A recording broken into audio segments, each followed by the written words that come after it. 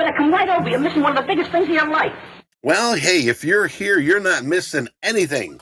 Hello, friends. Hello, fellow traders. And, of course, everyone else. Welcome to TopstepTV, the most watched futures trading stream that you will find on the internet. Got an all-star cast each and every day. And let me tell you, today we got some new things brewing.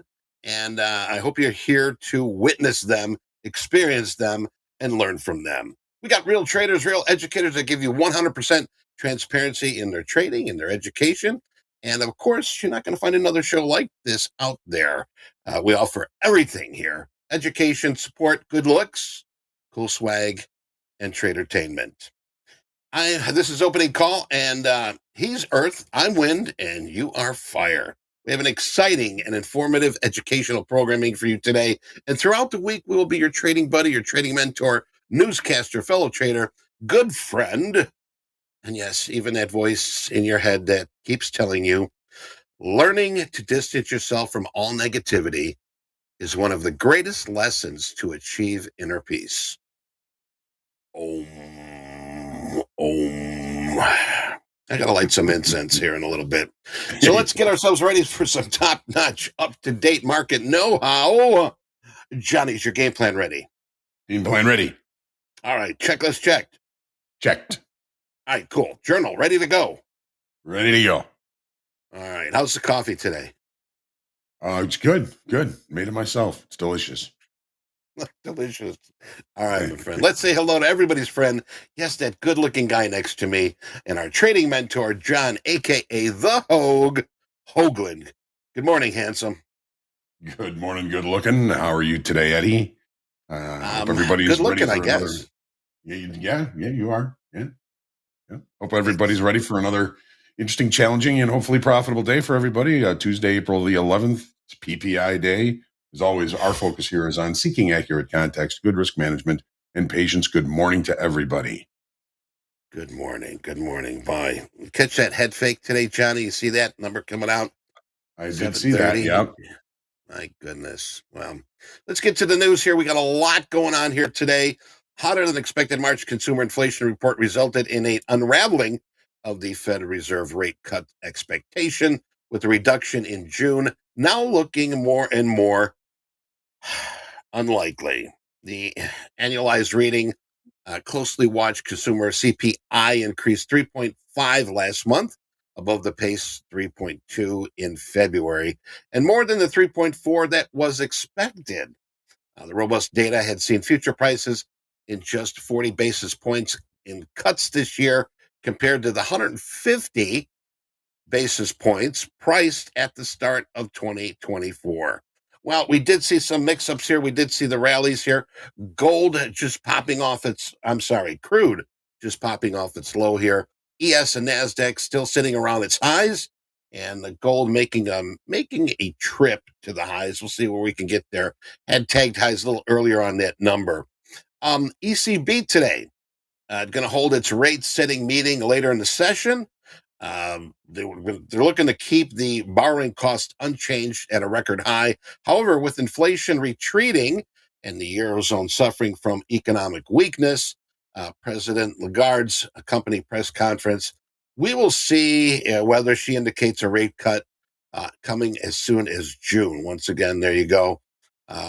Blowing smoke up that hole where the sun don't shine. New corporate earnings season starts on Friday. John's going to talk about those, with some series of major banks set to release their first quarter numbers. U.S. stock major indices, highly elevated levels, and doubts growing that the Fed will start cutting rates not anytime soon. So earnings season will likely have to be impressive to avoid a hefty retracement. And John, what do you got for our traders here?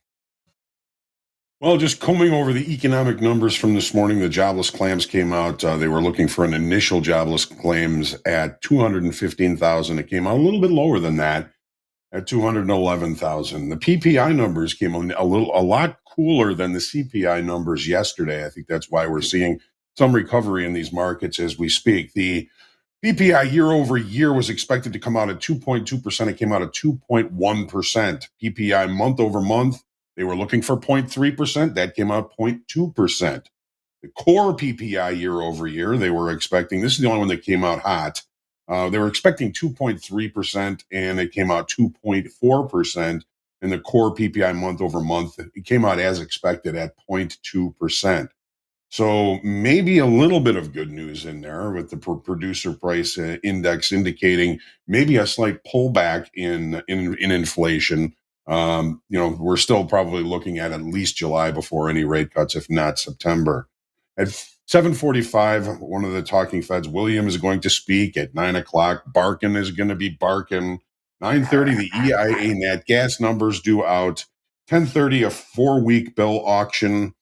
At 11 o'clock, another one of the talking feds, Collins, is going to be speaking. At noon, we have the 20-year bond auction. That should be interesting. And at 12:30, Bostic speaks. And that's pretty much going to do it for our economic numbers for the day, at least any known economic numbers. And Eddie was talking about earnings season, and it really does kind of kick off on Friday with JP Morgan, Wells Fargo, BlackRock, Citigroup, State Street, some of the major banks beginning the quarter one earnings season on Friday. We did have Delta Airlines earlier this week. They beat expectations on earnings per share as well as revenues. The revenues were really good. So, as Eddie mentioned, with rates probably being pushed off into the rate cuts being pushed off into the further distant future, a lot of folks are pinning a lot of hopes on these equities and stocks to remain buoyant with the earnings advent of earnings season coming out. So a lot of folks hoping for a positive earnings season. So far, so good. And that's what I've got for you here today, Eddie. Lots of So far, lots of so digestion good. going on here. There you go. There you go. Dude, where's my crude? I have no idea. There it is. Look at this. Off the bottoms here right now, we're looking at 85.51. Earlier today, we did have crude trading a little bit higher, 0.4%, 86.56. Brent at 90.85. And yesterday, Wednesday, Prince Spaghetti Day, Hump Day, we did see that oil inventories grew 5.8 million barrels in the week of April 5th. That was much more than expected. And I think we were expecting a big move here in crude, but it really didn't do too much. It moved, but not like considering the difference from the expectation to the actual. This is the third consecutive week of outsized growth in the U.S. stockpile. OPEC released its monthly oil report, and they're going to be releasing it in the IEA on Friday. So we'll keep an eye on that, crude traders. But right now, crude once again here, 85.55, just off that bottom low, 85.36. So had a big tail off here on the overnight. Johnny, when's the last time you bought a stamp at the post office? It's been a while, huh? Yeah, it's been a while. I think my wife buys them at the grocery store when we do need them. Yeah, they do sell those. But here's the thing. Well, if you just got started getting used to the new cost, don't get too comfortable. U.S. Postal Service said this week that it wants to raise the price again, and I blame this on email. That's what it is. I remember one time they were going to say that they were going to start charging emails, and I think that sort of fell through as quick as they had that idea. But this would be the fourth increase since the start of 2023. The cost of a stamp most recently up 2 cents to 68 cents. This was in January. And now they want to push it up 5 more cents to 73 cents. That's a 7.4 increase. They'll need to get the blessing of the Postal Regulatory Commission. I'm sure they will. Before going to effect, plan on July 14th. So if this is going to happen, go stock up on stamps. That's if you're going to be sending Christmas cards out to Hoagland myself. So I hope so. I hang them up. Yeah, we can hang them up on the wall here. Yeah, nice Christmas I remember cards. when they were 5 cents. Stamps. Christmas cards or stamps? Stamps. Really? Wow, boy, you are old. I don't remember that. 5 cents. All right, let's get our tip of the week. What is it, James? James, our good buddy. What you got? Oh, yes, take breaks. Well, sitting on your hands or sitting on your ass for long period of time can lead to physical discomfort. I know that for a fact. And the health issues such as eye strain, back pain, you got to take breaks. Taking breaks allows you to stretch, exercise, and maintain your physical health. Get your ass off the chair. Make sure that you're flat on your platform, working nothing. That's in case you want to work something. Check, double check, triple check. Take a walk, do something, get dinner ready, throw some clothes in the laundry, take the dog for a walk, but get out and do something, even if you just got to stretch for 5 minutes. Trust us. We've been doing this for a long time, and you have to do that. So, John, what you got on the take breaks? The way the weather's been for the last couple of days, it's been very easy to get out there and take a little bit of a walk, a little bit of a break. Back in the day when in the trading pit, this was a pretty physical thing to do a lot of the times, and so we got a lot of exercise just by working, but we don't Right. have that anymore. So definitely get up, walk around, get the blood moving. Like I always say, go get a ham sandwich, do something just to step away for a little bit and replenish that mental capital. Yeah. John, on the trading floor, remember everybody even though we stood and we were very physical, and when the market was a fast market, I mean, we were basically exercising. But remember when somebody be like, "Oh, dude, crack my back." We have a lot of that where you Mm, just, and somebody gets you and they crack your back. Oh man, thanks. I feel much better. I mean, there's a yeah. lot.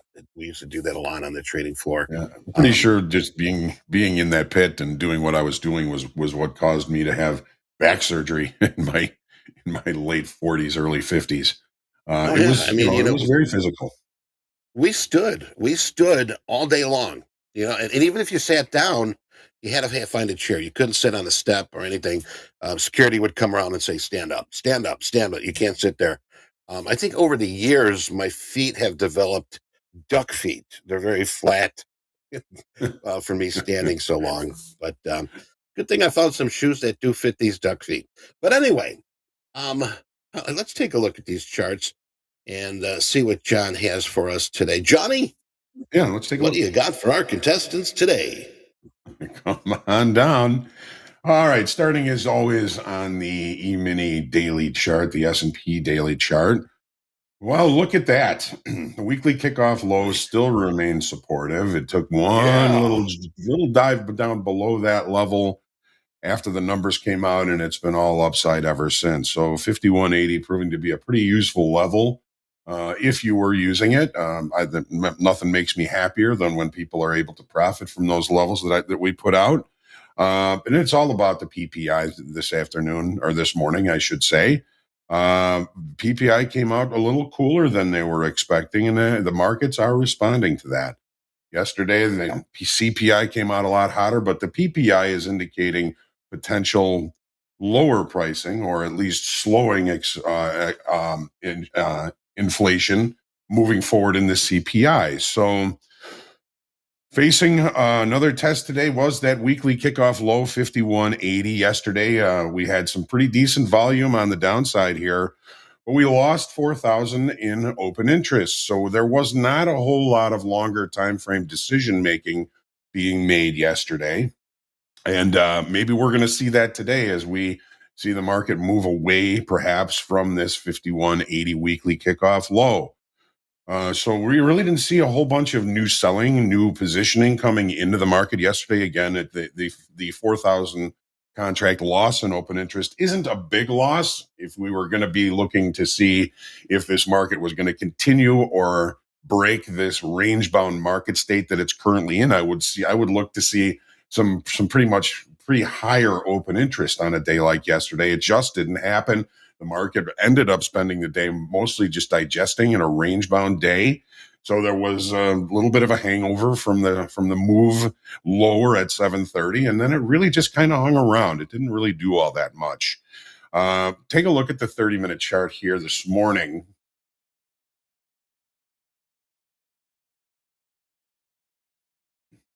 And here we go. Let's get this scaling here a little bit. All right. So this was the CPI CPI numbers yesterday, and the market really just kind of held weekly kickoff low, held it again, and just was really kind of range bound for the better part of the day. I mean, we ended up really kind of creating a triangle formation. We've now since, of course, broken out of that. We've tested the weekly kickoff low. The market is now looking a lot more buoyant. If we continue this move, there is the possibility of opening with a gap. It looks like we're going to be opening above value from yesterday. A little bit of possible change in this. And we talked yesterday, I think, just looking at the recent lows. Okay, this is really where our range bound activity is coming in. Is last week's low 81.91.50, 51.80, the weekly kickoff low. We tested to this point of control here, 51.81, and the market has held down there. So I think most of us are probably going to agree that we're still sort of in a when the market breaks, it gets bought back up. So far, that does remain true, especially near the current range that we are in. The profile yesterday ended up being a normal variation day, neutral level. So the point of control is very centrally located in the profile from yesterday. And I will be looking for this market to start to seek new levels. It did a really good job of facilitating trade in this area. When it breaks out of this area, it's going to go looking for new areas to get to, again, facilitate trade. Because what's the market's job? The market's job is to facilitate trade. So take a look at the NASDAQ now. NASDAQ has really held last week's low, not quite reaching weekly kickoff low. But again, the NASDAQ has been in a range-bound market state for about 6 weeks now, I think we said yesterday off that weekly chart. So the move to the downside, last week's low, that's the low end of the range that we're currently in. And it tested right down to it, didn't quite get to weekly kickoff low. Sometimes what doesn't happen is equally as important as what does. We didn't get the test to last week's low. The market is, continuing to try and push higher this morning. Yesterday on really good volume. Of course, we had big volume yesterday. There was a major release, but we lost 1,700 in open interest. So we didn't bring in new business. We just kind of hung around and watched yesterday. No major changes in longer time frame inventories. And it kind of makes sense because we've been in this range for about 6 weeks now. There hasn't been a lot of longer time frame participation. Of course, there's daily adjustments to the inventories, but no major changes in those inventory adjustments just by watching open interest. So again, yesterday, no real major decisions made as far as changing inventories. We look at the 30-minute chart here. It's the same story as the S&Ps.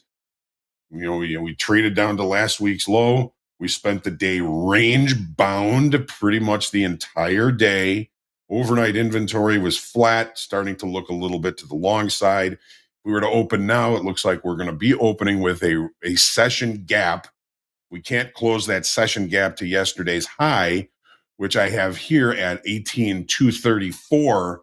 If we can't close that gap, then there may be some more continued movement to the upside, which kind of goes right with range-bound trade, which it goes from one end of the range to the other end of the range to the other end of the range to the other end of the range. Well, the next stop would be the higher end of the range.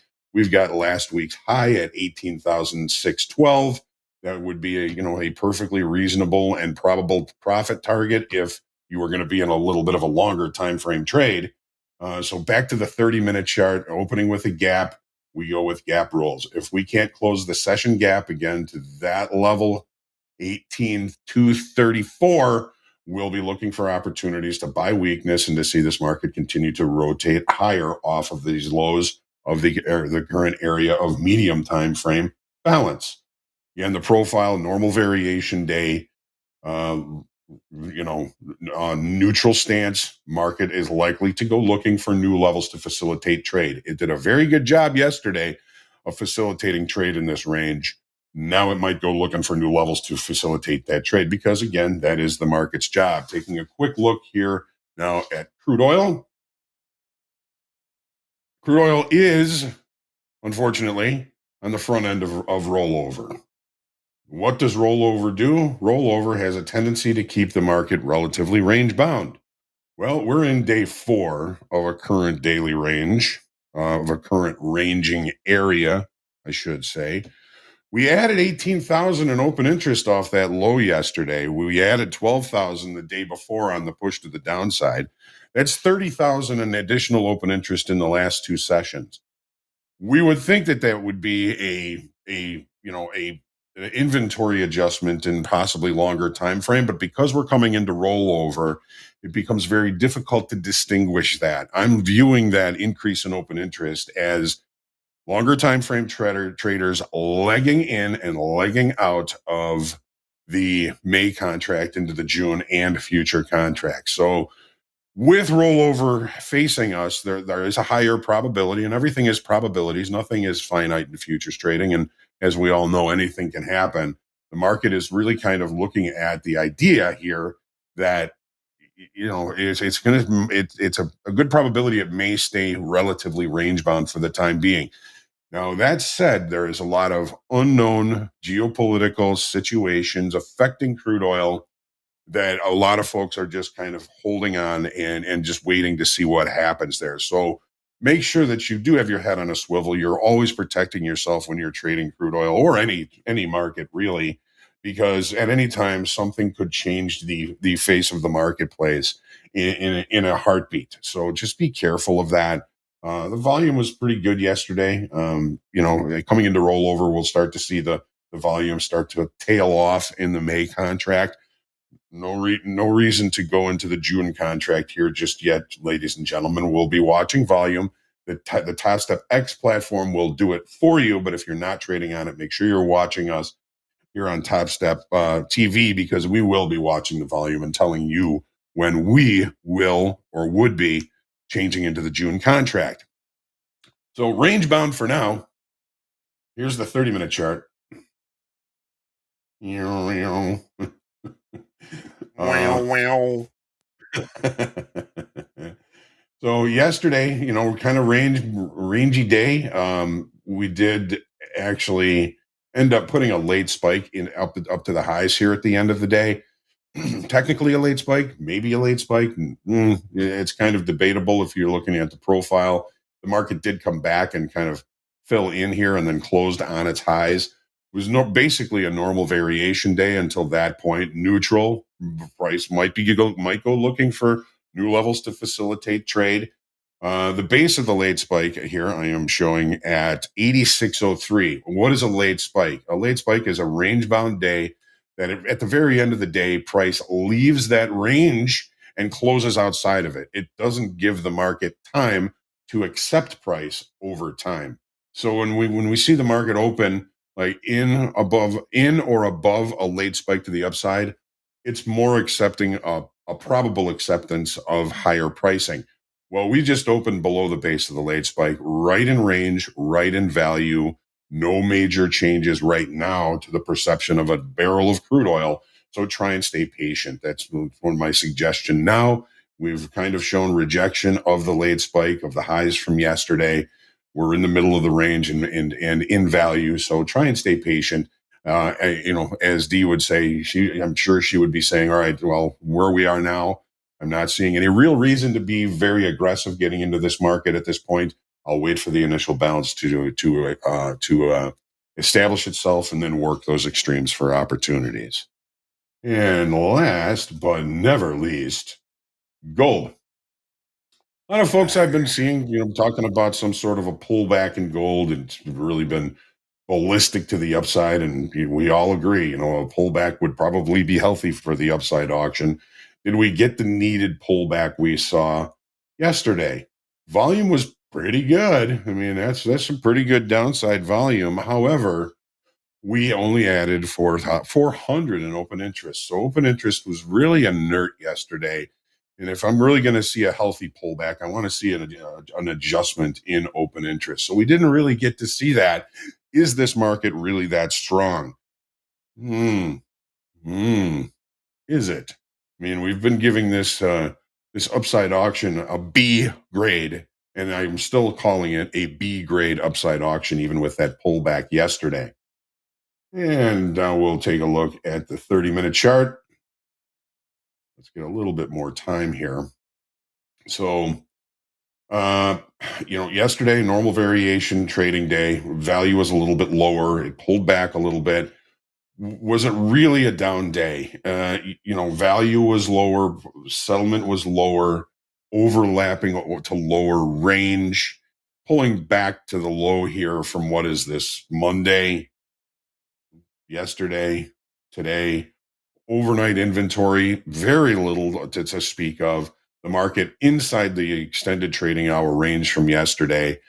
As long as this remains in this area, I'm going to try and stay patient, let the initial balances get established, and then focus on those extremes of that initial balance or the first hour range of the regular trading hour session.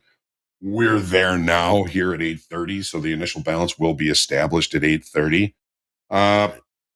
Gonna just try and stay patient. The profile yesterday was a normal variation neutral day, which does indicate possible change or price auctioning to a new level to seek more business.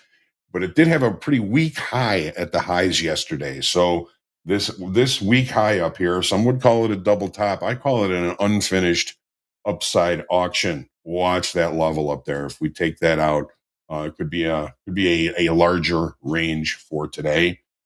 Pretty decent range yesterday, though. So, well, let's take our deep breath, make sure we remain humble, grateful, creative, and centered in our trading today. We're looking forward to a good trading day for everybody. And don't forget, pray for peace. Eddie, Pray for peace. Yes, sir. Coming up here next, Fast Markets. I know we're running out of time. Let's get our feds in the gate. We're going to take a time out. Anne Marie's going to be joining us here for Fast Markets. We'll be right back.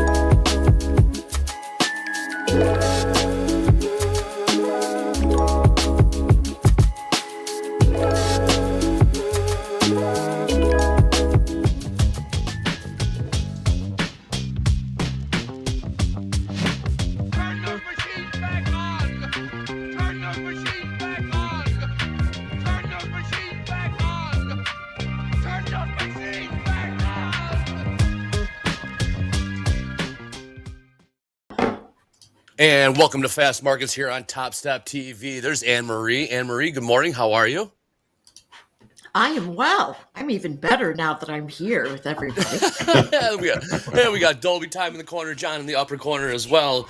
John, so much for inflation. I guess inflation here today, here yesterday, gone today. What do we make of this, man? PPI? What are we doing? I mean, we're back up above 5,200 in the S&Ps. I don't know what to make of it. I heard you in an opening call. You got to be patient and wait this sucker out. Well, if you remember, KD was talking yesterday, and what he was saying made perfect sense. PPI is future consumer inflation, and if PPI is lower, does that indicate slowing consumer inflation in the future? To me, that's what the market is saying right now. I still think we're pretty far from any rate cuts. Yeah. But if things turn, you never know. They're watching the data, and we'll see what happens. We've already got a 5.25 point opening range here in the SPs. We've already got let me see here. I've got to re-up these charts. Hang on, I got to reload. In a 21-point opening range in the NASDAQ, 7-point opening range in the S&Ps. I'm going to take it, and I'm going to take it with a 2-lot, and we'll see what happens. It's very exciting. It's the first trade in the morning, the opening range trade. Yes, it is. John's trade. Anne Marie, what are we looking at today? You know what? I'm confused. Actually, well, you know what? The market is confusing, and if we just take a look at these daily charts, we can see that I don't know that the traders are feeling anything directional whatsoever. So what I did was I just initiated a short, small one, and it is up near a key line of congestion, 18,280. It's already up about, $200 on one contract. And so a couple of reasons why it was an ideal trade for me at this juncture. One, it's into the resistant zones that I've seen over days and days. And two, I'm just going to take the profit off at maybe 300, 350 here. I like that. We're done. Nice. And the reason that I'm very quick on the in and out is, one, I can't tell what this market is doing.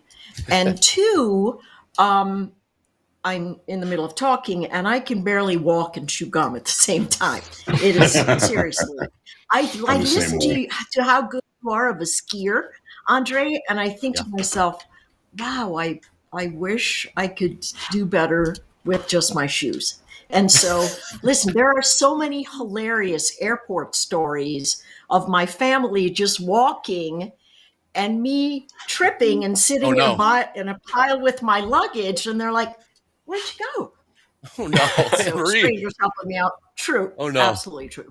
But in any case, I took it. We don't have the VWAP bands yet on TopStep X. So I used the Keltner channel. And the Keltner channel showed us moving higher highs away from the band. And I was watching one of the young bucks. Which one was it? Austin.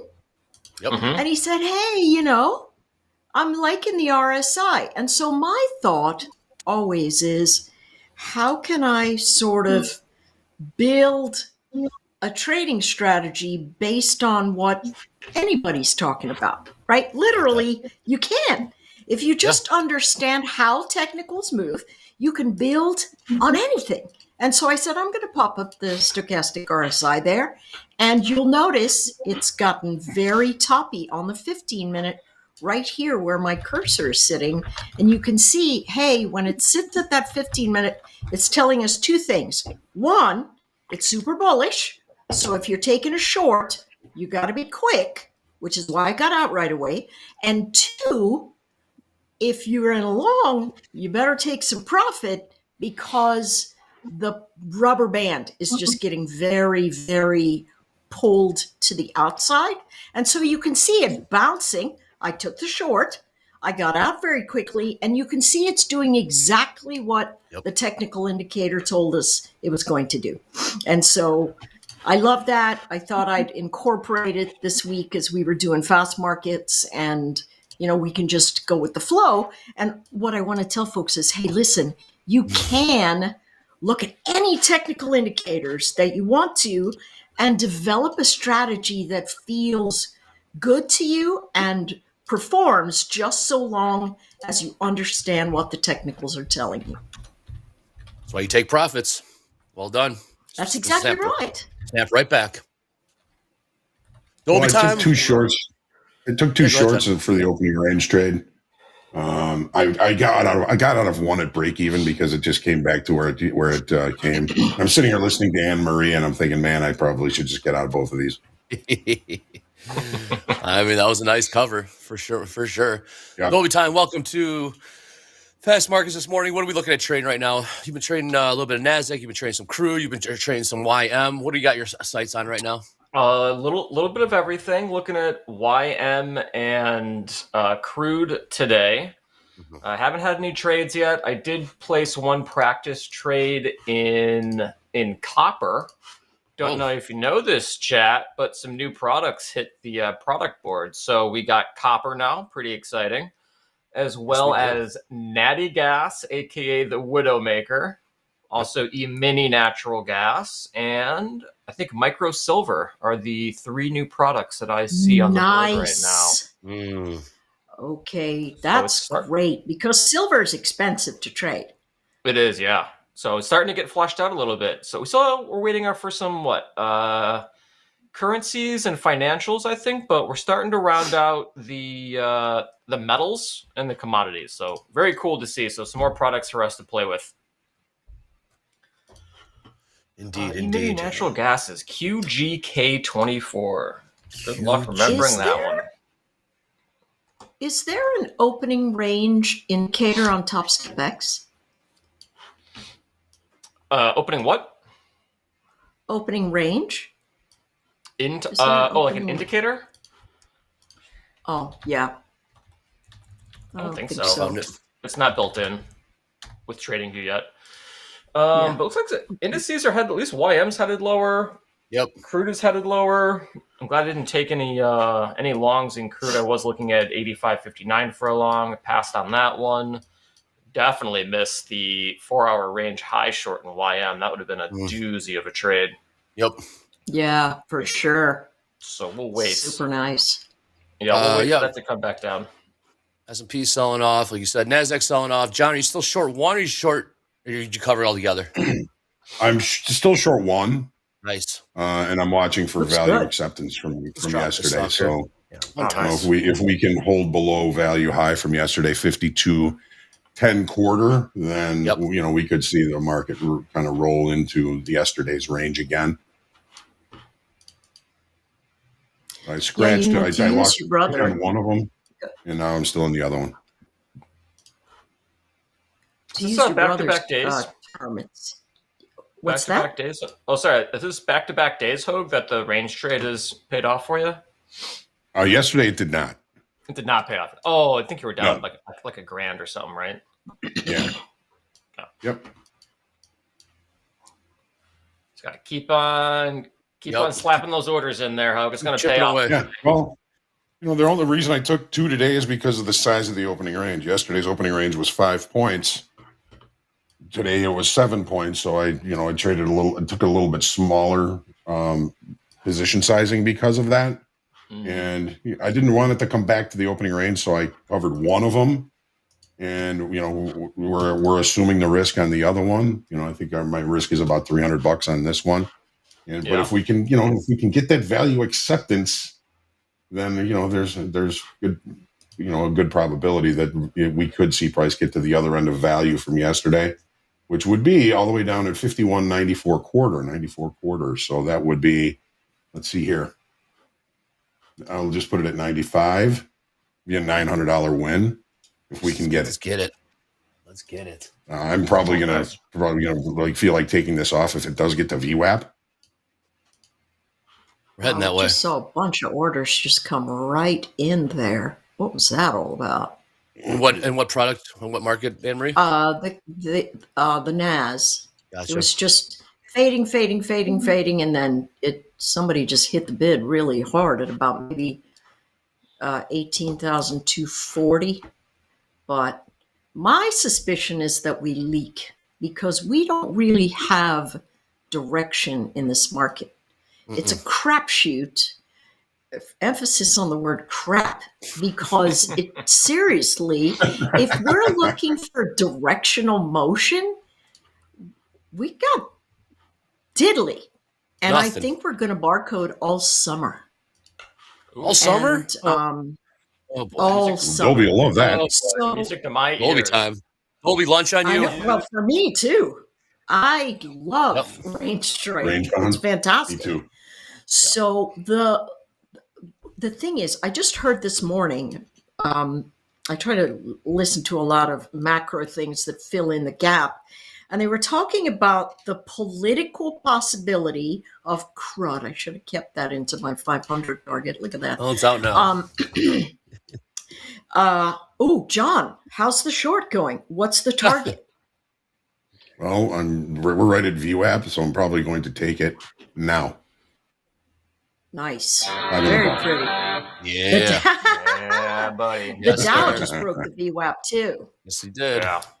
NASDAQ. So cannot anyway, catch they up were still. talking about whether we actually need it or not. A rate cut might come around June to September, just before the election, so that people get a feel of, hey, things are going all right. So that that will be the only thing that might give the market a jolt. But listen, I that's in June, maybe September. And so I see nothing but sideways. All big money has positioned, and they're saying to themselves, okay, let's just see where the penny drops. And they're just using their algorithms to make money intraday, intra-week, and selling options on the outsides and just treading water. I mean, if we look at weekly charts, we're still clearly in bullish formations. And so people are going to come in, they're going to buy that dip, and they're going to say, hey, we're going to move X, Y, or Z, and we're just going to hang out here, until corporate bonds look a little sticky, and that is happening just a little bit, but it's only going to affect, the RTY. And that one is the only one that looks, like it's got the sniffles, if I'm going to say. And you know what I find to be super interesting? All that saber rattling from this morning.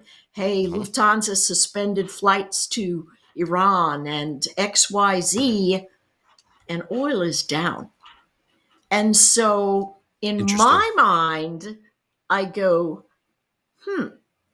whoever put that out is trying to build a narrative in one direction, and the oil traders are going, not so fast, buddy. I think we've got nothing to worry about at this juncture.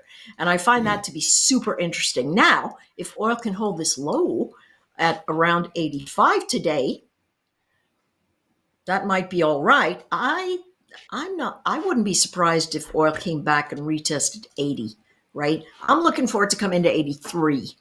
That's sort of my zone right there. So I'm watching for that. But yeah, we got, if you're thinking, hey, I'm just buying and going to the beach, well, good luck on you, because you're going to come back with an empty account or a call from the broker that says, yeah, you need to deposit some money. So I would say slow and easy and nice and tight. And you know what? I took 2 1 lots this morning. Literally, the trade time must have been 45 seconds, a minute and a half. And the accounts got, $625. So there needs to be no level of anxiety that you want to put on yourself. But the key zone is, what did we do on the day?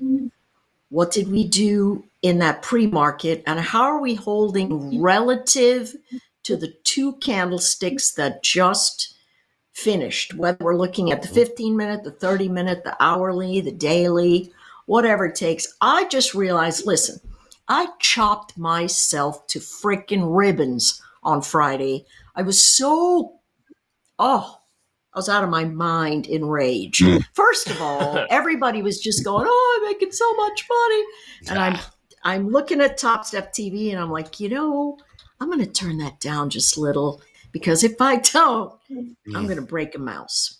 And so because everybody was doing super well, I caught myself right in the middle, and I ate up every single, I had a fantastic morning between all my accounts. I ate everything up into the middle of the afternoon because I lost the bubble on where am I in relation to the daily levels. And that, yesterday somebody was saying, hey, what's going on with this market? I'm getting stopped out every time. And it reminded me of exactly, listen, I've been trading for a long time, and I can get distracted. I'm like a Cocker Spaniel. Squirrel. Right? And so I get Squirrel. Bird. I get distracted so easily, and if I am not locked on like the horse with the blinders, I will forget. Hey, listen, this is a bullish market. They're going to buy that dip. They're going to buy that dip. I've been short all morning, right? So I made a ton of money in the morning, and when it started rising, it just chopped me to ribbons, and just it was awful. And so my key reminder to myself is, wait a second, what's resolving from a daily perspective? How is price action doing? And we're recovering off of those 20, a lot of RIAs, they go in and they look at that 20 simple moving average on all the futures and all the SPX and that sort of stuff. And that's what's happening. We're bouncing off of that level that we hit yesterday, and they're just trying to see if it can hold it. Well, speaking of bouncing off those levels, John, we bounced right off of VWAP. A nice little cover there for that opening range trade. Although we are starting to see some sellers come through here. Yeah. The S&P's at 5204. Dow's broke through VWAP. NASDAQ still holding higher than VWAP. So we'll keep an eye on how that plays out. But really quick, Eddie, what did you say? Gold, new highs in gold. Thank you, Eddie. And before we get any further, Eddie, what do we have for Eco today? We already had PPI and ECB rate, initial jobless. William spoke. What else do we have today on tap? All righty then. All right, in about 13 minutes, we've got Barkin speaking. All right, Barkin will be speaking. In about a half hour, ECB President Lagarde will be speaking. Natural gas in about 42 minutes. We also got our 4-week bill auction, 8-week bill auction. Fed, Phil Collins will be speaking. We do have our WASDE report. And if you're wondering what that stands for, that is the World Agriculture Supply and Demand Estimates report. So we're going to be having that coming up here in at 11 o'clock. Don't forget, 12 o'clock, high noon here. We do have a 30-year bond auction. Bostic will be speaking at 12:30. Yes, I'm not done yet. Don't go away. Sit back down. No, that's it. I was just kidding. No, Fed balance sheet a little later on today. And I think that is it. They covered all. All right. Good stuff, Eddie. Good stuff. Phil Collins speaking today. Who knew? Who knew he was on the Fed? Phil Collins. Right. You learn something new every day around here at Topstep TV. I so know. We gotta keep it. It's like he's going to bring a drum kit with him. So, man, that guy, I've seen Genesis a few times. I never got to see Phil Collins by himself, but that guy, you know how hard it is to sing and play drums? Well, of course, don't. I do. But you know what it is to sing? right? It is so hard. Yeah. Well, that's right. You said you were tone deaf. Sorry. You used to sing backup and play the drums at the same time. That's hard. That's wild. Yeah. Levon Helm. Mickey Dolenz. Hey. Yeah. Oh, yeah. Oh, yeah. Yeah. Well, okay, so since I'm on a panel with which drummers can sing and play at the same time? Wow. Mickey Dolenz. Gotta pick like an obscure drummer though. It can't be like Phil Collins. It's too obvious. Oh, really? Wow, I'm not sure. Let's see. Yeah, who else? there's a bunch of them. I mean, who else is Dave good? Yeah. Dave Grohl. There's one. That's Karen right. Carpenter. That's right. Chad is like go. Chad's on this. Yeah, you like ask Chad a question and they just like give you the answer for like everything. Boom! I love it. Impressive. Absolutely love it. Yeah, that's awesome. Okay, so since I'm on a panel with men, and I'm asking this because I notice males do this way more than women. What is the most disgusting thing that you've ever been dared to eat that you ate? My husband told me his yesterday, and it wasn't really a dare. It was sort of like he had to do it, but I'll tell you what that's all about in just a minute. So what is... I guess I had to eat what was it? Those eggs and yogurt on TV? I had to eat something like that. Like, gnarly. Yeah, that was pretty gross. That was about a couple months ago. Lost a bet there. So, yeah, I had it on TV, too. That was pretty gross. I'm interested to hear what the guys have to say, especially what your husband ate. I've never taken that bet, but there was a guy in the bond pit. I actually knew him from outside the business. He was, I think they pulled up $10,000 and had him eat a cockroach right in the middle of the pit. Oh yeah, you have to pull the legs off of those, or they'll climb back up. Oh, come on, Anne-Marie, stop that. That is look. Yo. Honest to goodness, it's true. Oh, if you don't melt it down with enough water, you got to tear its legs off or it climbs up. Never again. I'll tell you how I know this. Yeah, how do you know that? I'll eat Wait, 100%. There's more to the story. Okay, finish the story. Sorry. He won the bet. Sorry. But he was thrown off the trading floor for life for disrupting trading. Wow. What? No. Yep. That seems not worth it. That was an That's expensive not bet. fair. He didn't know that that was going to happen. Don't you guys but, puke up gallons of milk? Ew. Yeah.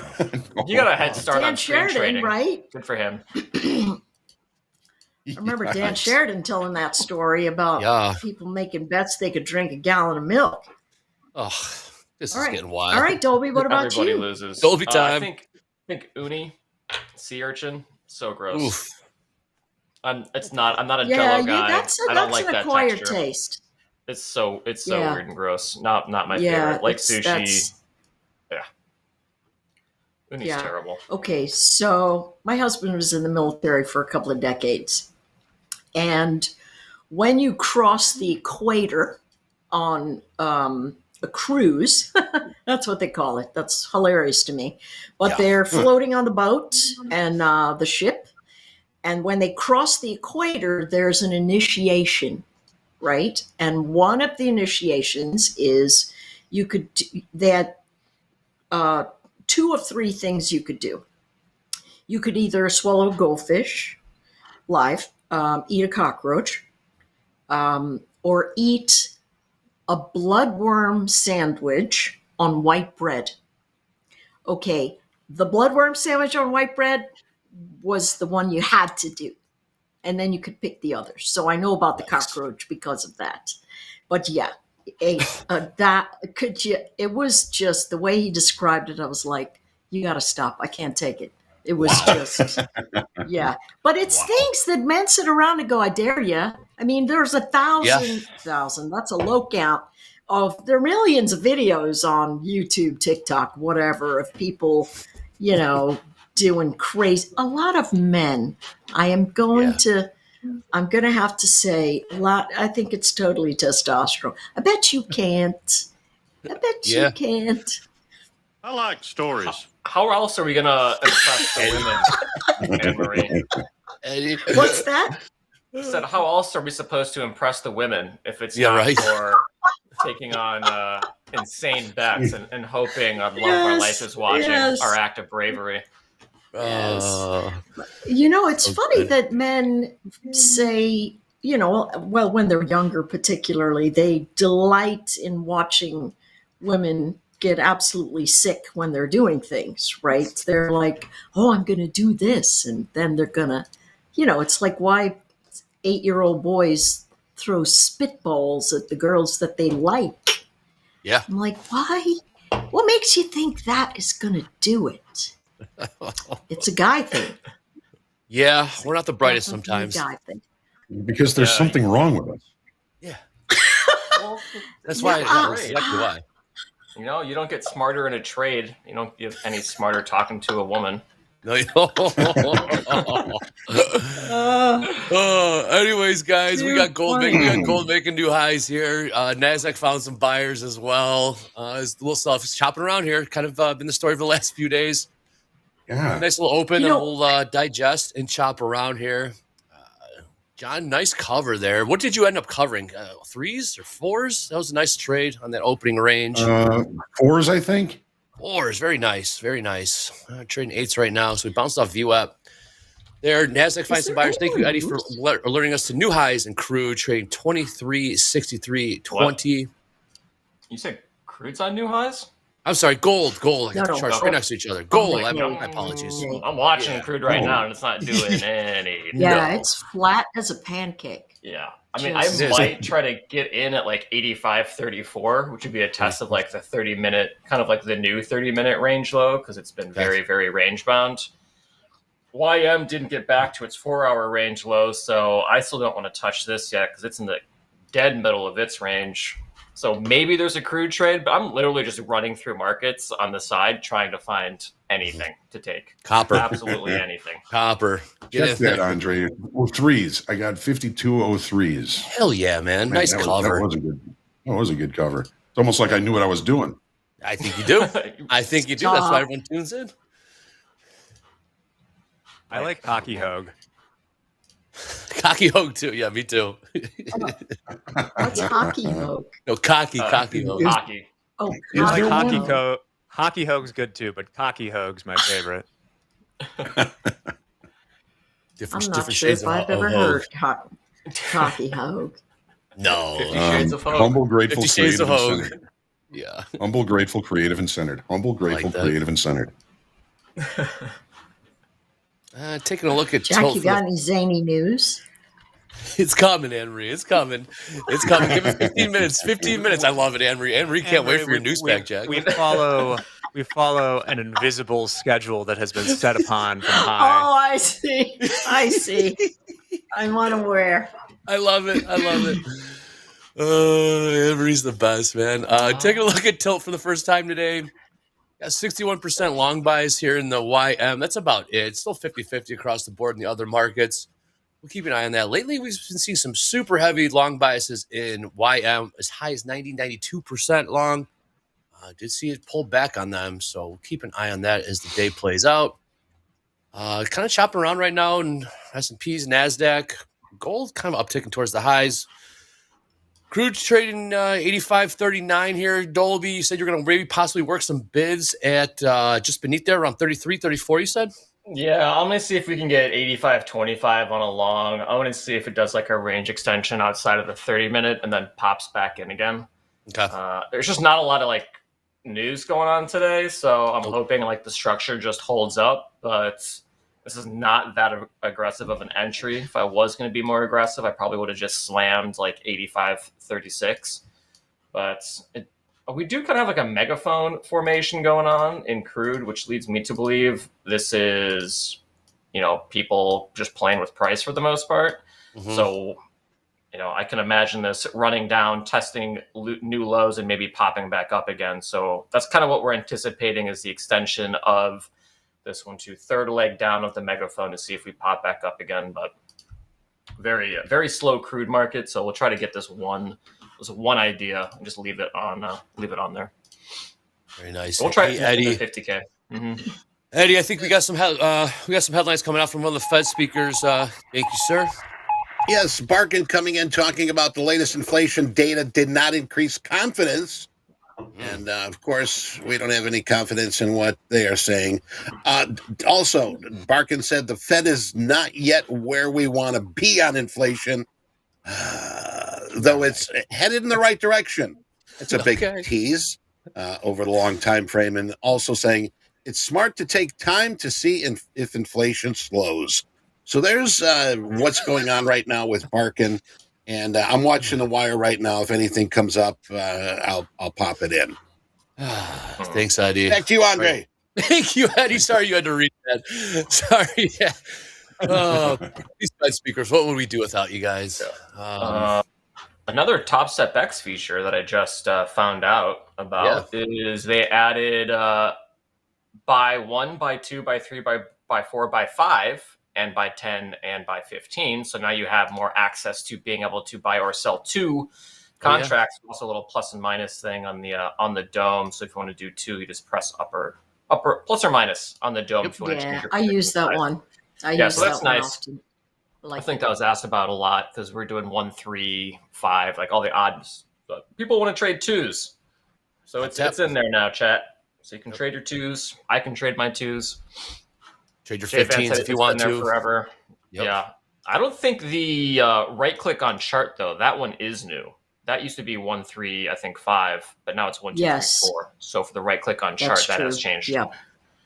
Yeah, I think that's the big one. So, on a side note, I just wanted folks to know that even though the markets have been a little bit sideways, I've made probably 4 trades while we've been talking, and I have been All right. initiating them at the same place around 18,265 and pulling them off at 18,240, 45.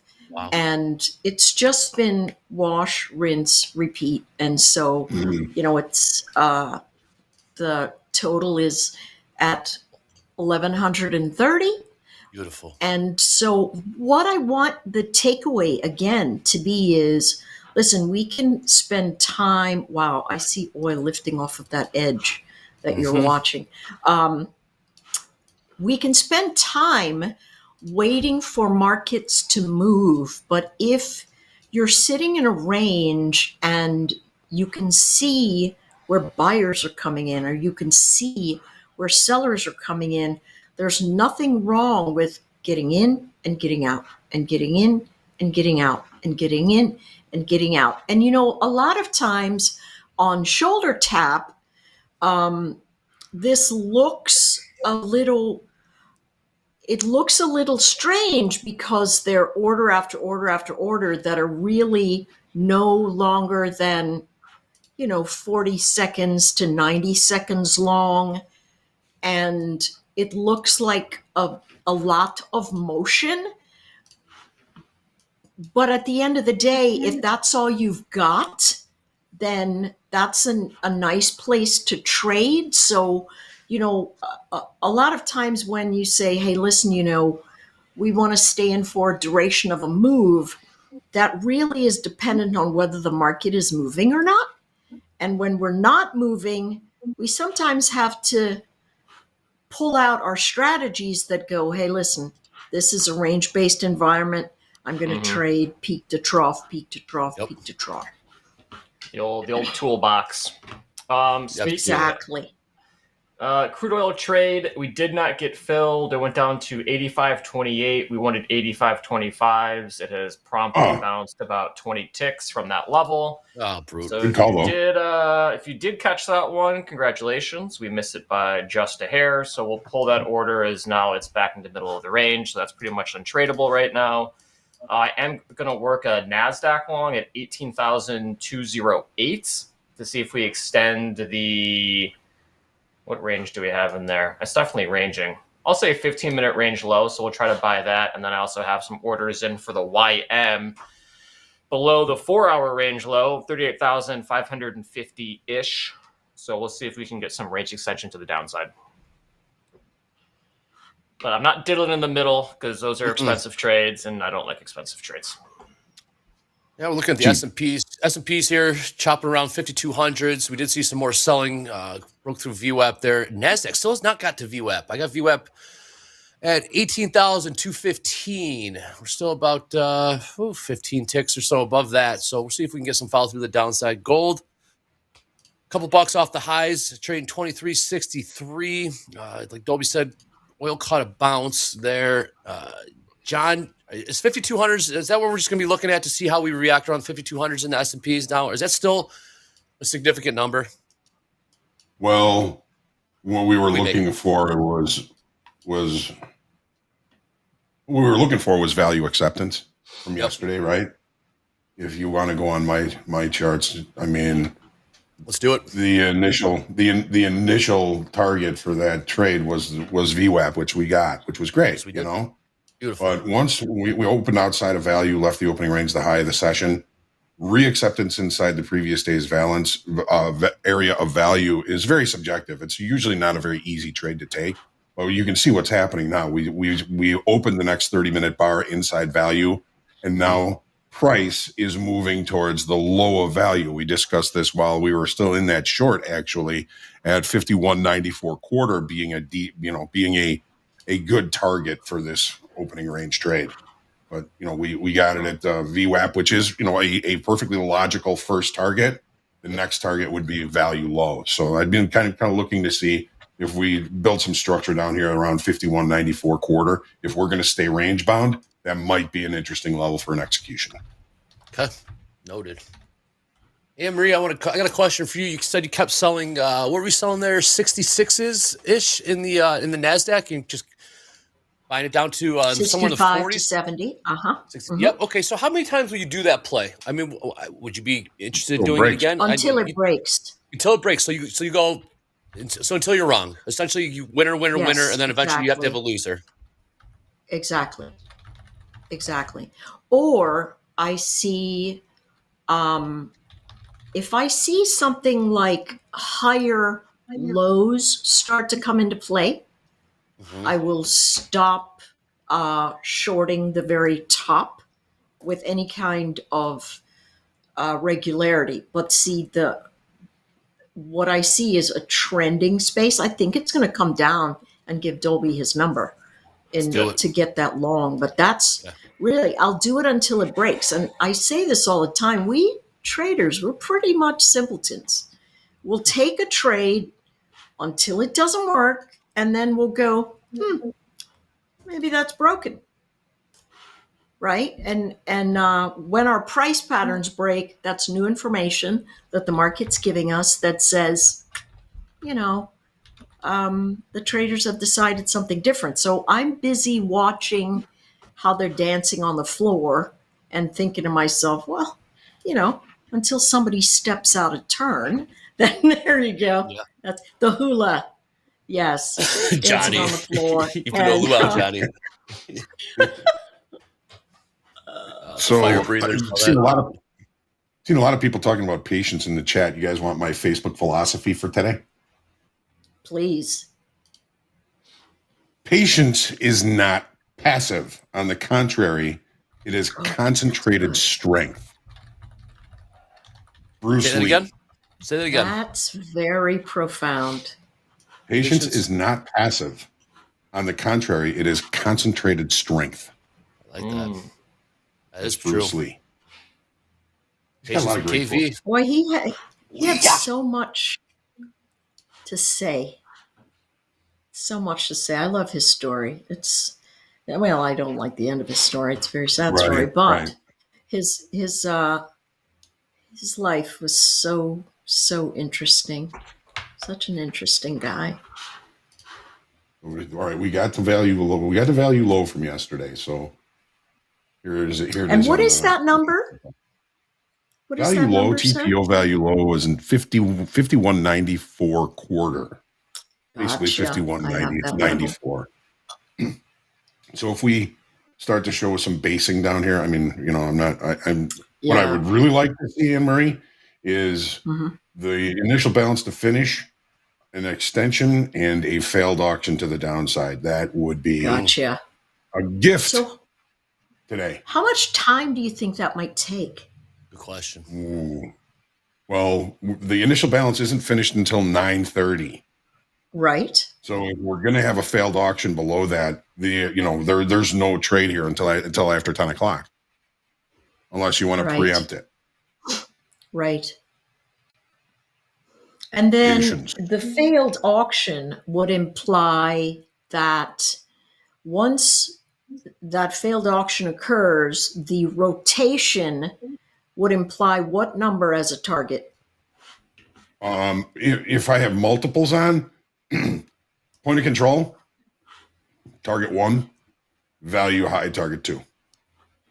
Okay. And so value area high is what number? It's going to change probably before then, but at this time, value high would be 52.15 quarter. The point of control is the center of the range right now, and it is 52.0575.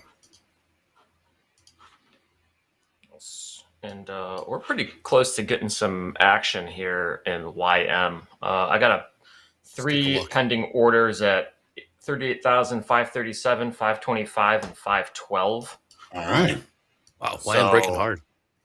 Decisive. Yeah, it's really come down. It's in a very, very big range. Of all the indices, that's the weakest. Yeah, and we do a Feb 13th low that I have marked on my chart that I think might be a fun little target for YM to do a stop run of. I just hope I am sized appropriately for this trade that I want to take. Okay, so Dolby, give me those numbers again. So I want to track that. Sure. Where 38,537. So 537, 525, and 512. Okay. And then we have a low on the daily at Feb 13th low at 512. So that's what we're trying to play, is a stop run down below the 13th low, and then see if it follows us on these longs, and then we can have a nice average on a really, really broad kind of consolidation or range. So that's kind of the game that I'm trying to play here, is to get like a really cheap trade on a very long time frame. So if we do get filled, I mean, it's going to be a minute, I think, before we get out, unless the market really, really catches a bid. I'm still good. I have 3 orders working across 3 different markets. Okay, YM, I think we're going to get filled on. Okay. Actually, we're selling off here. We just broke through VWAP and NASDAQ, selling hard in NASDAQ. Mm-hmm. Oh, are we? I have an order in NASDAQ too. There you go, John. I need to pull that one. Here it comes into your numbered. Yep. Selling across the board. Okay, so here's the NASDAQ. NASDAQ opened outside of yesterday's range, leaving the opening range the high of the day. Value acceptance in the NASDAQ doesn't come in until 18,196. That's value high. Yeah, TPO value high. We're already inside volume value high, but inside TPO value high is 18,196. The move would then be the value low to 18,136. Okay, so my suspicion is that there is a scalp trade to the upside here in the NAS, but I'm also there's long a NASDAQ. fair bit of resistance. Fair bit of resistance up at 18,240, where I've been covering for the downside pressure. So, because that stochastic RSI is above 50%, what I would expect to do on a move like this, I'm going back up to my dailies, and so I'm looking for wicks price action that says, hey, folks are coming. This is the 21 exponential on the Keltner channel. And so buyers are probably going to creep around. What's the dome saying? Dome says it's thin as hell right now in the S&Ps. It is very. All right. So why do we figure that is? Why do we think that there's no participation here? Good question. We were talking about this yesterday, John. Wait for data to come through, right? Start earnings season, perhaps next week, John. We had a couple hypotheses. Waiting for CPI and PPI coming out. A lot of people were positioned flat, hedged, whatever, and they weren't participating. We saw that in the open interest yesterday in the NASDAQ and in the S&Ps. We only lost 4,000 in open interest yesterday and 1,700 in the NASDAQ. Now, those are estimates again, but it's not going to be too far off from that. So a lot of people are just on the sidelines right now. After the PPI number today, tomorrow's earnings, I think you'll see a lot of the blood come back into this market. I think that it's just a lot of folks are just kind of hands off right now. And, when the dust settles and, there's a little bit, greater expectation or less major economic numbers due out, anything like that, I think that might bring the participants back into the marketplace. But it has been extraordinarily thin this week. It has been. I'm bumping my stop up on my. Yeah, sorry, I have a lot to update here. Sorry, I'm actually long in 2 different markets. I'm long YM and NASDAQ currently. Love it. So my NASDAQ long is 18,208, one contract, and we're going to try to get out at 18,242, which is the halfway point of the range. And then we're also long one YM 38,537 as well. So 2 different trades going on right now. Yeah. Oldie time. What is your target in the YM? It would be half of range, which would be just a hair under, let's say 38,683. Okay. So big targets, right? So we're playing big ranges. And so what I'm trying to, as part of the discipline challenge, is pick a exit system. And so if I'm trading a big range, I want my my take profits to be like relative to what's going on within the range. So, okay, we're out of NASDAQ. That rolled over. So we lost a hundo on that one because we were tight on our stop. So we can close this. And then we're going to keep the YM one open and see how that plays out. Okay.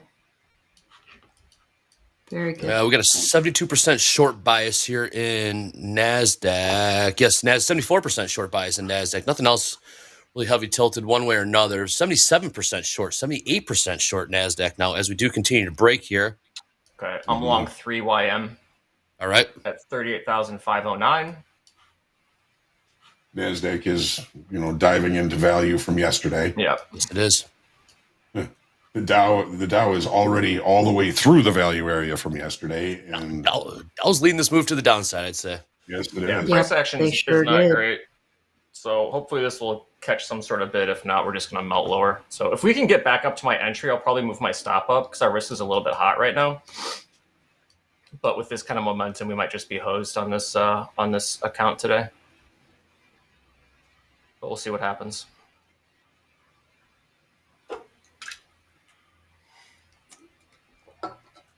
Momentum is not good for this trade.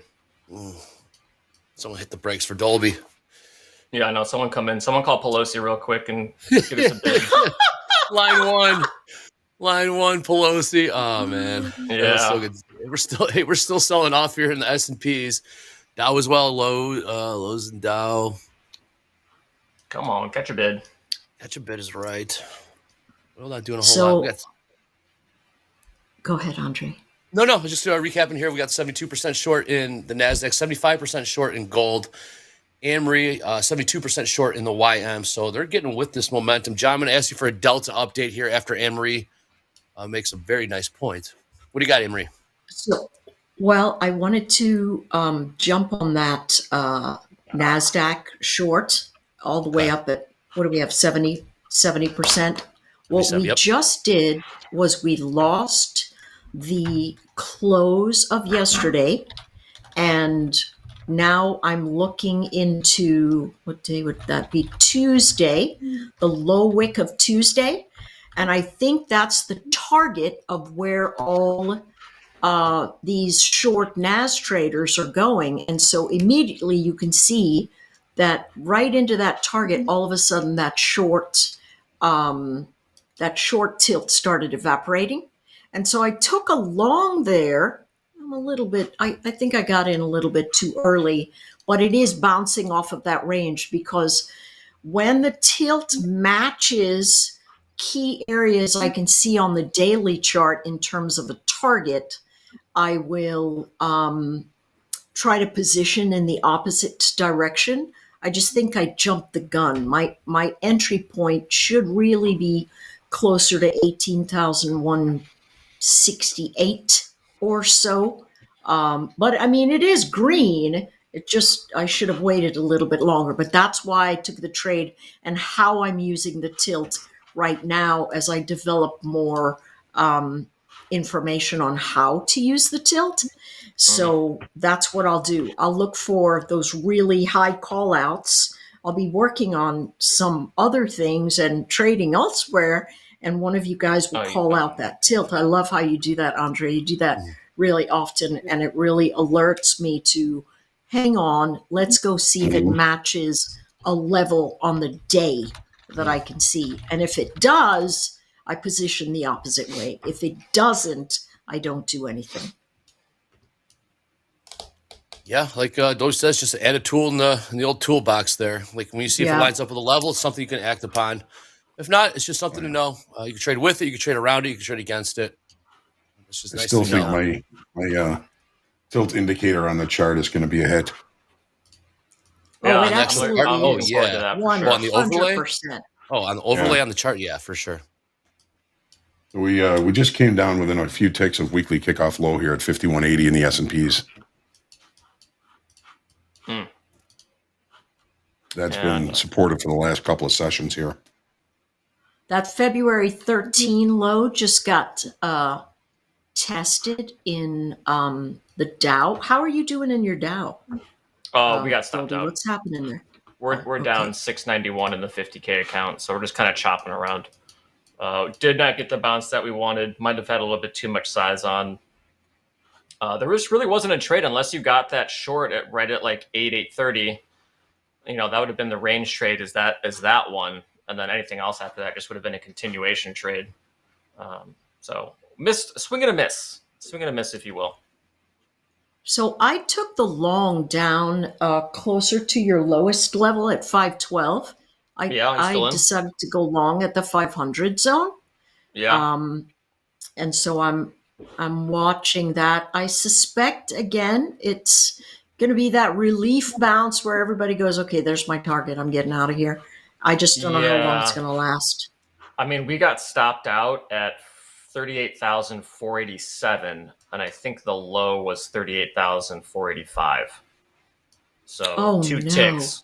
It's kind of it happens a lot when you range trade. It's either you get totally smoked or you get stopped out by a little bit and it runs in your favor. So definitely unlucky on that one, but maybe I was just a little bit too early. But it looks like it's catching a bid now. So love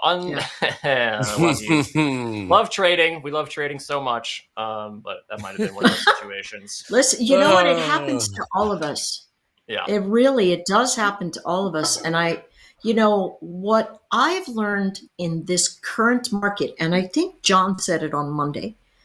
He said, how did you put it, John? You said something about a market change or whatever. You know how we've been watching these markets and literally for months it hit the low and just everybody hit the bid.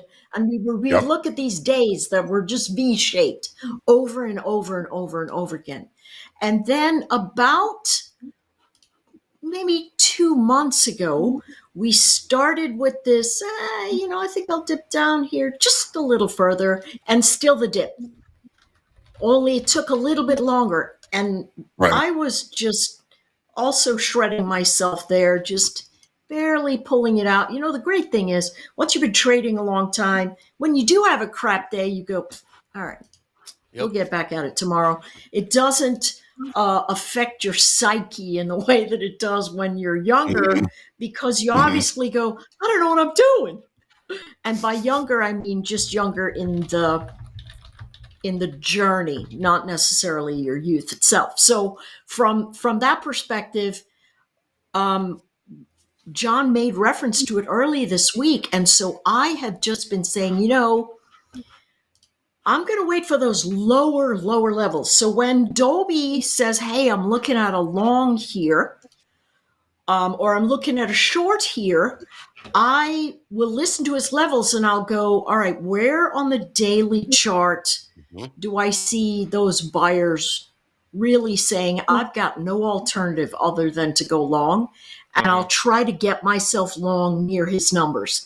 And his lowest numbers have really been spot on, Dolby. And I know that that's probably what annoys you from that restraint perspective, because your numbers have been really good.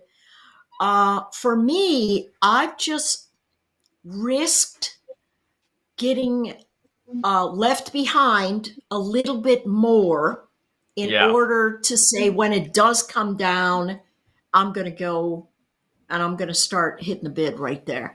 And that has been because I've loved your levels. They've been fantastic. I've just picked the lowest one and said, all right, because I feel like the market change, to come full circle to what John was saying, the market change is telling us, listen, they're not so eager to buy like they did before. Like, let me see what happens right here. And so I think that's really how the traders are behaving.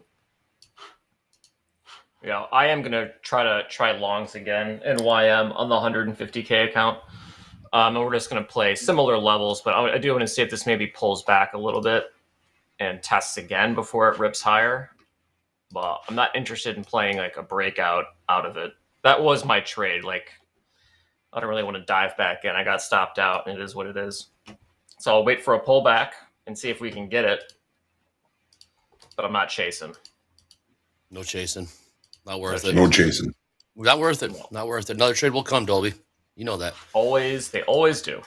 Yes, they do. All right, guys. Well, we are seeing a bit of a bounce in the sell-off here, or snapback in the sell-off here. The equities. With that being said, Anne Marie, we're a little bit late, but we're going to get that wacky news pack to you right now.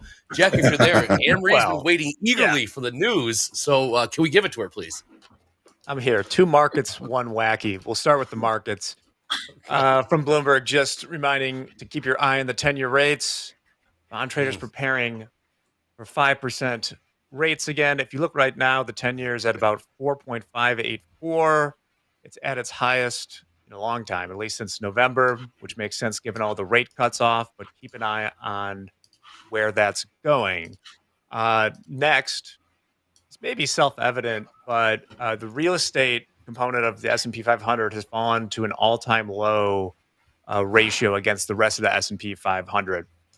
This is obviously also tied to rates. High rates, more expensive, fewer people are buying, more work from home, all sorts of stuff here, but an interesting place to look. And now for the zany Anne Marie. Some smugglers were caught trying to smuggle $10 million worth of gold that they had molded into airplane parts and then spray painted silver or to look like metal. But when they went through the X-ray, it's pretty brilliant. Yeah, respecting the effort. Apparently not, Eddie. At first pass. A for effort, though. You got to give it to them. A for effort. They were apparently trying to avoid tariffs in Japan. But what's interesting is the problem with airline parts is people tend to notice if they're kind of bent, which gold is famously soft. So the ruse was uncovered. I can't wait to see what they come up with next. And lastly, just a shout out from someone in our Facebook is, cheers to the Top Step community. Well, Ryan, cheers to you too. That looks like one of the good Luxardo cherries on top. Good looking, old fashioned, I think. Enjoy. Cheers. We're almost to the weekend. Cheers. I am long 2 in YM, long 3 in YM, and let's see if the 5-minute wants to hold. Thank you, Jack. What's your stop for the YM? Through 38,466. The ranges. This is like kind of the thing with range trading. If like the ranges don't hold, it does not look like you know what you're doing. Exactly. And then if the range does hold, you look like an absolute genius. And there is no in between. No in between. Absolutely. Or you could just say, hey, I accept that it could be a range trade and I'm going to get stopped out if it's not. Right? Yeah. No judgment. No judgment. Well, I'm trying to get to a point where I don't want to... Sorry. I want to make sure I'm taking trades that are in system, and I want to take all of them. So if the idea of like fear enters into my head, it's like, am I not taking this trade because I'm scared of losing money or because it's not a good setup? Well, if it's a good setup and I'm scared of losing money, then the good setup needs to take precedent over the fear of losing money. Because eventually you will end up making, if you know your system's good, then you should be fine. I like what Andy says here. Ranges can win over and over again, but they can only die once. Yep, that's exactly right. That's kind of the system. Very well put. If you're doing it right, that's absolutely true. Mm-hmm. Yeah. Yeah. For sure. Yeah, trend traders all look like geniuses in days like today where you just keep on following the trend, and then range traders look stupid, and then vice versa when, the market switches. It's just like how trading kind of works. Not everybody can be right all the time. I moved my stop up. We got, to real quick here, we got gas 38,470. coming up here in just about a minute. If you are trading natural gas, make sure you're flat. Sorry, D. No, it's okay. I moved my stop up, so now we're only risking 370. It's just the momentum is not really there. Like if you're range trading, like you really want buyers to step in, like really, really fast and kind of support price, and they've been lackadaisical to say the least. Ooh. I always had trouble spelling that word. I just say it. I never spell it. Yeah. I had Love you, trouble Anne Marie. spelling that word. That is a hard word to spell. Well, my 5180 level held, and I was right on it with a bid, and I didn't get it. So we'll see. We'll see what happens next. Go ahead, Eddie. So we got some All right, news. nat gas, they were looking at 13 billion cubic feet, coming in at 24 billion cubic feet. The prior was negative 37, so got a big change there in natty gas. Back to you, Johnny. Should that Almost push oil loaded, back Chip. down? No, it doesn't really care about netted gas. That's interesting since it's a byproduct. Yeah, it kind of operates on its own little wavelength, making That's very everybody miserable at interesting. different times. Interesting. NASDAQ is catching a bid. I do have a 30-minute range high here that it's bumping up against it, 18,214. So maybe if that can happen, then indices will start catching a bid as well. I think that'd be pretty fun for anyone who's trading right now. Nat gas extended the range to the downside after the number came out. Nothing huge though. Yeah, so NASDAQ okay, catching a cool. bid here. We're finally in the NASDAQ money. running through VWAP right now. That's a good sign. It's a good sign. Yeah. So our take profits for this YM trade is going to be 38,662. Okay. And the other one is going to be the top of range, which is 38,800. So we're going to be sitting in this one for a while, chat, a long while. And then the third contract would be break outside of range. Probably not going to happen today. So if we do get to the first take profit, I'll probably go to break even on everything else, and then just like bump them up as we start making highs again. No, I am not trading NASDAQ, Mark. This is a YM trade. And I'll move my stop up a little bit. So now we're only risking 370. Gold selling off hard. What's selling off? Gold selling off hard. Gold. Sorry about that, Dolby. Gold selling off hard. NASDAQ S&P's catching a bid. With that bid I was just talking about in the S&Ps, we see an 80% long bias right now in the S&Ps. Also have a 71% long bias in the NASDAQ as well, as we continue to see this little will be a rally just to buy up. But yes, 78% long bias in the ES. Gold was selling off there while Dolby was talking about his trade. Crude selling off as well, making new lows here. Dolby time 85.24, 85.26. Let me to buy 20s. Hold on. Let me get an order right. to buy one at 85.20. Let's trade I that missed range. my entry, but I'm hoping some of you caught that long down there around 51.81 in the crude in the S&Ps weekly kickoff low 51.80. Beautiful. Have those levels Hoping up, some of you people. got it. Those levels are money. Looks like YM is coming back down again. So, Dobie, let me ask you a question about this long trade that you have that you're going to wait on. Mm-hmm. When you have a time frame that you're looking at like that, and you're looking at the price action, does the notion of trend or relative support and resistance come into your mind to help you decide, hey, I'm going to stick this out and hang on to it? Because here's in open, when I'm looking at your trade and I'm saying, okay, I see why you might want to buy the dip right there, but to hold it for an extended time when the near-term trend is down, that is something that makes me put a question mark there.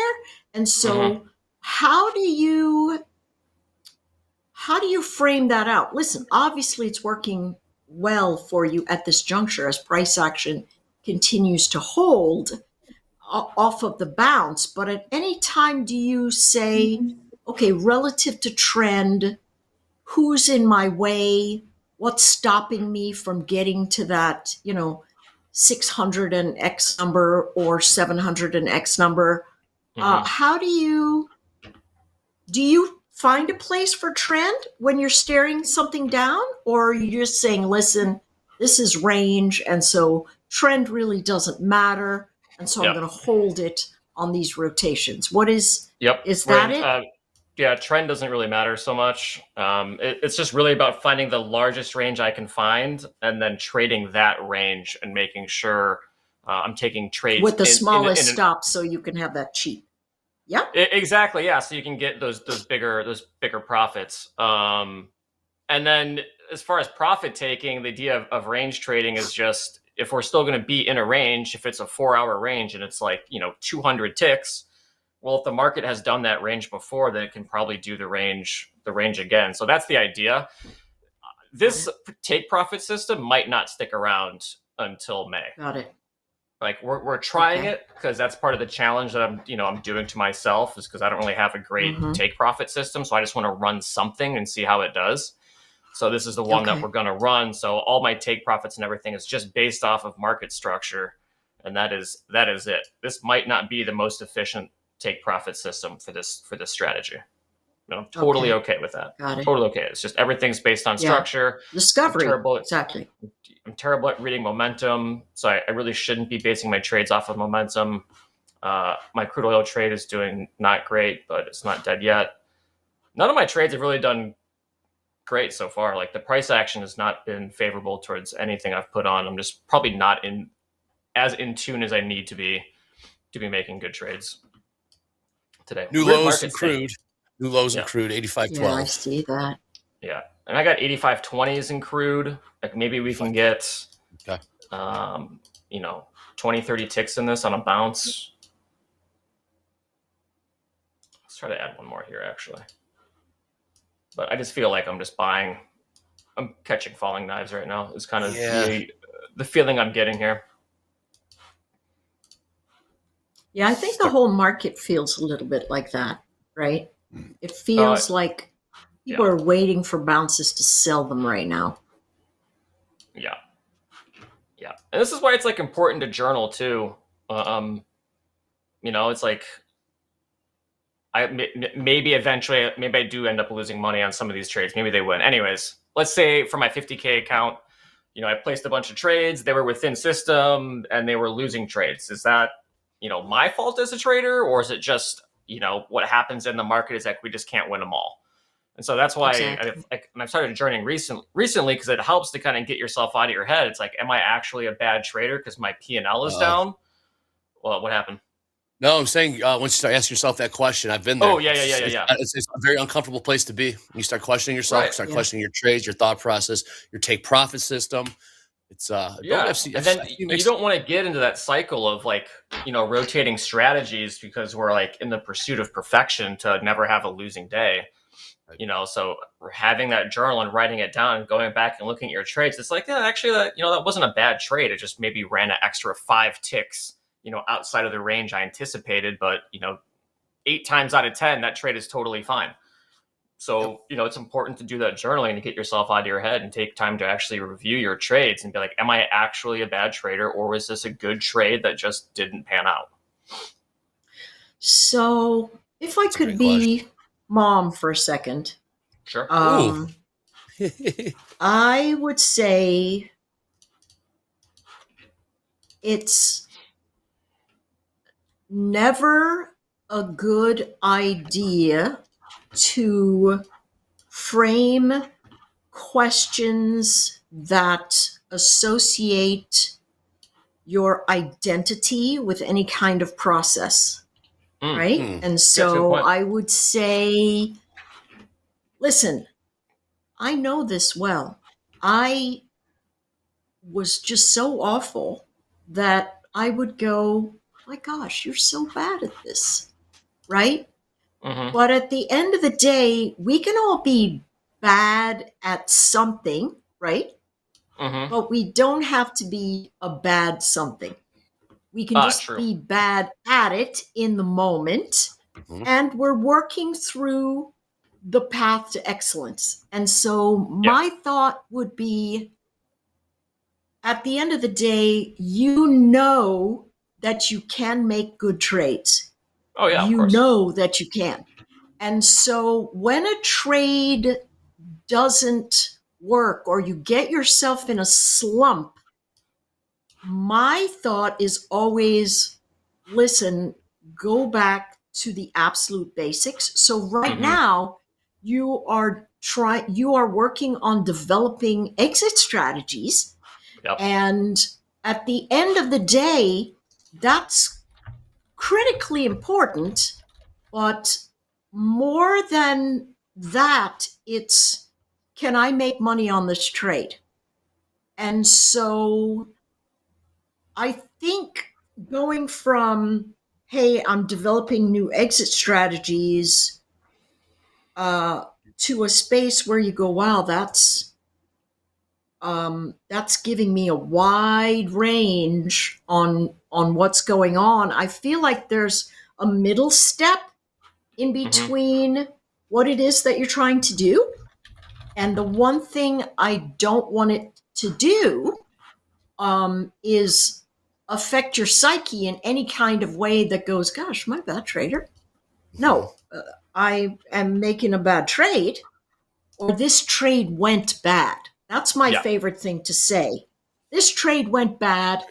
Was it a bad trade? You know, a lot of times we go, no, that really wasn't a bad trade. It just didn't work out. Exactly. And that's the only thing.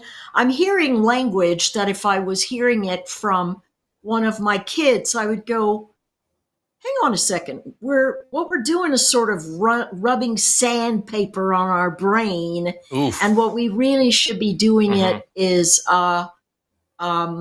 protecting it from any kind of negative energy that stops performance for continuing, right? You know, everybody has, you know, I talk about my son often. I haven't talked about him in a while, but as a professional basketball player, when he sits and does interviews, sometimes he's very frank. He's like, listen, I can't even tell you how many times I laid in my bed and cried my eyes out because I either wasn't getting my shot, or when I got my shot, it blew up or whatever. And we have a great power in the sense that we don't have a coach that's essentially in charge of our careers.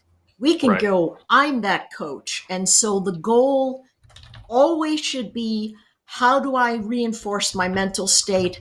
How do I make sure I'm at peak? And how do I look at each of my failures to go, wait a second, were my feet set right here?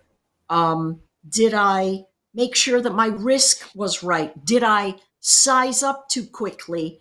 And that ends up being the process that we follow through. So I want to jump in there because I think you're just a lovely young person.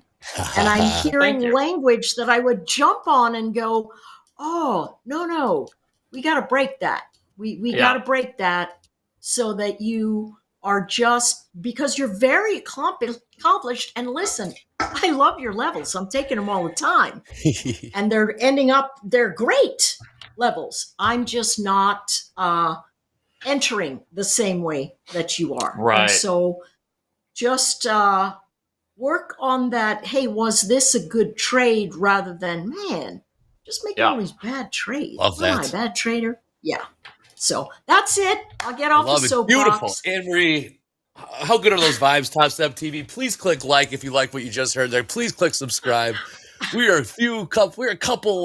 Dude, that was incredible, Anne-Marie. You're so sweet. And you're not wrong. It's very, very wise. You know, words of wisdom coming from you. We really appreciate that. That's what we're here for, Topstep TV and the whole community in general.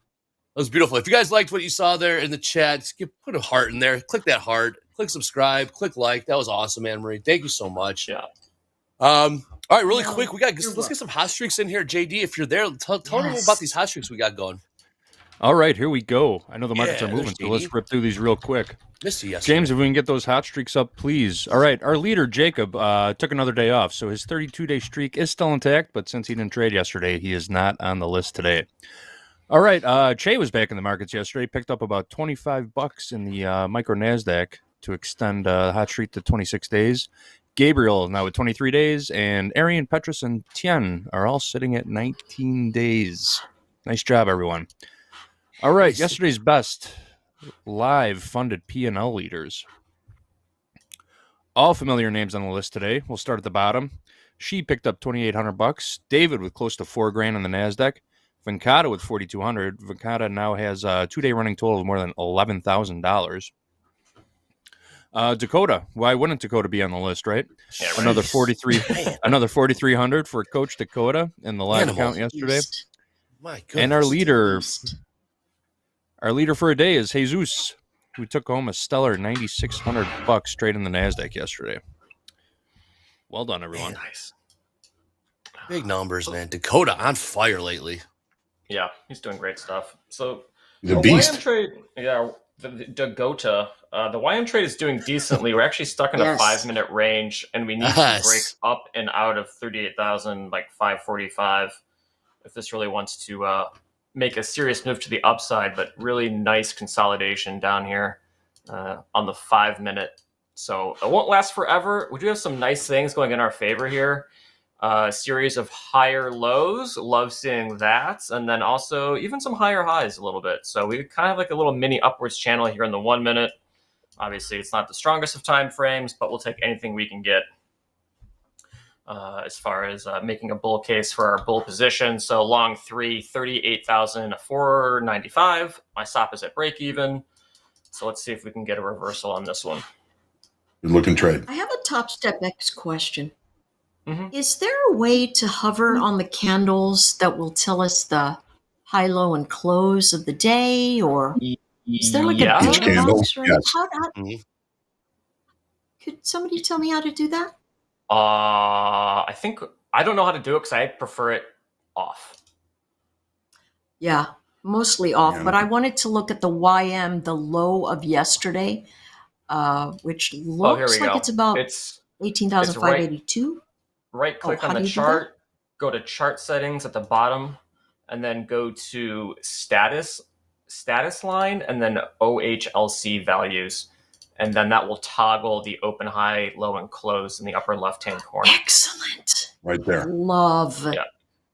Robert Happy comes woman. in. She can turn it Happy, on in the happy. status bar. Thank you, Robert. Yeah. Man. Beauty. You can see I have those on my charts here. hmm Excellent. Actually, they I'm don't gonna take do up a that. whole lot of space either. So No. I'm going to keep mine up just for reference. So we could be sitting in this YM trade for a very, very, very long time. Let's do Very it. long time. Yeah. Because we entered this at, Strategy. hold on, order old trades. Yeah, we've been in this since 9:30ish and counting. So this could be a half hour to a 1 hour trade as far as duration goes. Crude continuing to put in new lows. Yes, I'm it happy is. I'm done with Yeah. that mess. Dolby's over it. Cracked So beneath over it. 85 evens. Yes, and I thank you, John. We've got the NASDAQ and S&P's catching bids. Dow as well. Let's go. Let's do this, Dolby. While we watch these trades, Eddie, I haven't heard from you in a minute. Eddie, I think little Birdie told me some good news. I think you passed the combine there, Eddie. Talk to me, Eddie. Eddie, what did you Good do in news. gold? You in gold, what did you do? 50K combine. I passed it today. I caught that Let's drop go. down. Excellent. Let's Oh. go. Nice job. Yeah, put up about 1,200. Got me through Nice. the 3,000. Nice. And I tell you, folks, you're looking for the big account. If you can't trade small, you can't trade big. So I really like the 50K account. Had a good run. Caught it on a bear move. So 50K combine passed. And Nice, that's also, awesome. My God. we got some plugs here today. If you like what we're doing, I like what we're doing. Do you like what we're doing? You want to keep up with TopstepTV crew? Remember, we've got Instagram, right? Lots of cool things that we post each and every day on Instagram. So don't miss out. We're going to post that link in the chat. And also, did you know that you can submit requests to have new features added to Topstep X? You could click on the icon. The icon is on the far left side of the Topstep X platform. You see that big question mark. And you can have suggestions. Make your own suggestion, or you can vote up someone else's suggestion. So you can also view the Topstep X roadmap and changelog to keep you up to date. And that's what I've got, Andre, and back to you and the team. Thank you, Eddie. Congratulations, man. Busted his ass. Covering up that. Congrats, Eddie. Hell yeah, Eddie. Covering up that gold market. That's what we love to see, man. Yeah, that is The awesome. journeys, man. The journey. Robert's going through a fresh combine. Dolby's been going through combines. Eddie's been going through combines, man. So what we're here to do is support you through your trading journey here at Topstep. So it can be done, man. Good job, Eddie. Good on you, man. Good on you. Hey, quick update on that tilt. We did see a 78% long reading in the ES. We are peeled back a little bit to 71% now. YM 74% long there, Dolby time in the YM. So we'll see if we can get some more upside movement there. We're just holding, baby. We're just We're holding. gonna hold for a long time. I like where your head's at there, Dolby. Let's see how the sucker plays out. Yeah, keep that sucker for a while. Yeah, man. Yep, we're gonna let the system play out, even though it drives me crazy. Hey. I think Robert's going through the same thing. Patience. We're trying to get out of our comfort zone a little bit. It's even more fun doing it live. Try to keep your composure while you. What did we sign up for, Dolby? What did we the sign stresses of the market. Yeah, so we're gonna keep this 3 lot on and just wait for our targets to get filled. If we get stop out for break even, that's fine. It's part of the strategy. We're just gonna let it play out. We're playing a really, really big range. This is like a 4-hour range, so there's a whole lot going on here. Hey, speaking of passing combine, shout out to David Arriaga, passing another $150,000 combine. Shout out to David Arriaga. Everyone's passing combines lately. See, I love the good vibes, man. Good stuff, Johnny. Good stuff to see, man. It's TopstepTV. Hell yes, Anne-Marie. Hell yes. I could take a look at crude again if we get to 84.66. Something that I did miss in my analysis of crude is that we're stuck in a daily range, and we want to trade the largest range we can find. And so me taking longs, so my long basically just looks like a little like pebble in the water in the middle of a daily range. So that's most likely why I just got my face melted, is because there's a larger force at play, and it's the daily range that is at play. And so, my long on a 5-minute is just kind of arbitrary. It's just stuck in the middle. So it's important to have those bigger time frames so you kind of see what's going on. Absolutely. 100%. Yep. And then YM, we're still hanging in there. So hopefully it catches a bid back at the Feb 13th low, which is 38.512. Let's see if that catches a bid there. Yeah. But we might. Anne-Marie, any trades of late? I know you carved it up earlier this morning, playing that range there in the NASDAQ. Okay. I did. I took 2 of them. I'm on another 150K combine. I've just said, hey, I made about 1,200 on that one. I'm just going to go to another one. And so this one is up 711. So I made 2 or 3 of the same types of trades. One was bad, and but the others have been great. I just my mental framework right now is, hey, listen, I'm seeing broad markets that are below the close of their prior days, except for the NQ. And so the wind is not really at anybody's back. And so all the bounces, I expect the NQ to fade, because we don't have, the Magnificent 7 or the Fantastic 4 moving the price action up. And so I literally, every time I get close to this line in the sand that's near 18,260, I've been taking the shorts, because it's now the new line that I'm looking at that says, all right, well, we can't get up over there anymore. So that's the range that I'm trading. And so if I look at it, really, it's telling me that I could have the wind come and cut the legs out from under me, because they are starting to hold out of this range above 18,216. And so this might be the last short that I get to take before the price action begins to lift and stay higher. Anne-Marie, I need an Anne-Marie moment. I had an order in to buy my 5180 level. It got within 3 ticks of it and has just left me behind. I'm feeling very sheepish about that. I should have just bought it and taken whatever had happened, but I was demanding my level, which I have a big tendency to do. If it doesn't get there, then I get left behind. I'm really triggered by that, I guess you could say. And I don't really get triggered that often, but when I miss something like that, it just irks me. I would have rather taken the I loss feel you. than I missed it. Yeah. I do. I feel you. It's almost the same as getting stopped out on the tick. On the tick. Only, only it's, you really are sitting in a space of, oh, wow, opportunity cost versus, oh, wow, physical cost when we get stopped out on the tick like that. And it's just, again, my thing is I stopped my double guessing because literally all I'm trading off is the daily chart. If it's not at a clean daily level, and your number right there was so sweet on a daily level.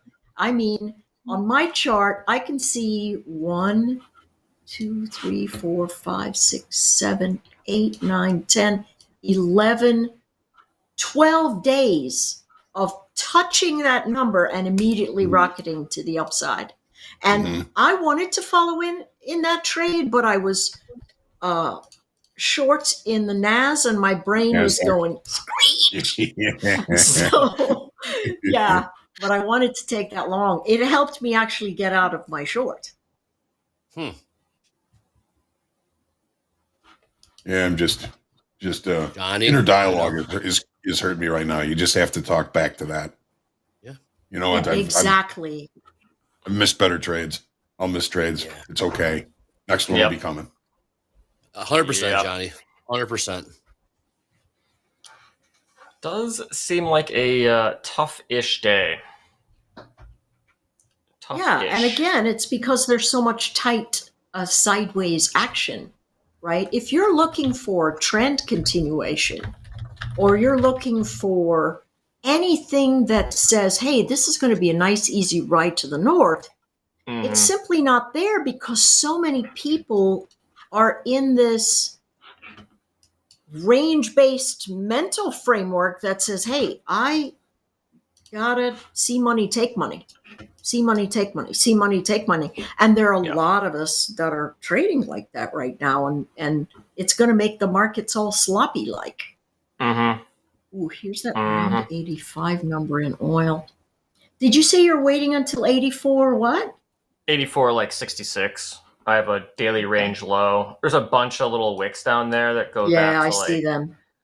April 4th, April 7th, April 10th. And that's what I was saying. It's like I wrote this down in my journal actually a couple of days ago. It's like, always trade the largest range and don't take a trade in the middle of the range that's kind of opposite of what is going on, like in a broader area. So my long was dead center of a daily range. And so if you go back and plot it, you'll be like, oh, that chart, that trade makes no sense. Look, I have a daily range here and I'm long right in the middle. So my odds of success are really 50-50 because you're kind of betting for what a daily range to reverse. I mean, that's kind of a big call out. So it was an expensive trade relative to the daily range is kind of what I'm trying to say here. Take a look at the weekly chart in oil, if you wouldn't mind. Let me see if I can have a look at what's going on into the pullback of support from a wick that is. You talking about October 16th? Yes. Yeah. See that it's already hit that low. I don't know, yesterday or something. That's my daily range low, right there at 84.66. That's the one. And look at where it's battling right now. The close of one candle, the open of one candle, and the high of one candle. Yeah. September 25th, and then 18th, and then 11. So, if you want to talk about slosh.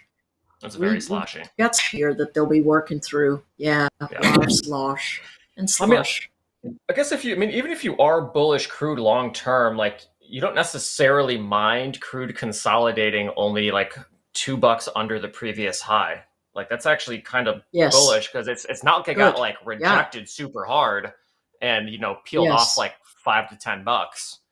It is tested highs and it's kind of hanging out up here at highs. It's not really trying to make a big effort to go lower. So that's maybe kind of why I might hop back in at, 84.66 because it's worked the last, 4 or 5 times to get that. We're Yeah. almost at break even on YM here. It's starting to catch some offers. So we might get stopped out of this one. We'll see. We need the Feb 13th low to hold. And if that does hold and we get back to 38,555, I will move my stop up.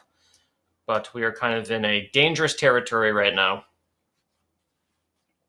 So we'll see how this plays So, out. John, if it comes back to your level, are you going to take the long again? I mean, are you going to consider taking the long again if it comes back Yeah, to that because- level? Because it's going to be real cheap. Okay.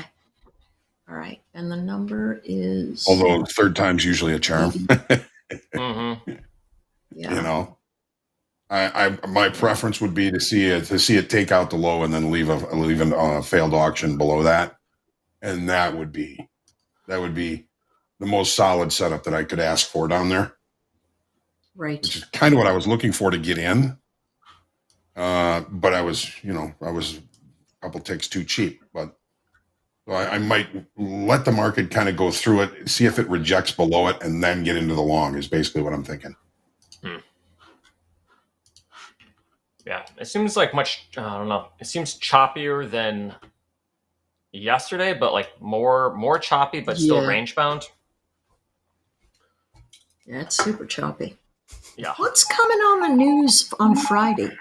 Speaking of news, news right now. speaking of news, we got one On for you cue. guys.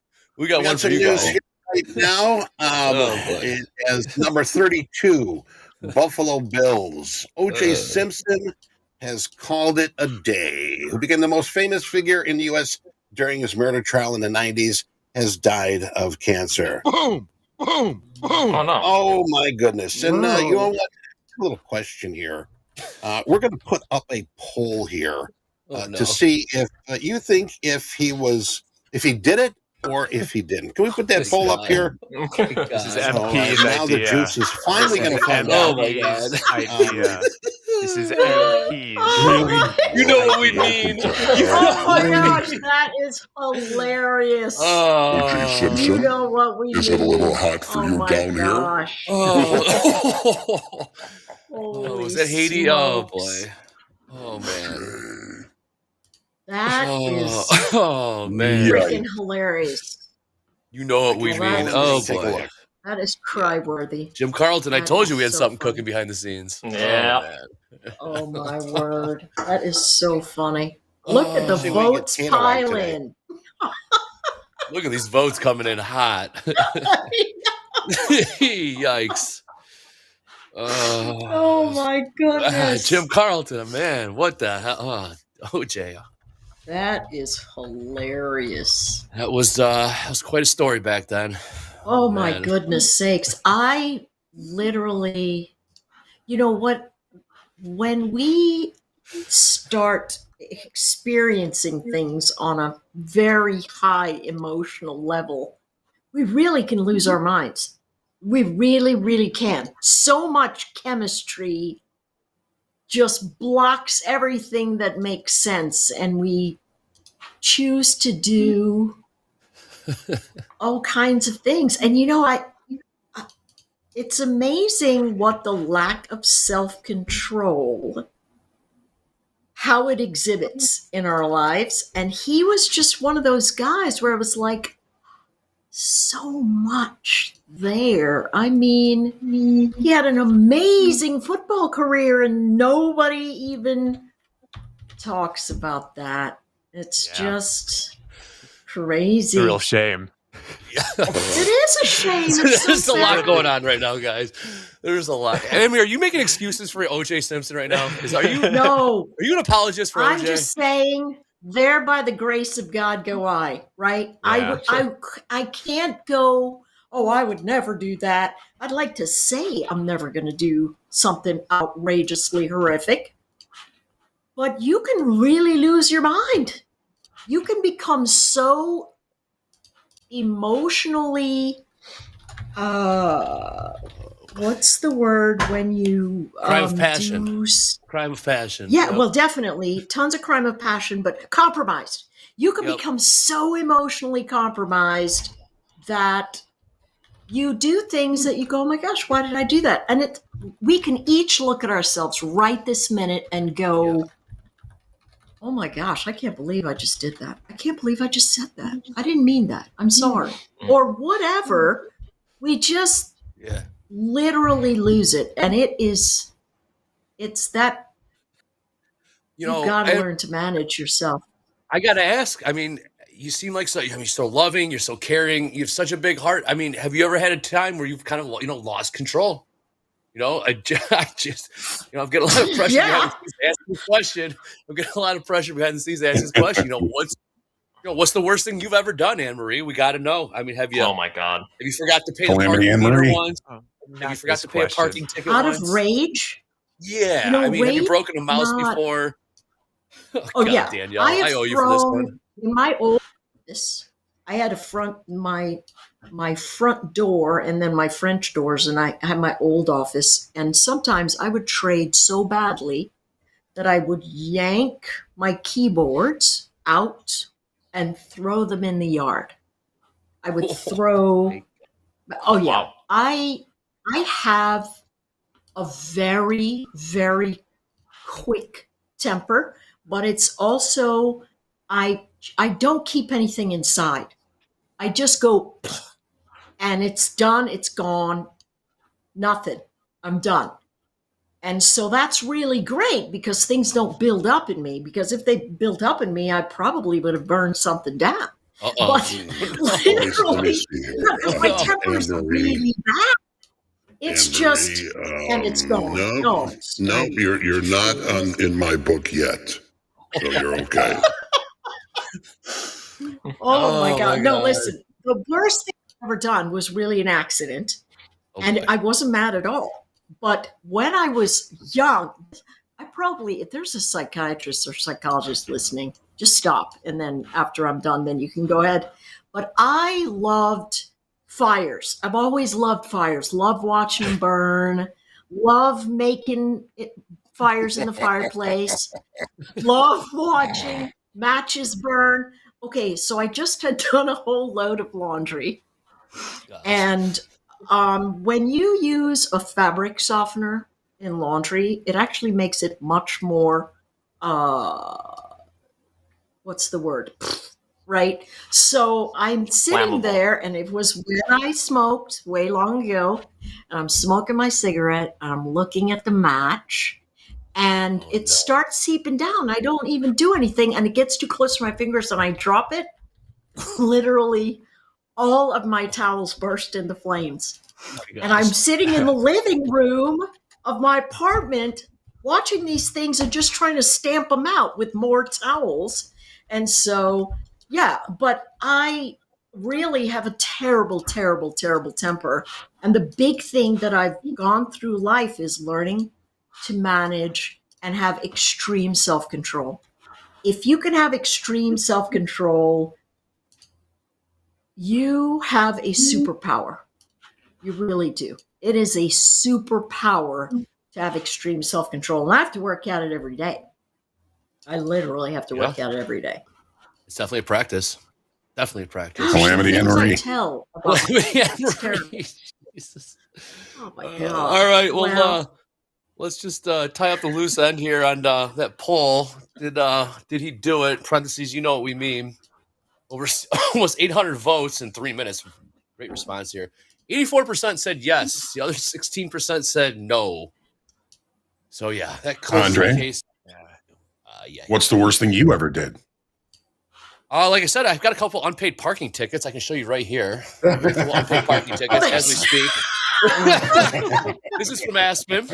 These are from Aspen. I forgot to pay parking tickets in both Snowmass and Aspen. So there you go. The worst thing I've ever done. My unpaid parking tickets. How about that? It's ready to go. Prop comic. How about that, John?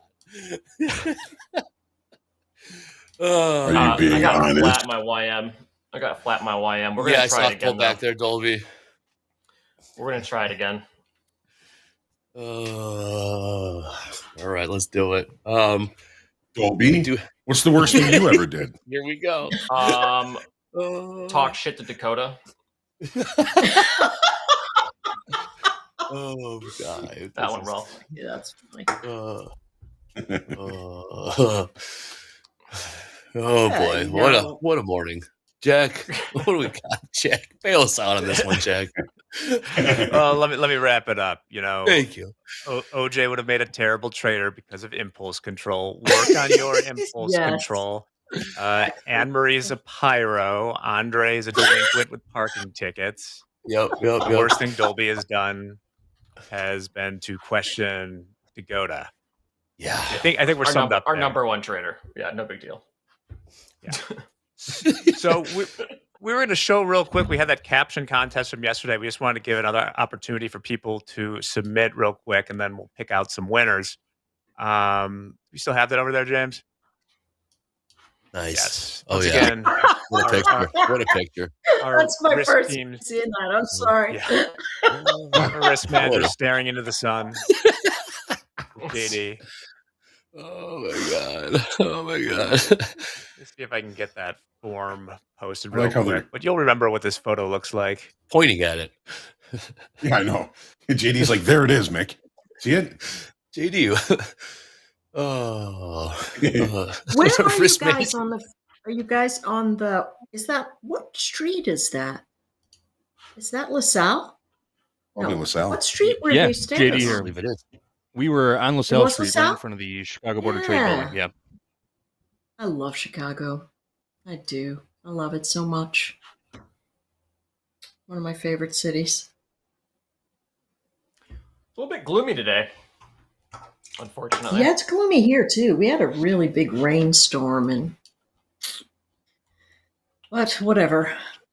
I'm just glad the Check your lawnmowers basement. aren't running. So, That is the nice thing. and yeah, MP the doesn't go. basement, Who's make sure it's rocking dry." out over there? The basement, right? Well, One luckily piece I'm of- 8 stories up, so basement happens. All right, Dolby time. Did you get back in? I know you got the market did pull No. back on the Dow. No, I think the I rain went just to started break. show. I went to break even on that one, and it went and grabbed me. It might head higher, so maybe going to break even wasn't the right decision. So we're still experimenting a little bit with holding trades in these super long time frame kind of trades we have here. So that might have been just par for the course for a stop run. Maybe I should have kept full risk on for the trade, but not getting over that 38,550 in a hasty manner kind of changed my ideas of this trade. But we'll So see if question we for can you. get back in. When you're saying there, you asked 3 questions of yourself. How do you resolve those with answers? Are they rhetorical questions, or do you wait to answer them after the fact, or what makes you say, okay, I have these 3 questions here I just asked myself, or I just asked us? How do you resolve that for the next time? Are you going to look for other data points that transpire in the future, or do you look to the past to reevaluate? So, I mean, that's what I'm looking for. I'm looking for a space where you go, all right, I had this trade, I let it stop out at break even, and then I ask the follow-up questions. How do you answer those follow-up questions to resolve that the next time the trade comes, you are making a decision that you're comfortable with? Journal. I journal. So I'll end up writing this stuff down after the segment, and then be like, took a trade. So I'll go back through. I have all my trade data through TopstepX. I can go back and look at the trades and kind of like I have an idea of where they were at, and then I'll just write down the question and then offer an answer to it. So for a 4-hour trade, or do I have to accept more risk instead of moving my stop up? And the answer is probably yes, because we're trading a formation. So let the formation play out. And then the risk reward will take care of itself in the long run, because for a trade like this, the risk reward is going to be, really, really high relative to the risk. And so you kind of got to get yourself in a mindset that it's okay to accept all that risk on such a heavy bet, I guess, or a heavy concept or a heavy trade. So journaling's been really good. I have not done a lot of journaling. Yeah, for me too.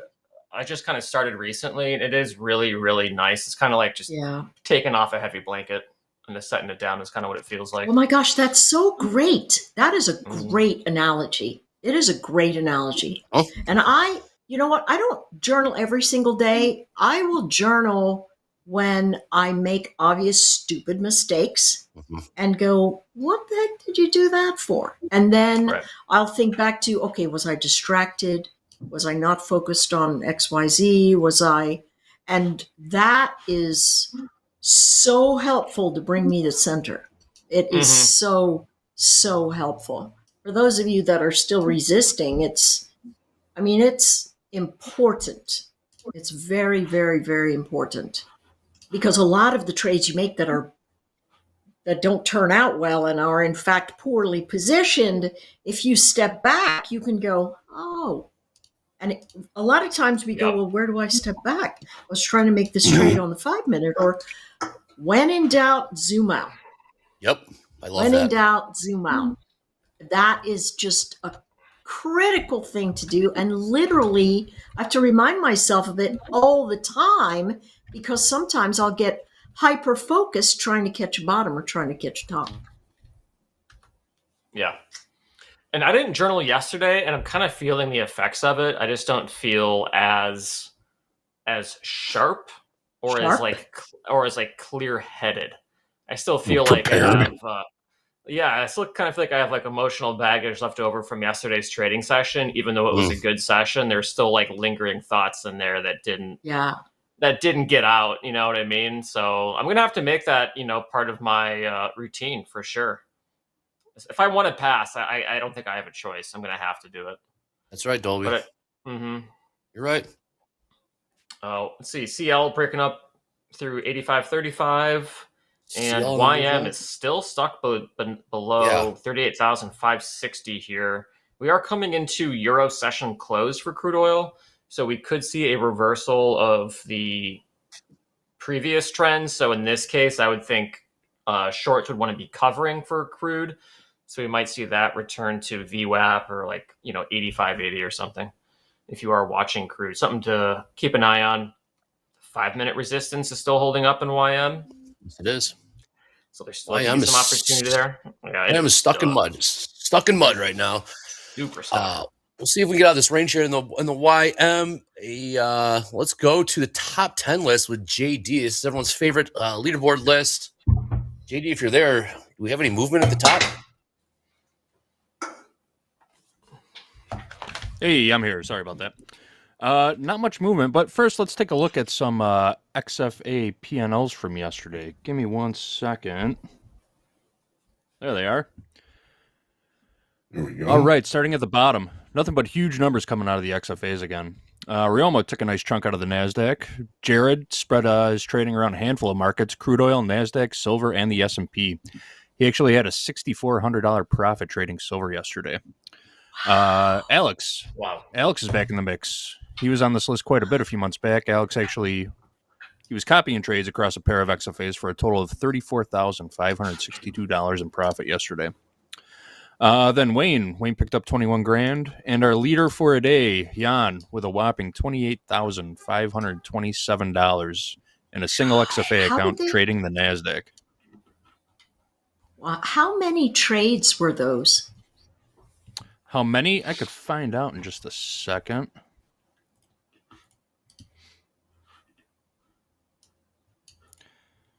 Some amazing trading there. I'm telling you. Yeah, for sure. So,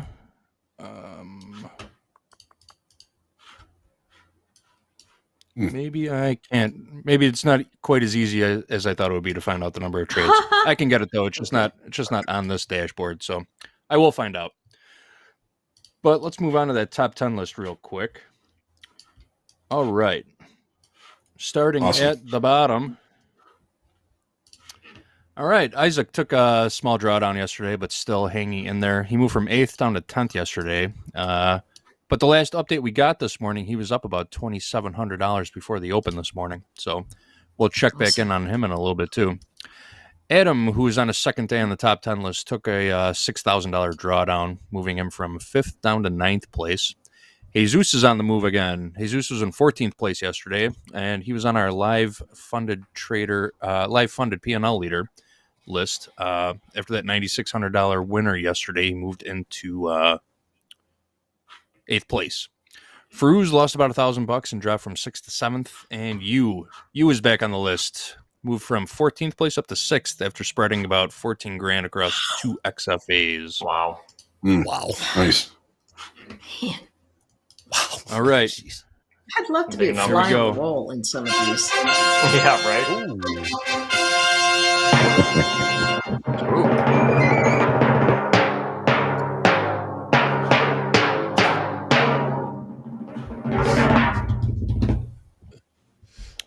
Nicely done, Eddie. JD. All right. Ooh, Dakota. Balkaran is back. Balkaran had that nice shoulder tap from Mick the other day. He was in 19th place yesterday, Yeah, it moved was into amazing. 5th after spreading some dough across 1 live account and 3 XFAs yesterday. Then the rest of the list is the same as yesterday. Pin, Chingjing, Raj, and Dakota.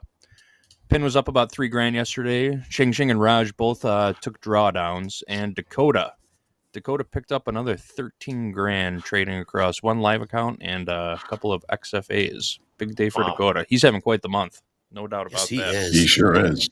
Man, he's We need to get a pool going to see how much, how long we think it'll take him to double that payout. We'll have some. Oh. We don't need to share it with him in terms of where it goes. But I think it'd be really cool. He is really. I mean, what's his average? question. What's his average daily payout? Lost. Or what's his average daily P&L? Dakota? I believe we can find Yeah. that. We could find that pretty quick. Yeah. Yeah. He is he's creating You some already got it, separation on that leaderboard too. Yeah, he Between the really first and is. second No place. kidding. He's just killing it. I know. He's putting on a clinic right now.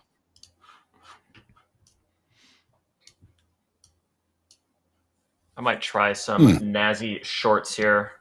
30-minute range high.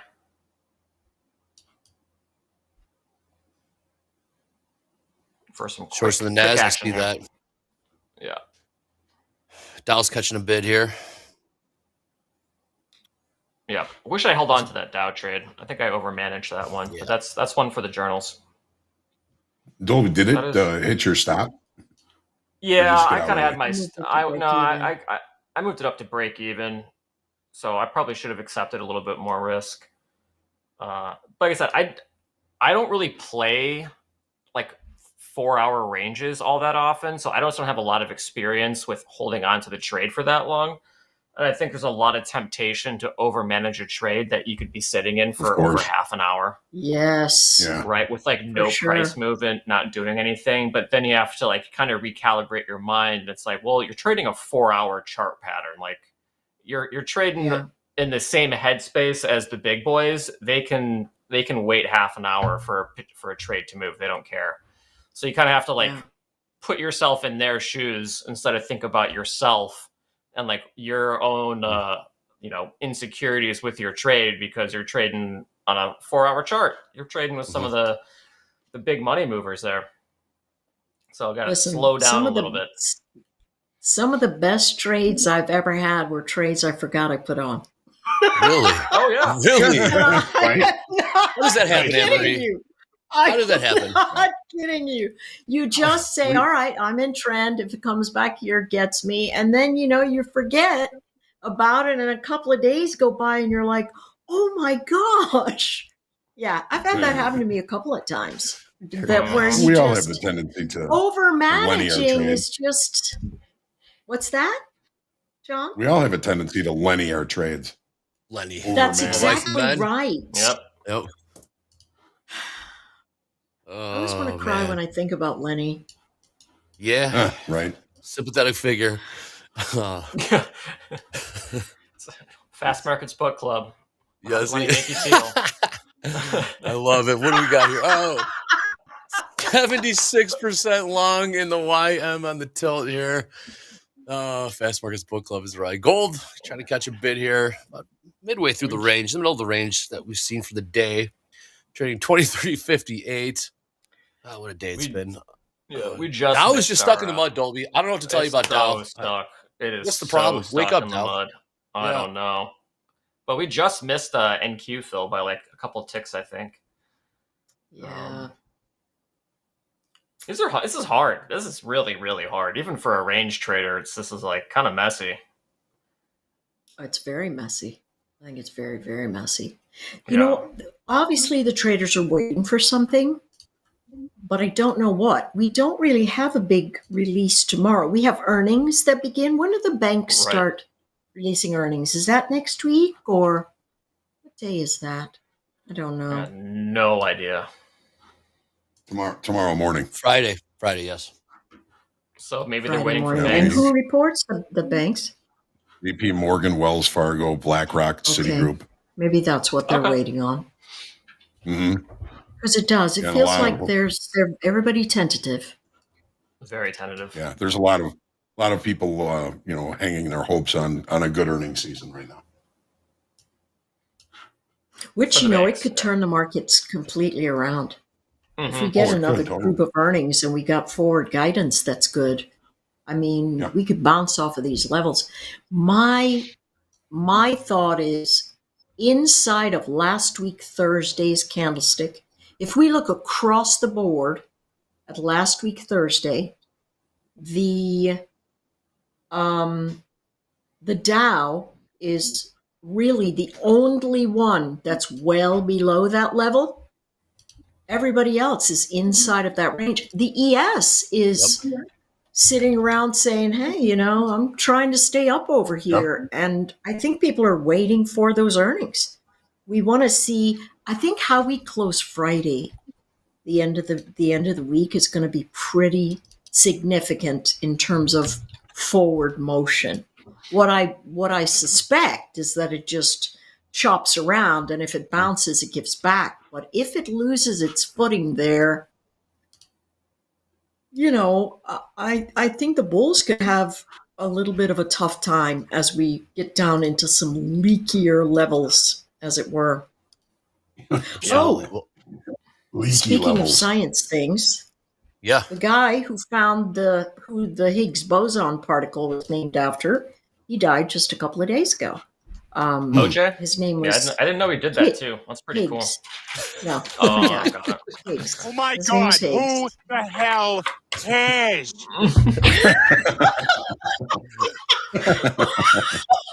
It's so good. Eddie?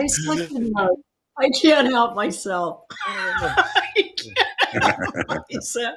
Oh my gosh. I know. The guys at CERN care. I care, The Emery. guys at CERN care. Thank you. What's up, Jack? Thank you. I love Eddie. He's so funny. So good.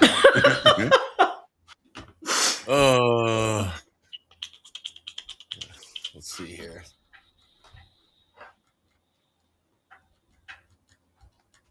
I am honestly trying real hard to find trades on anything. There's nothing. I'm starting to fish around for some levels here myself. I only got the itch to do a house account trade. Maybe silver. Yeah, I don't tapped into One thing about doing just that, looking at silver myself. you go looking for trades, you're going to find them. Oh yeah, I know. you will. Yeah. I'm looking for levels. I should take that back. I'm looking for levels. And I kind of reached out to our number one trader here on the leaderboard. Yeah, asked Dakota for trades. Says Sony Aho. Guess what I did? Guess what I did? Coach Dakota, I see you. I am long NQ now. Oh, long on this pullback. Well, maybe I should get long with them. So give me a minute here.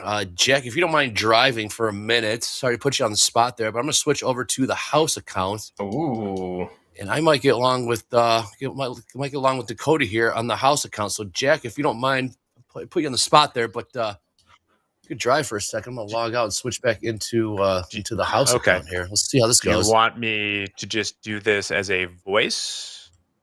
That works. Yeah, that works for sure. I mean, we got a great panel here, so yeah, they're good at talking. They're good at talking. I've noticed that. So wait a second. For Dakota, where is his entry? Where is the risk? Where are you at, threshold Dakota? for that Where are you at? YN is now below Feb 13th low. testing. Oh man, am I going to try to get long YM again? 392 is the next line I see for the YM? Dow. Yep. Well, that's way down there. Yep. That is way down there. There might be a line at 460, but it's heavy congestion, so it's not a clear it's not a clear level. Yeah. Did Dakota tell us where his entry point was? Go long. He's trying along right now at 18,245. Right now, 245. All right. Well, the first one of the day. I got a 15 lot queued up here. See if we can get down to 245. 245. This is on the house account, I believe. Yes, it is. House account queued up here, ready to go. We believe in our trade. Seen a pullback right here. Can you share this? Yes, I can. Yes, I can. 1 second, James Harden. I got you right here, buddy. Share screen. Here we go with this first house account trade. Let's do this. We like the levels. See the pullback here.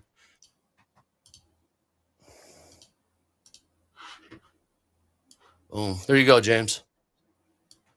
245. 245. Got a 15 lot queued up here. We get a pullback.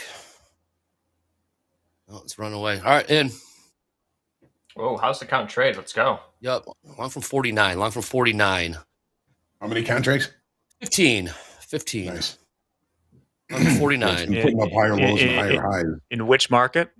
NASDAQ. Sorry about that. Long from 249 in the NASDAQ. You're just going 1-to-1, right? Yeah. Wow. Let's see if go. it's So it's just going to be a 10 grand hit? That's the plan. It's just going to be That's the plan. 10? It's either There 10 we win go. or 10 lose, right? We're Still in running. between. Let's do it. Yep, here we go. Long from 49. Nice entry. Ooh, look at that. Shout out to Dakota. Gorgeous. This is Dakota's levels. So I We're followed running. you right. I followed you right in. Yes, nice. 15 And Marie's in. charts. This is Dakota's a in. nice I'm in. clean one, yeah. The house is in, I Aw. should say. Let's run Oh, this I wanna sucker. play. We're all on the side of America. We are Yeah, all that's pro right. America. This is pro America. Everyone's long. Everyone's long. Everyone's long in the chat right now. Kyle Spack with the dropping the F bombs. F yeah, Andre. Don't F me. This is a Dakota. This is a Dakota's level. Anne Marie agrees. We got the chat going. Targets for $10,000. That's the target on this one. See if we Where can run this up. where is that level? Yeah, I don't know what that. I can't do Figure the math that on out. that. I just did a market order. The market was running away, so I had to get on board. I got to figure that. I'll figure that out later. All right. Someone can help me with the math. I'd appreciate that. Where'd you get in again? 249. You see it on the dome, can't you? I can. Yeah. It's not a bracket order. It's just straight up market order for the time being. The market was running, so I had to just get in. But unrealized right now, up 35, up 4. Unrealized. Yeah, what's your target? What's your target for the exit 283. then? 283. Thank you, Jay Cook. 283. Oh, okay, cool. I actually want to take shorts up there, so I'll swap with you. Deal. You got a deal. Nice level there, Dakota. Let's see if we can break out here. Pretty. Oh, I love it when we're all playing together in the same. We're on the same team. It's gonna have to take out the Looks like high, we're running. the high of the day and the IB to get there. Okay. Yeah. And what, 283? Oh, it's super Yeah. wicky up there too. The high of the IB is 18,274. 274. Dakota agrees. I'll probably trim 274 if we can get there. This I'm NASDAQ trying doesn't- to buy a bunch of YM if we can break below the 15-minute range low. And I also want to short NASDAQ if we can get up there too. So it's kind of a weird little setup I got going on. But I'm coming back. Yeah. Back to entry. Boy, this NASDAQ's wild. I don't know how you guys trade this stuff. dude, tell me about it. Dude, this shit's wild, man. I feel good with I like love it. one. You Mary's, I love it. I love it. The She says, pyro. Imagine. I love it. The pyro Yeah, right. loves it. I love yeah, right? Some people just want to watch the house account burn, Andre. Yes, they do. Not Yes, they me. do. Not me. I just took profit up at the top, so I'm back in. Oh, again. Anne Marie's I just out. said- No, I'm back in again. Yeah, I you- took it at the top and I'm back in at the bottom again. Chat's starting to That get was nervous here 250. for you, Dre. Cat's getting nervous? They want you to bail out of this one or put in a Bail stop or out? something. That's no Go fun. to break even. Momentum has got you. You've got Uncle Mo, momentum man. on Uncle your Mo. side. Momentum's Uncle a Mo. lie. At this now, I do need to Momentum's get a stopped lie. there. Momentum's a lie. No, momentum is fickle. Is what momentum Yeah. is. Momentum's a fickle girlfriend. Yeah. Feels great when you got it. Yeah. And then you try to figure it out, and it's like, nope, not today. We're not doing this today. Yeah. That's why I would I try to would look love at the to ladder. see what the dome looks like right here. Yeah. Anybody got a dome ladder there for the NQ? Yeah, it's pretty thin. It's like one up, these two guys up. are. Yep. I'm afraid. Is MP watching? MP, I know you might be on an airplane right now. Hopefully you're watching this. As far as I can tell, he just threw out that do the OJ poll and then disappeared. And so. then bounced. That was his. through the hand That grenade. is hilarious. Pulled the pin through the hand And- grenade. So yeah, then funny. slowly drove away in his Rivian. Yeah. Looking in his rear view mirror. Oh man. Yeah, what's the worst thing you've ever done? Followed up by OJ. Thank you for your contributions, MP. Enjoy the rest of your day. Thank you. Speaking of which, Andre, you have some fans in the comments. James, if we have that queued up. Great. Macro Bullet. Marco says, let's bring it go. Let's go, Marco. That gets me every time, man. He gets me every time. All right, I'm taking some off again at that 260. Running into some resistance up here, huh? Dakota, what do you think? What's our target here? Let it cook? Yeah, we're going to let it cook. I'm going to try YM shorts the top of the range, too, because that's been sticky boy. as well. Okay. Have you moved to stop at all, Andre? No, I don't even know if I have no. I'm not going to. Right? I'm supposed to manage this I think sucker. we have the right to do that. Do you have a right to add 15 more? You have to talk to Mick. Yeah, Mick. Mick, if you're out there, man, I might be getting a shoulder tap. 290. Andre. Quote you 290. Quote you We got 290. Andre Boy, if you here could- traded one day in his live trading account with a 15 lot contract and went 0 for 1 and lost $10,000. So that's a shoulder tap. Not recommended, chat. Dakota, I'm looking for new high of the day. New high of the day, Dakota says. I'm with it, man. I'm with it. That's gonna be more. That's gonna be more than $10,000. Yeah, it is. Yeah, no kidding. We're eating That's gonna be lobster, man. sweet. We're eating lobster if we hit new highs of the day. 18,300s. Here we go. There's a pop. There's a pop is right. Yep. Peel off. It barely did anything. Peel off 5 or something. Yeah, I'll sell you 5. Yeah, I think that's a good place to peel some of it for sure. Because it's super wicky all the way up. Yeah, it is. All right, just peeled off 5. Got 10, Nice. long 10 now. Excellent. This is good. This Nice. is good stuff. Yeah, this is house Nice. account. Love Danielle, it. we did it, Danielle. We did it. We got what's tilt looking like on NASDAQ here? 50-50. What's Delta looking like, John, while we're in this trade? Well, NASDAQ Delta is 500 positive. Okay. Yeah, all right. Wow, Nothing to lean on there. That is wow, nothing. yeah, that's so timid. Yeah, it is. Just wait and come and get me. Mm-hmm. Come and get me. Dolby, what are you working? Find me. You're working short in the Dow, right? Come and find me. Yeah, 2 IMs. Find me. Remember that? 575 and 566. It's just been rejecting the top of the 15-minute range a bunch. So Why not? let's try Yeah. to do it. Let's see what happens. Absolutely. Oops. Nope. Pull that. I'm trying to work 5 at 72 from some of the levels we're getting here in the chat.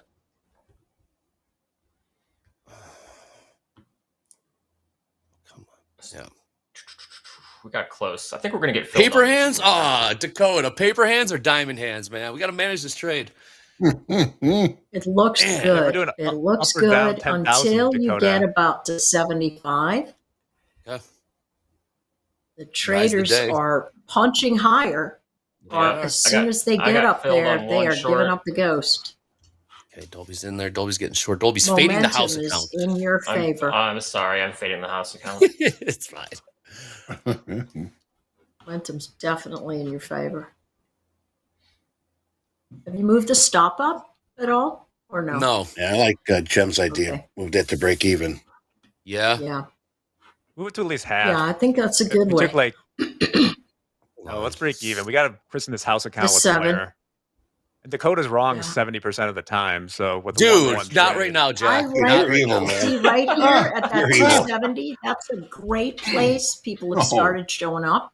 So it's a good place to peel off another 5. All right. All right. Just peel off another 5. Long 5. And Let's then, see, I'm you know, short maybe you do 2YM. a. Now we're running. I'm gonna let this run. Let's let this run. Now, you know, if this didn't go our way, we were going to lose all of 10 grand on that. Yes, we were. Most certainly. Why are we No, that's trying to not make even 10 grand on possible. So we're good. So how Yeah, much is I it know. up? Realized 3,600. Unrealized another 22. Okay.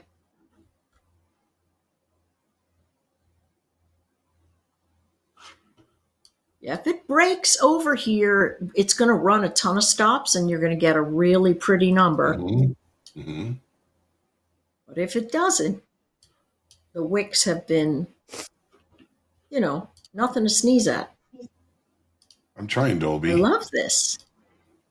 What are you trying? I'm just on the Well, wrong. I you're feel like risking, I'm on the you're wrong risking side. 10 grand on it. If this thing went straight to a stop out, we'd lose 10 grand. Yeah, that's Yeah. if we let it get to the stop, though, John. I mean, that's yeah. That's, Yeah, that's what I'm saying. Let that's it. the rule, Let's. isn't it? I don't know. We're kind of freestyling. It's this yet to right be now. seen. Those are like the stated things, but would we have actually lost 10 grand? It remains Hell unseen no. whether we actually Yeah, did. right. We don't want to do that. Got long 5. Let it run. Money's money. Yep. So you're still 5. You still have 5, yeah, right? Yeah. Looking for 18,300. Dakota style. There it Wow. is. Oh, we go. there it is. I'm out. Flat. All right, 7,000 All bucks. right. $7,000. I'm out. Wow, Holy nice shit, job. it worked. Dakota. Right. Yo. Yeah, that actually worked. Love That it. again. No, no, Where's no, that? no, no, no. MP, you see that shit? Come on, Fantastic. MP. That's fantastic. Oh, Yeah, I Lord. love that. I mean, Oh my Yes. gosh, I love that we were all in there together working Yes. through it. That's fantastic. Except for Dole. But Except for me, he was I'm just actually there to- fading this. I'm. Woo-hoo. This is not See, good. momentum is Yeah, a man. beautiful thing. Up Momentum is a 69.85. beautiful thing. Yo. All right. Hey, did you like? Yeah, let's get some likes here in Hit those our. likes. Thank you. Hit those That was likes. freaking I liked it. I loved it. Fantastic. Hit those likes and Oh my subscribe. gosh, that was so fun. Oh, shit, it popped, man. Oh, Gosh, that by was fun. That was That was fun. That fun. was good management. And we aren't done, are we? Nice job. Wow. We are running. Yeah. Wow. That's great. Nice job, Dakota. That's how we do. We believe in our traders. Anne-Marie got in. Dakota got in. People in the chat got in. That's a house account trade. That's not an Andre trade. That's house account. I would never have Danielle traded says another one. Just kidding. Yeah. We're going to go back. Honestly, I'm going to go back and review the tape on this one before we do that again, see how it played out. I kind of blacked out during that trade. No, I'm just kidding. But shout out to Dakota, man. Number one on the leaderboard. Number one on the leaderboard. We believe in our traders here. Give us good levels. He called the breakout. Sure enough, there we go, man. Hope everyone else was able to get on board that. Super pretty. And look, you got out Super right at the pretty. high. Man, I like Yeah, it. man. Wow. wait. I never make a trade like that. Dobie. Shit. Dobie, did you get the other one at the very top for the Yeah, short? because I only got one of them. I'm short 18,278, and then I'm short 2YM at 38,571. Dolby, I like the trade. We got a potential failed yeah, upside that auction. double top is Yeah. really pretty.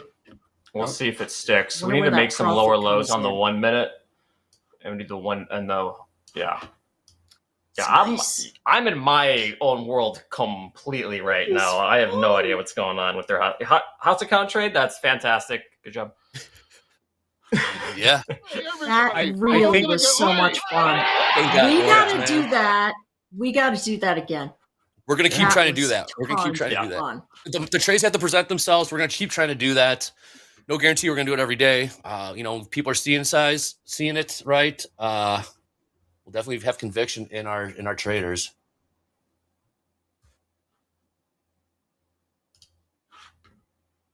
Okay. Well, that's the house account trade for the day. Yeah, that was pretty. We got all right. We got Now- 13 minutes left here in fast markets. Markets are moving. It was great. Nice fade. What's your target, Dobie? The mid of range, 18,229. I know. I know, Anne-Marie. I told myself to run this stupid ass take profit system for the rest of April. Sorry. Yeah. And I'm gonna do it because that's what I told Chad I was gonna do. But I have other ideas for other take profit systems, but I have a feeling it's gonna be agonizing. Agonizing.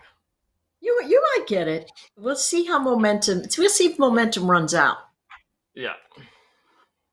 We'll see. Yeah, momentum Gus, is can you not beautiful right now, but place these trades? big long wicks on the 15-minute chart, it's really telling us the traders are using the prices higher to get out. Would you agree with that, John? When you see those kinds of wicks like that? Yeah. I mean, they're definitely using those higher prices to get out. Mm-hmm.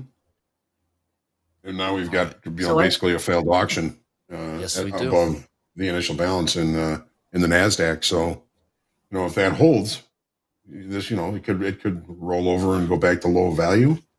Low of value being let's call it 18,222. So we have to wait until this TPO closes, though, right? Yes, right, and that'll increase the probability that failed auction will remain the high. Okay. Everything is all about probabilities, right? Of course. Yep. Ooh, look my at God, that Gus. Dow. I can't see it because my cat is pressing buttons on my keyboard. Yeah, Dow's interesting. I don't know. We'll Are see. you short? I'm short in both NASDAQ and Dow right now. Okay. Yeah, it doesn't feel great. But we'll see. We will see. Oh my God, Cat. What are Dow you is doing? so beaten down. Wow, what a He's- wick. What a wick, Yes, Anne-Marie. You for called sure. it. Yeah, Dow was stuck in mud. So pretty. That was such a pretty Silence trade. says, hit that lock my button, God. Andre. I already signed out. Mhm. I signed out. Yeah. Sign out, lock it out. I signed Walk out. Yep, away. definitely hit the lock button. I'm gonna hit that lock button for no, hit that Innkeeper lock. drinks for everybody. Yeah, we're done. Well, Has MP explained what happens with the money we make from something like that? Do we get paid out the winnings instantly? Yeah, how's that There work? should be something in there. We got Added to the 80%. bonus, or- Yeah, that was nice. Good question. We'll discuss that in the meeting, I'm sure. 80% long in the YM here. We got about 10 minutes left in fast markets. That was exciting, guys. We'll try to be doing that more frequently, but the trades have to present themselves. We're not going to force it. Boy, that was a hell of a wick. That was a hell of a, we got lucky. I there. know. And it's Yep. recovering, Yeah, it is. right? Because momentum is still creeping straight up. I mean, it is creeping Yeah, we got straight earnings. up. It is. We got earnings coming for sure. Anne-Marie, you still see some room to the upside here in the NASDAQ? 18,300 was a level that Dakota brought in, and we are starting to see a push towards it. S&P's catching a bid too. Here's the Dow. Dow finally wakes up and says, hey, let's go. I'm late to the party. Let's see if we can keep up with S&P's and NASDAQ. 80% long. Should've- Really wish I never closed that 4-hour trade I had set up. That was looking pretty good right about now. So shorts in the NASDAQ are a preempt of a potential failed auction or auction fade, whichever you want to call it. Okay. Explain that, John. Well, when we're looking at an extension above the initial balance, okay, like this, this is the NASDAQ, this is the TPO chart. The initial balance high was 18,274, right? D did look above it, and then E looked above it and came back inside the initial balance. So if the market, if price closes below 18,274 on this 30-minute bar, so we've got about 10 minutes or so to kind of wait to see if it's going to kind of open the next 30-minute bar below this level again, 18,274. And if it does, then it's left a selling tail up here, a failed auction. Price got too expensive. So buyers wouldn't buy it anymore. Sellers came in and took over and swiftly moved price back into range and to initial balance and into value. So that kind of increases the probability if we open the next 30-minute bar inside the initial balance. Again, that initial balance high, 18,274, it increases the probability of the failed upside auction to remain the high of the day. Yep. Does it guarantee anything? Absolutely not. But it's one of my favorite plays. Like it. Nice. See what you see. Yeah, I see it. There you go. Let's see. I just recap. Adobe Short 2 IM. Three. It's 3 now. I'm actually sizing up into my shorts because after that, I don't blame you. I see what John They're says. just cheap. So I'm And going again, to that's doing 605 preempting. Yep. and see We're if we not can seeing get the our same average thing in the fixed. Dow, by the way. The Dow is a whole different story. It sure is, man. Yep. That was a problem. Wake up, Dow. Still I was lagging today. need this can reverse. I think can reverse still I think pretty we- viciously, to be honest. Yeah. But Yep. we'll see. I believe just a heads up in 10 minutes here, we got a speaker, Fed speaker Collins. So keep an eye out. We'll keep an eye out for that. Oh, there's another one? Yeah, we got Collins, and then we have a 30-year auction at noon, and then we got Bostic at 12:30 on the other side of the day there. So we will have some more news events coming, and of course, you never know what's going to come out of the Middle East. So we got to keep it, stay agile, keep your head on a swivel, like John says, on days like today. Tensions are rising over there if they aren't high enough already. Yes, we have Collins speaking here in about 9 minutes. Momentum still running the show. I see a number in the NAS at 305 to 310. Isn't that where Dakota's Yes. targets are? Yep. Well, 300, yes. And above that, yeah. Oh, if you're still along, man, good on you.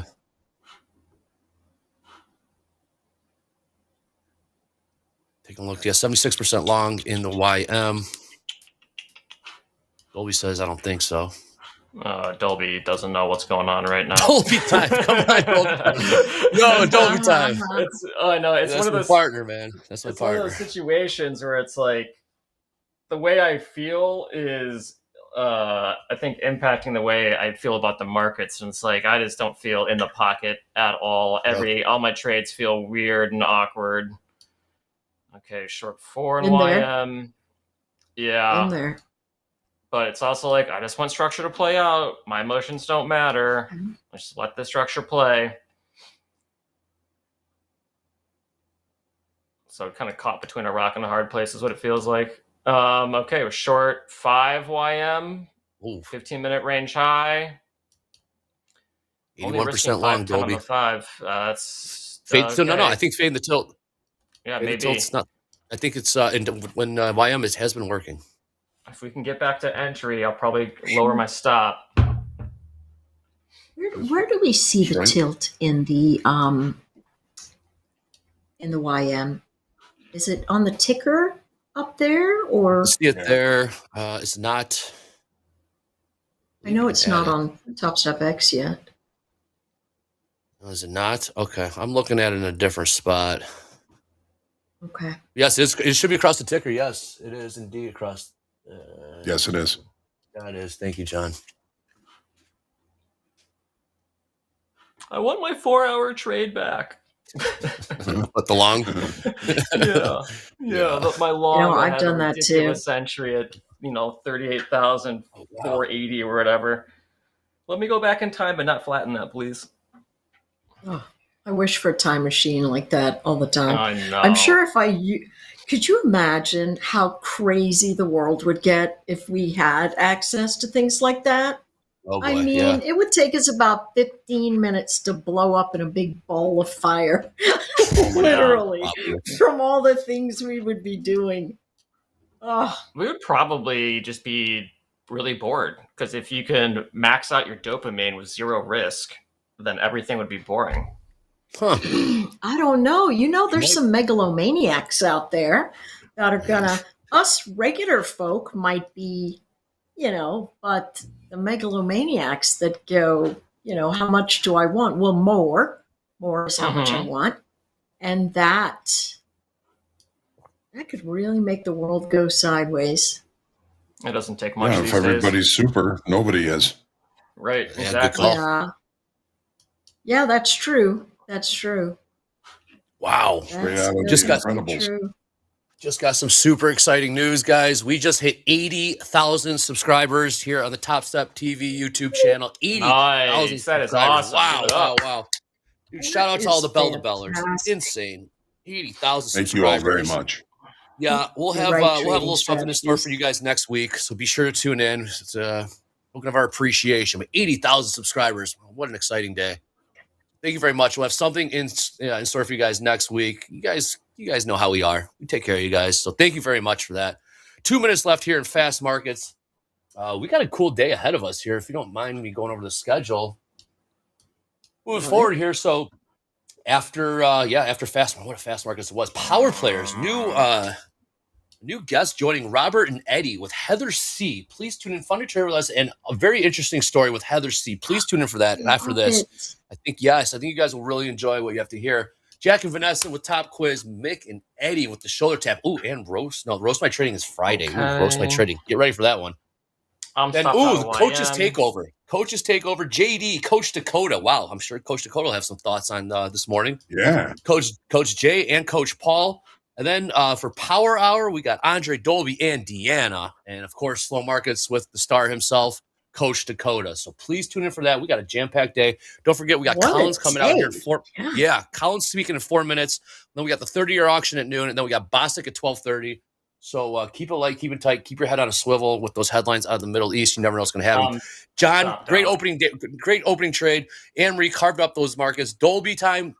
I got you for Power Hour, man. We're partners in this shit. We got this, man. I'm down 886, and I'm locked out of both of my accounts today. There's I should your have hug. known from this. Anne-Marie I with was the feeling it this morning. I should have been in practice account all day. Go do some of those Go do some of those push-ups that you can do so magnificently I know. well. Get it? I Yeah. know. Shake out that Damn. cortisol. That 4-hour trade, and never should have closed it. Never should have closed it. Well, that was very enjoyable, everybody. We really appreciate it. Anne-Marie, as always, thank you for joining us. Hope you guys enjoyed Fast My Markets. pleasure. We got Power Love Players it. coming next with a new guest, Heather C. Be sure to tune in for that. We'll see you guys on the other side. Thank you.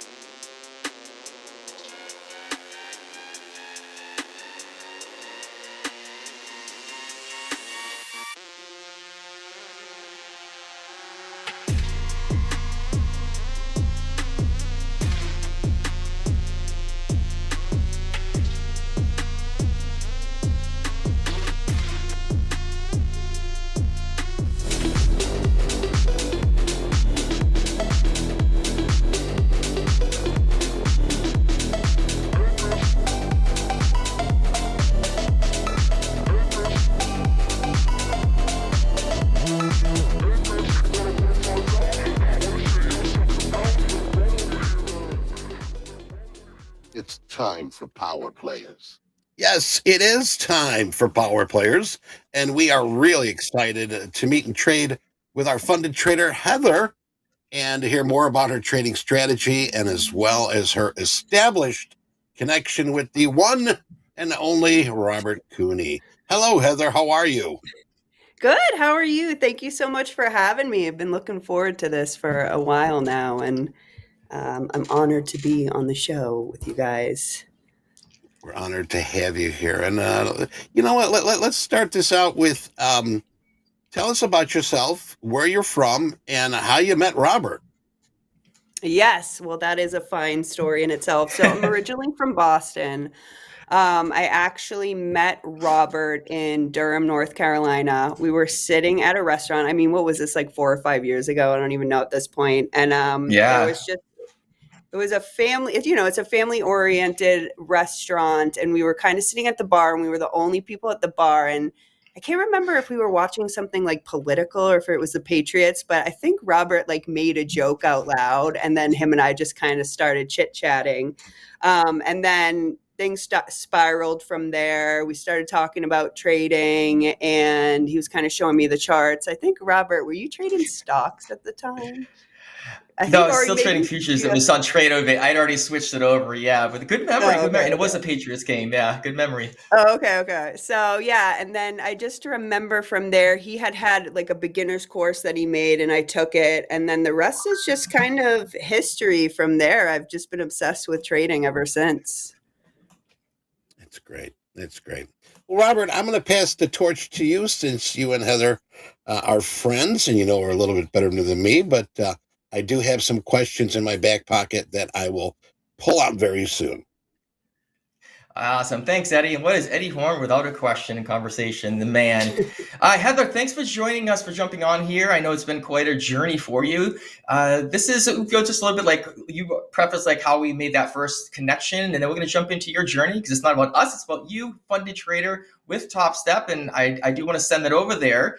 But I do have I have 2 surprises for you, and we get the show on the road. One is, you've seen the show. I like to make these funky backgrounds with funky backgrounds on my chart here with AI. So I'm going to slide out of the way, and I actually made one real quick because your name, you go by Lady Cool, and the irony is when I said, "Hey, give me a little cool background for Lady Cool on the Power Players," and the irony is they can't right above kind of my head over. What direction am I? Over here, they actually put a picture on the wall and labeled it Lady Cool. I couldn't believe it. But anyway, I made that. AI just gave it to me. That's one thing. And the second thing I thought would be pretty cool is, since we have Eddie on the show on this segment, do you know any other Eddies, by the way? Is there another Eddie I do. My one and only son is a French bulldog. Oh, that's it. That picture. He's a little old man. He lost all of his teeth, but he's still smiling. Look at him. He's so cute. A handsome devil. But all the best people and animals in the world are named Eddie. So that's amazing. That's amazing. Well, let's get right to the charts here. We have your chart that we're looking at in the background. Tell us a little bit about that, and then we'll see if Eddie has a question about it. So, Heather, the floor is yours. Yeah, sure. So this is kind of where the story gets good. I'm an artist. I've been doing, music and painting my whole life. And so I have more of a hefty right brain and a little bit less of a left brain. So my analytics are there because I'm a marketer, but I think I'm just kind of more jacked up on the creative side. So when Robert and I were chit-chatting before, we were talking about how I wanted to create a system for people to simplify trading, because I've been trading for so long and I don't really even understand a lot of trading jargon. So I wanted to simplify it for people that it's a color-coded system, because that's how I kind of see things visually, is with shapes and patterns and colors. And so, for example, this is called, actually, Robert coded it for me because he's a brilliant coder. And so we kind of came up with this system when we spent the session together talking about what I've learned and what things I can contribute from my knowledge base, because I had been trading for so long. And then he coded this color-coded system. So what you're looking at on the screen right now is a perfect trade, basically. So it comes over, so you see the green and it kind of comes over, and then it comes over the line, starts changing colors from the green into the white, and then starts turning pink. So what I usually do is the first pink candle that appears, I'll put the entry at the end of the close. I use a 5-minute chart usually just to kind of get rid of some of the noise and all of the ranging. And then I'll put the stop loss at the end of the candle. Sometimes I'll pull my stop really tight. So if it hits 10 points, I'll move it up and just have like a tiny little break even stop. But for the most part, if it's something like this, having like a tight stop like that won't matter. So this, you can see, I think that this was a play from last week.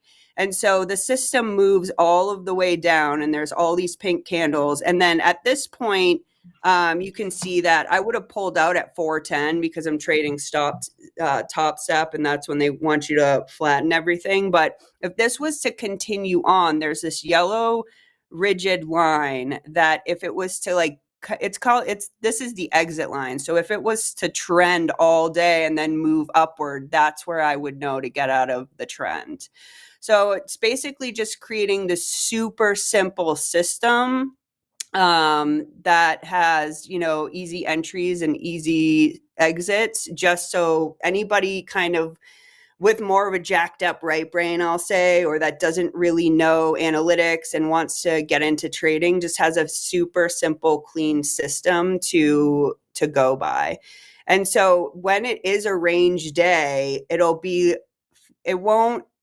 like on top of all of the lines, and it'll also be white. So you just don't enter trades when it looks all jacked up and the colors are all over the place. You just want the simple color system to identify the trend. Heather, let me ask you, what are those indicators and the bar chart you've got? And if anything, is it tick chart, time frame? What do we got? So it is a tick chart. The bottom actually is just an indicator that I use here. Let me see this. So we've got like the ticks on the side. This is the bottom. I just have a momentum indicator on the bottom here. It's just to give me kind of extra confirmation. So if you can see in this particular trade right here, I have these, when the momentum is really strong in a downward trend, they'll be purple. And if it's in an upward trend, it'll be yellow. So usually for extra confirmation, if I have 3, like in this example, there's 3 purple momentum candles, that means that I would go pulled pork into the trade. And no, I'm just kidding. I don't actually full pork, but something like this is basically just, showing me what is like a checklist of where I would enter. And I'd probably enter a little bit more contracts on this just because the checklist is there and everything matches up in confirmation. What kind of candles are those? What kind of candles are these? I just have regular candles. 5-minute chart. Don't even. Yeah. 5 minutes. 5-minute chart. Yeah. Okay. Yeah. NQ. NQ on the 5 minute. My goodness. All right. Yeah, small size trend trader is kind of what makes it work. And it's not for everybody, but as we all know, every trader is different. Exactly. Heather, jumping on that pulled pork reference, it's so funny because the restaurant that we had met at, I don't remember the name of it, but it had something to do in their specialty that they had, ironically, 5 years ago, were pulled pork sandwiches. I'm telling you, it is not a setup. We bring around oh, look at that.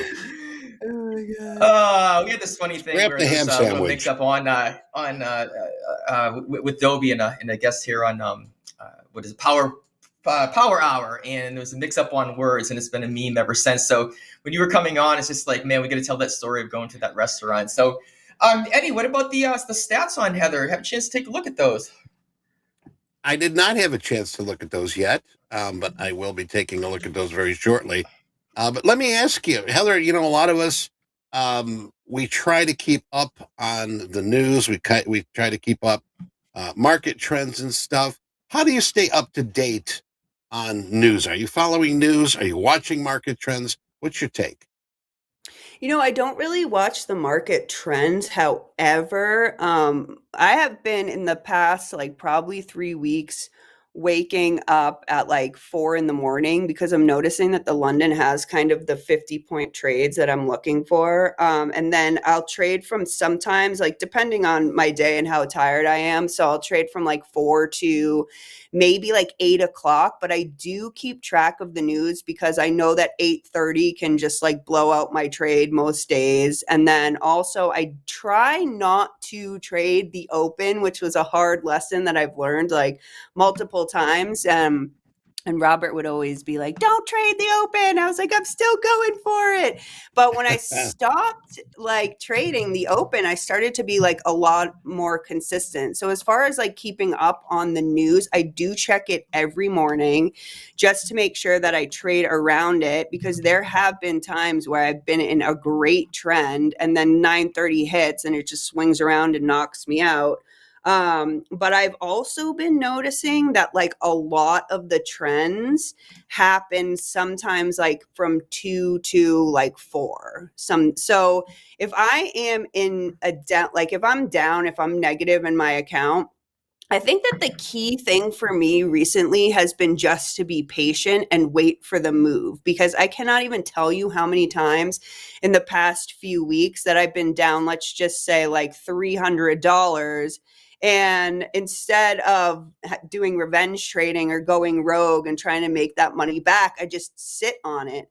Sometimes watching the market is like watching paint dry if it's like consolidating for like 3 hours, but there's always that move at the end of the day where I swing back around and I'll come up, wipe out all of my losses and end up with like $800 plus, for example. That happened to me the other day.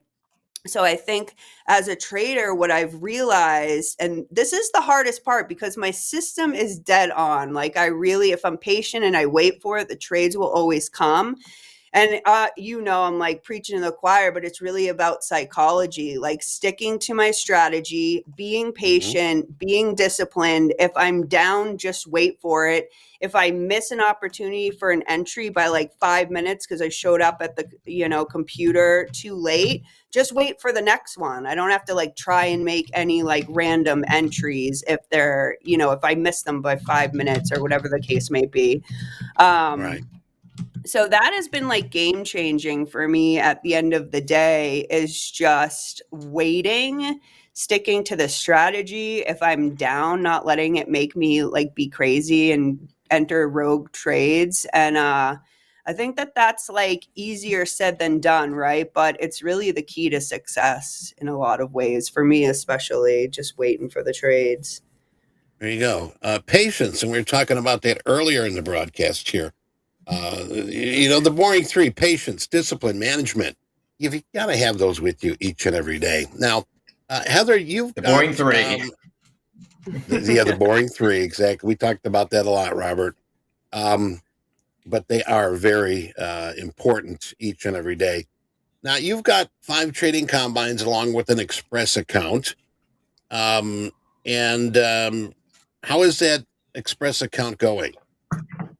So I had an Express account like a few weeks ago, and I ended up doing what I said that I shouldn't be doing in road trading, and I kind of just like over leveraged and I blew it. But I just passed another one. I'm halfway through passing another one, and I have not started trading the second live account because my strategy is to.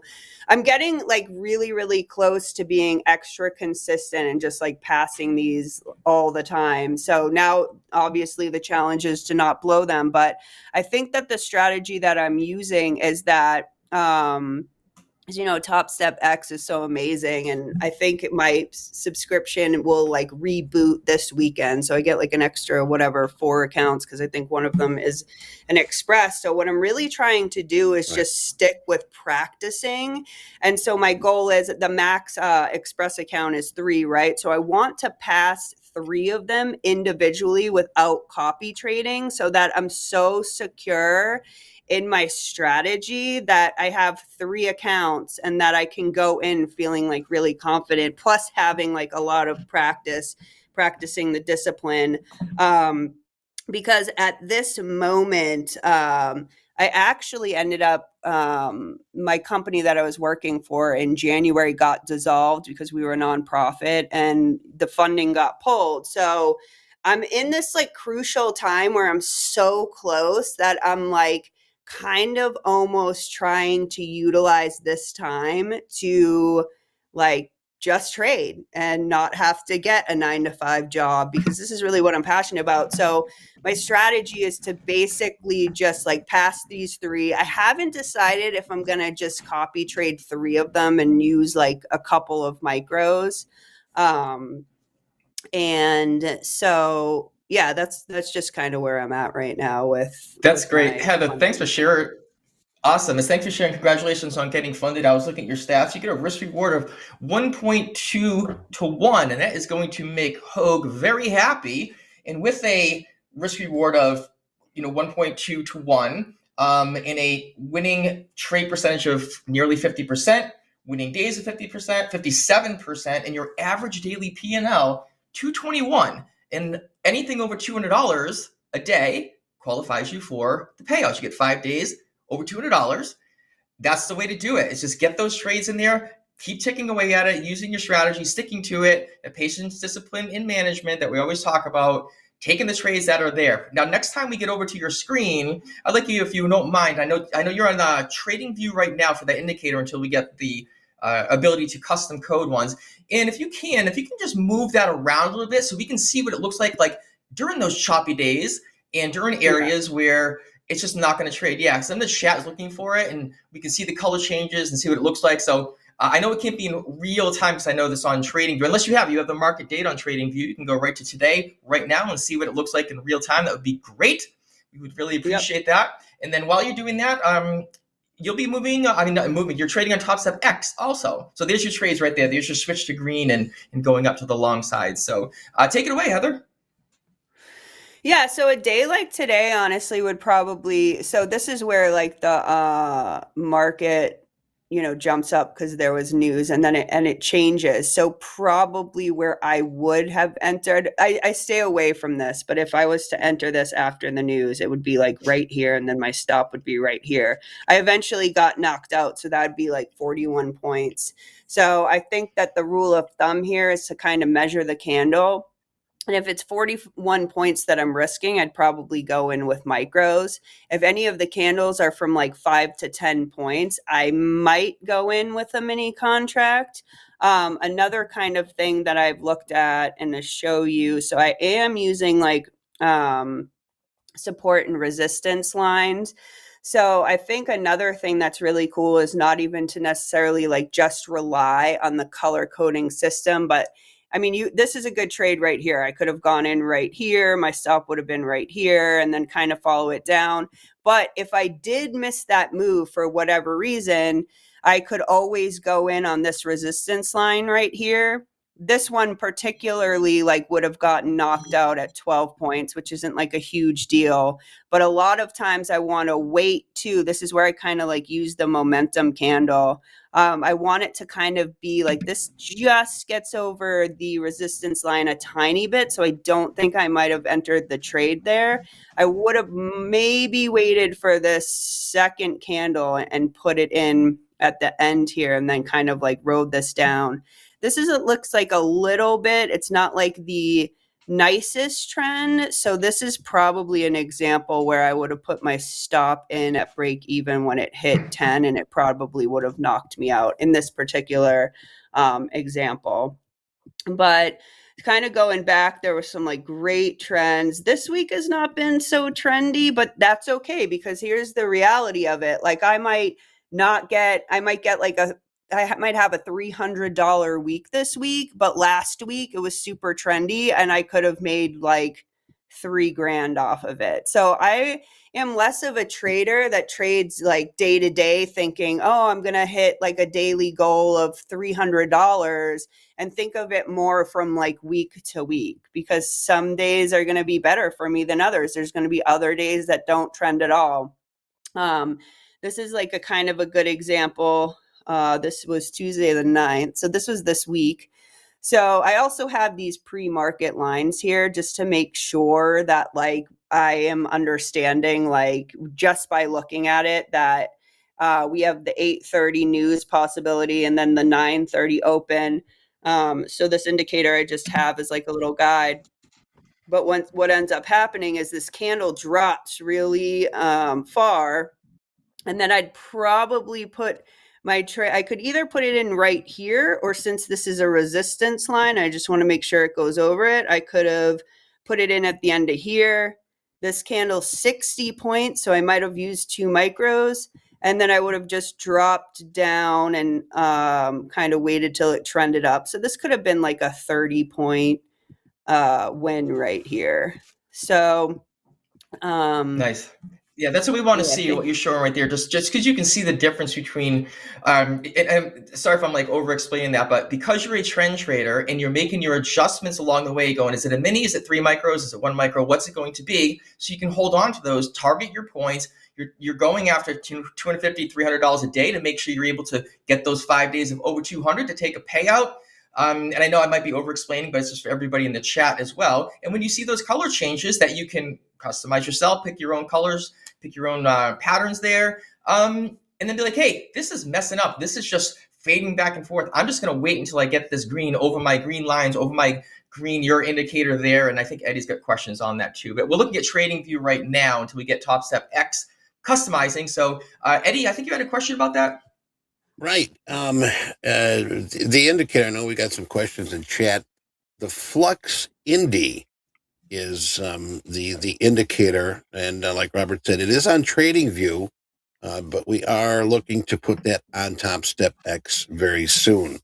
What I like, Heather, about your trades is, I'm not really seeing greed. And like we were talking about here, an average daily P&L, $200 to $300, and then you sort of place it in a week. I mean, that's a great way for a trader to keep moving forward.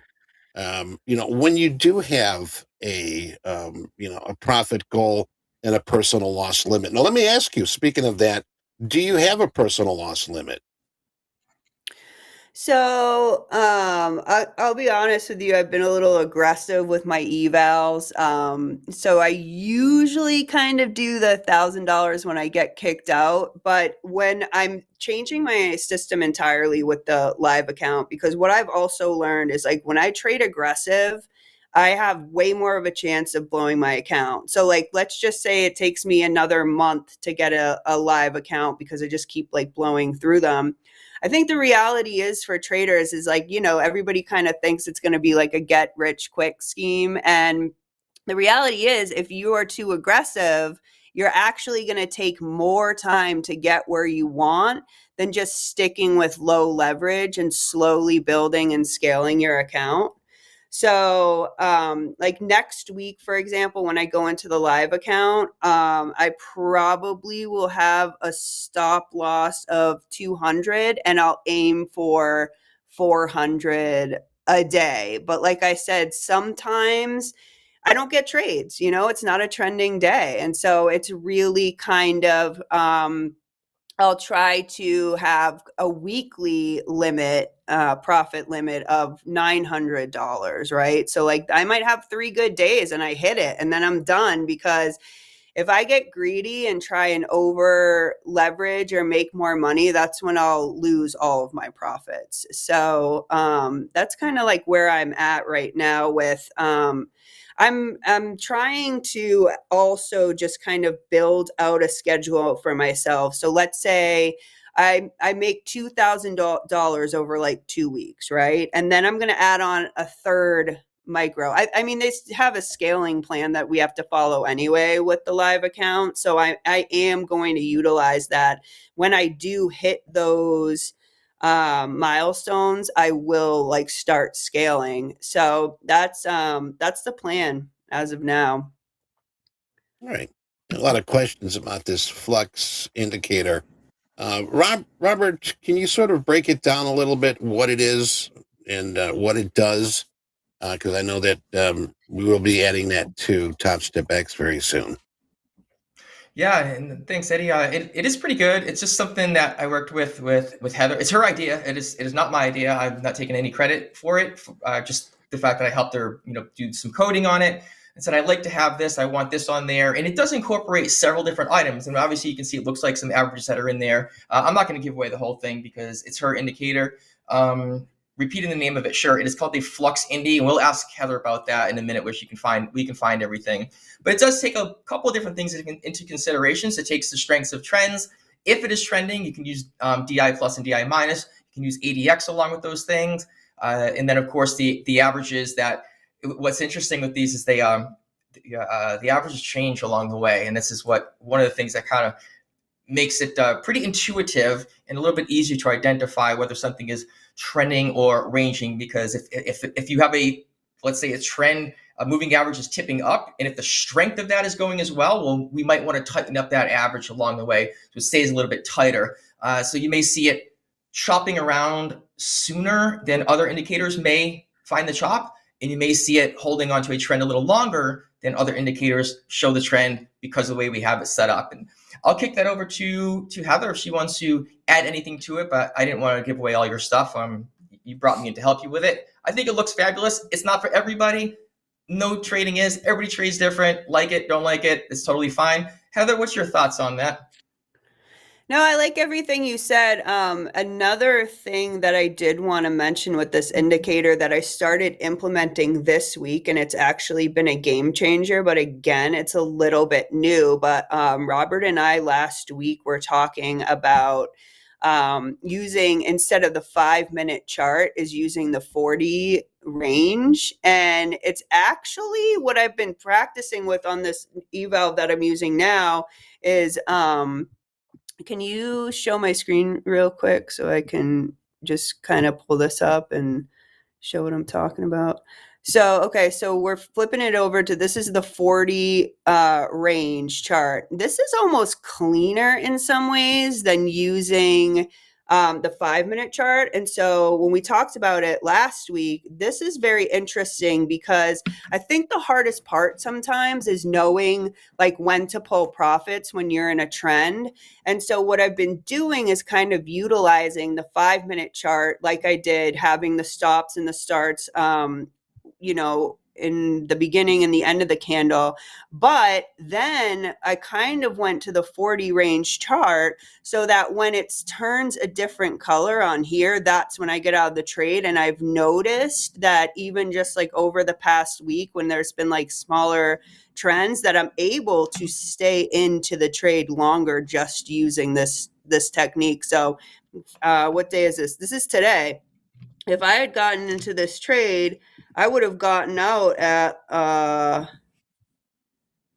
like 84 points. That's a lot of money. So that's just something recently that I just wanted to mention that I've been experimenting with, and it's really actually been a super success this week on my eval. Nice. Let me ask you, Heather. That's great. Regarding risk, we talked about that. How do you manage risk in your trades? So kind of like going back to what I had mentioned about earlier is if I'm utilizing like the candle system, sometimes I'll even go to the 15-minute chart, but I like the 5-minute chart. But so to be able to manage risk is if I am doing an entry, like let's just say this one that pulled up on my screen. So I'm entering here at the end of the white candle. This is 17.75. If I used a mini, this would probably end up being like 300 and some odd dollars that I'm risking. So it really depends on the size of the candle. If the candle ends and it's like 60 points, I'm going in probably on the trade with a micro. I'm not going in with a mini. So it's really about like measuring the candle and figuring out the appropriate leverage so that I don't go crazy and blow up my account. So that's kind of how I am not particular. Like, I don't just trade minis. If the trade looks, I'm so used to trade trending that if it does one of these curves over the flux line and it changes colors at the perfect time, I might go in with a mini. And then if it like pulls back, I might just get out, exit the trade as soon as possible. So it's just really about figuring out, like, just knowing the trends, knowing which one is almost going to be potentially like more in my favor than others, and then measuring the candle and then figuring out the leverage according to where my start and my stop is. Right. It's yeah, thanks for that, Heather. And you know, everybody's style is a bit different. And what I like about what you have here is that it's your style. It's not a style, right? It is specific. You came with some specific things you were looking for. You've been trading for what, 4 years, 4.5 years now. You're funded, and you're working towards your plan of getting all these XFAs and getting them. Getting all those funded, combining them, and then just moving into that part of it full time. So, you know, kudos to you. And I just want to make sure that, you know, the chat knows that it's not for everybody. It's everybody's trading is different. Right. And Heather, range bars on there, absolutely, definitely for the win. I love it. I love it. I'm going to do one quick check on the markets. We like to check in. It's real quick here. We have the NQ bouncing off of the day's highs. ES following the same thing. Just got close up there, hanging around a little bit around 52.12. The NQ is at 18,304-ish. I have the Russell and the YM on my screen. YM has a little recovery in the morning, came back past yesterday's low. Looks like it's almost at point of control around 38,620. In the Russell, the M2K, which is on my bottom left of my screen, looks like that's hanging around also. The little thicker volume profile on the left-hand side, so they're not really flying up or flying down. I think they're just going to hang around here for a little bit, and we'll see how the rest of the day wraps up. For this. Eddie. Yes. Heather, let me ask you a question here. You've been doing this for about 4.5 years. What piqued your interest? What put that itch? Who got you started? Who mentioned this to you? And how did you get involved into trading? Well, that'll be 110% Robert Cooney over there, who piqued my interest in trading. When we met, he was like showing me the charts, kind of mentioned. So this you weren't before, trading it. You weren't trading at that time, right? No, I didn't even know about trading, to be honest with you. And so, okay. You know, I remember just taking his course and being like, this is amazing. I mean, and I think that when a lot of such like a small percentage of traders end up making it, right? And I had so many moments where I was like, I'm going to give up. This is too hard, spending too much money. But I kept like moving forward, because every time I failed an eval or every time I like screwed up, I always learned something. And I was like, I'm just too far in it now. And actually, Robert has been like a really amazing mentor for me, and like kind of keeping me going. And I feel like there's so much reward to sticking with trading, and it's such an amazing skill to have. And it taught me a lot about my personality and like weaknesses that I have with like self-discipline and patience and stuff. And it's as I've been like kind of changing my lifestyle and like meditating more and going to the gym and getting good sleep, I've noticed that like my trading has changed too. So there's just so many interesting aspects of trading, and the challenge has always like kept me keeping on, but also like the rewards are awesome too, you know. When you get to that point of payout, it's like it all makes it worth it. And at the end of the day, I look at like spending money on, you know, Topstep evalves and stuff as really like education, and eventually that education is gonna pay me back. So right now, that. We know that trading can be very stressful. It can be very rewarding. The highest of highs, the lowest of lows. Now, you're very passionate about art and music, which, let me ask you, is that the calming effect when your stress levels are high? Do you turn to your art? Do you turn to your music? Is this something that sort of calms you down?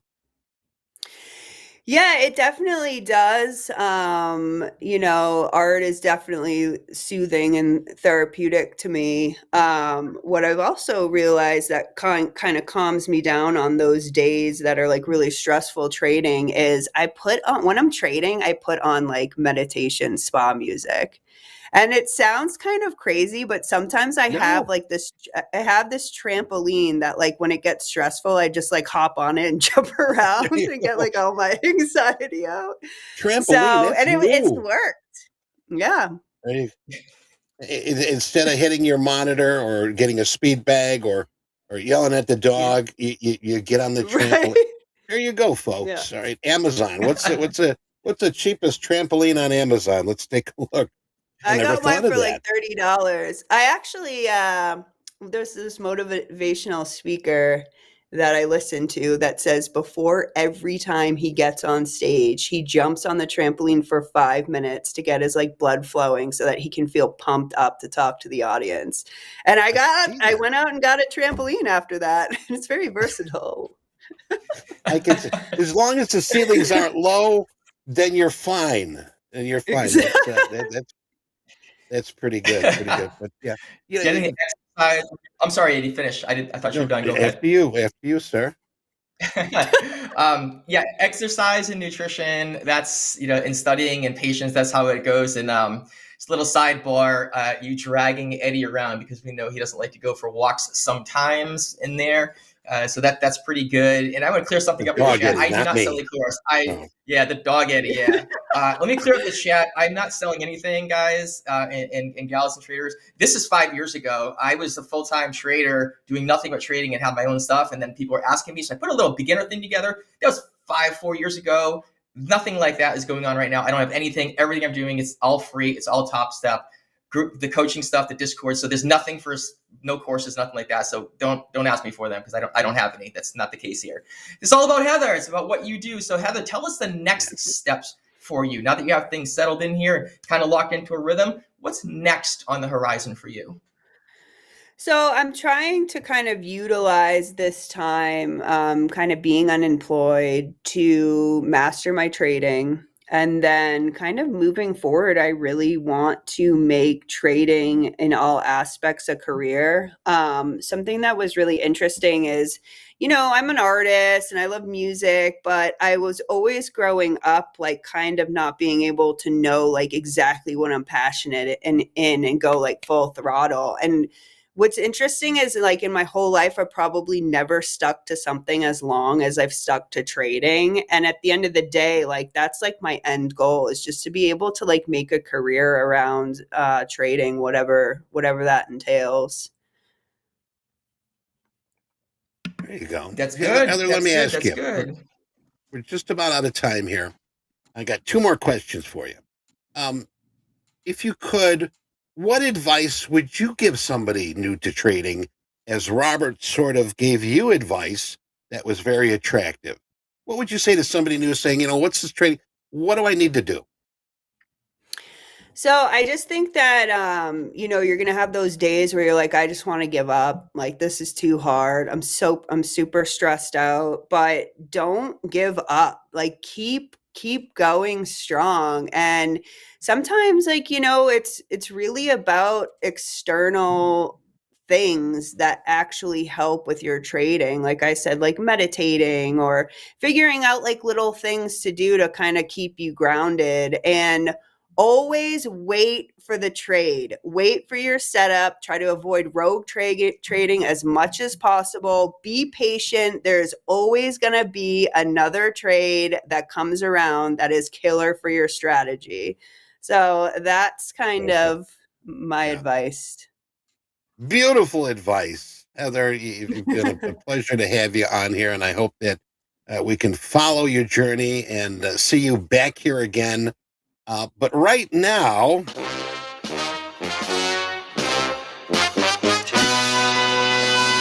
it's time for the fun question. Yes, indeed, ladies and gentlemen, the fun question. I have put together 20 questions. All right, Heather, and each question is relatively different. I want you to pick a number from 1 to 20, and I'm going to ask you that question, and we'll see where we go from there. Okay. Let's go with 15. 15. Okay. Here you go. Number 15. If you can trade places with any historical figure for a day, who would it be and Ooh. why? Dead or alive, or does it matter? Any historical figure, anyone, anybody. Okay, I would see what she say did there. See what she did there, skewing the results in her favor. Dead or alive? If you say OJ, he left the planet. But yes. Oh, yeah. No, I wouldn't pick OJ, but I'll tell you this is a loaded question, but I'm going to tell you the first thing that came to mind. Michael Jackson, so I could moonwalk across the stage like a bad mamma jamma. Bad mamma jamma, Michael Jackson. All right. We appreciate that. And once again here, Heather, we appreciate you being with us here. Any closing comments for our traders? We had a great chat here, a lot of participation, and anything you got to leave us with? Anything that I got, no, just stick with it. Keep the grit strong and keep on keeping on, and it'll pay off in the end. And Topstep is the best prop firm out there. I've tried them all. Just wanted to throw that last piece in there. Topstep X is my favorite.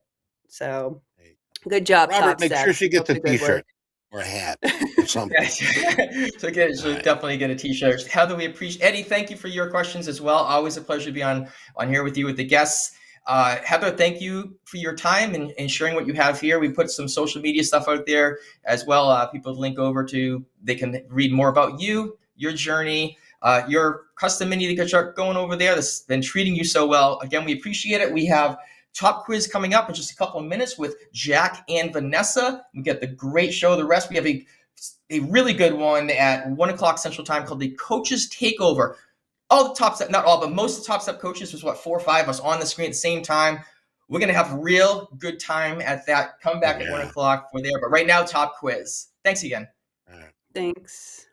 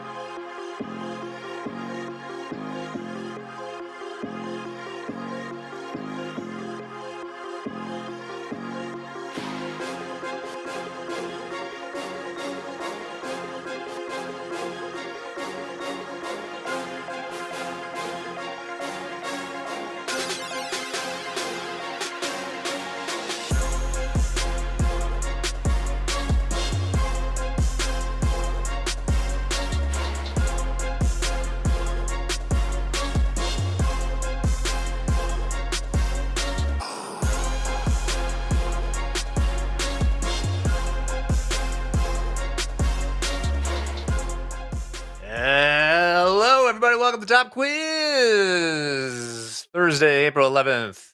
I'm Jack, joined by Vanessa. Vanessa, how's it going?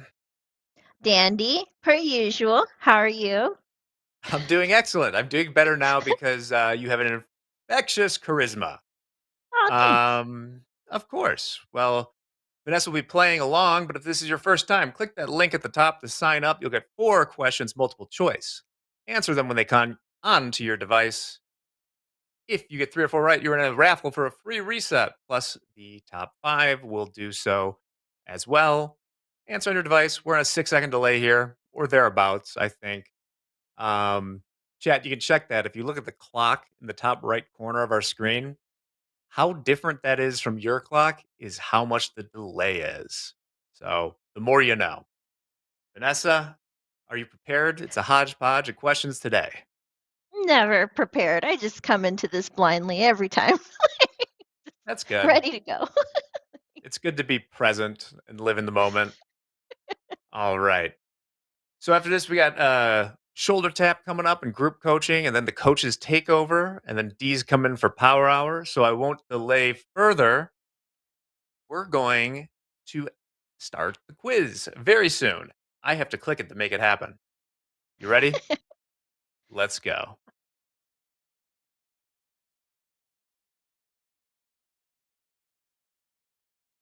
Date. Dan Trader says about 7 seconds. Yeah, 6 to 8. Hoag's secret formula for creating the weekly kickoff levels includes coffee and chicken soup, wheatgrass and coffee beans, tea leaves and chicken bones, or crackers and cheese. Oh, I want it to be crackers and cheese because I love crackers and cheese. Me too. Probably something sophisticated like tea leaves and chicken bones. I don't know. You are correct. It is indeed tea leaves and chicken bones in Hoag's little saying that he does so often. Let's see who we got. Rylan, Leo, Messy Kitchen, House Account, and Lev. Mm. All right. We'll have to tell you about the house account, Vanessa. It was thrilling today. I can't wait. Yeah. All right. Let's go to the next question here. Which of these futures contracts tracks the index comprised of the most individual stocks? Is that the YM, NQ, ES, or RTY? Which has the most stocks in the index, Vanessa? And Q? Gonna go I'll diamond? give you a I have hint. no idea. It has the most letters, too. Oh, RTY. Yeah. Yeah, there you go. I am so smart. RTY. All right. Yeah, RTY tracks the Russell. The Dow famously only has 30 stocks in it because it's a garbage index. Now, I have a long-standing thing against the Dow, but let's see who's still up there. Oh no, the Juice, he's back. May he rest in peace. OJ is dead. Long live the OJ. Oh man, that's still a menace.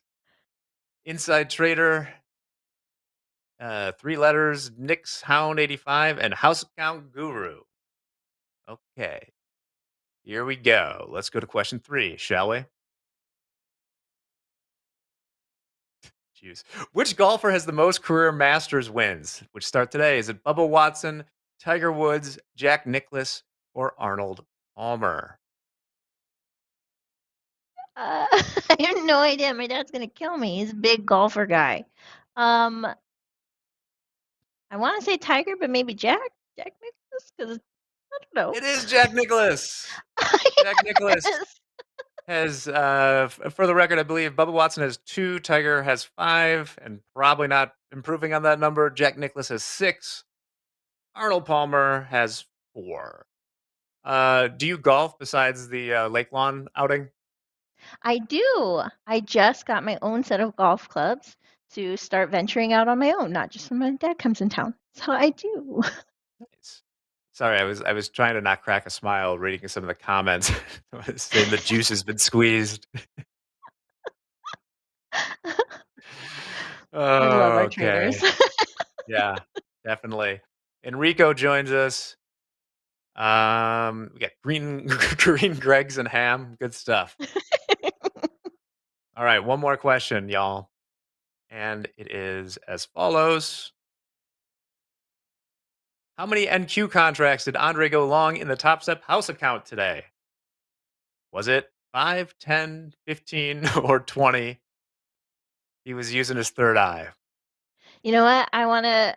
Circle hasn't done me wrong yet. I'm going to go circle. I'm going to go 15 today. Okay. You were, of course, working at the time, so maybe you didn't see it. But yeah, No. Andre pulled porked it with 15 contracts, and it was a winning trade with a lot of group management. That was fun. We'll do that again sometime. Vanessa, great Now job. listen. With your hint, I'm 4 for 4. Okay. We'll give you I'm just. okay. I'll count it. I'll put it on the board as a 4 for 4. The winner today, why not me? It was Good job, guys. LFG, green Gregs and ham, my favorite. I'll get to the spreadsheets and get the winners and try and have those posted for y'all during Power Hour today. Thanks for playing as always. Stick around because we got group coaching next. Sorry, we have shoulder tap next with Mick, then group coaching, and then the coaches take over. It's going to be a great day. So stick around. We'll be back right after this break. Bye. Bye.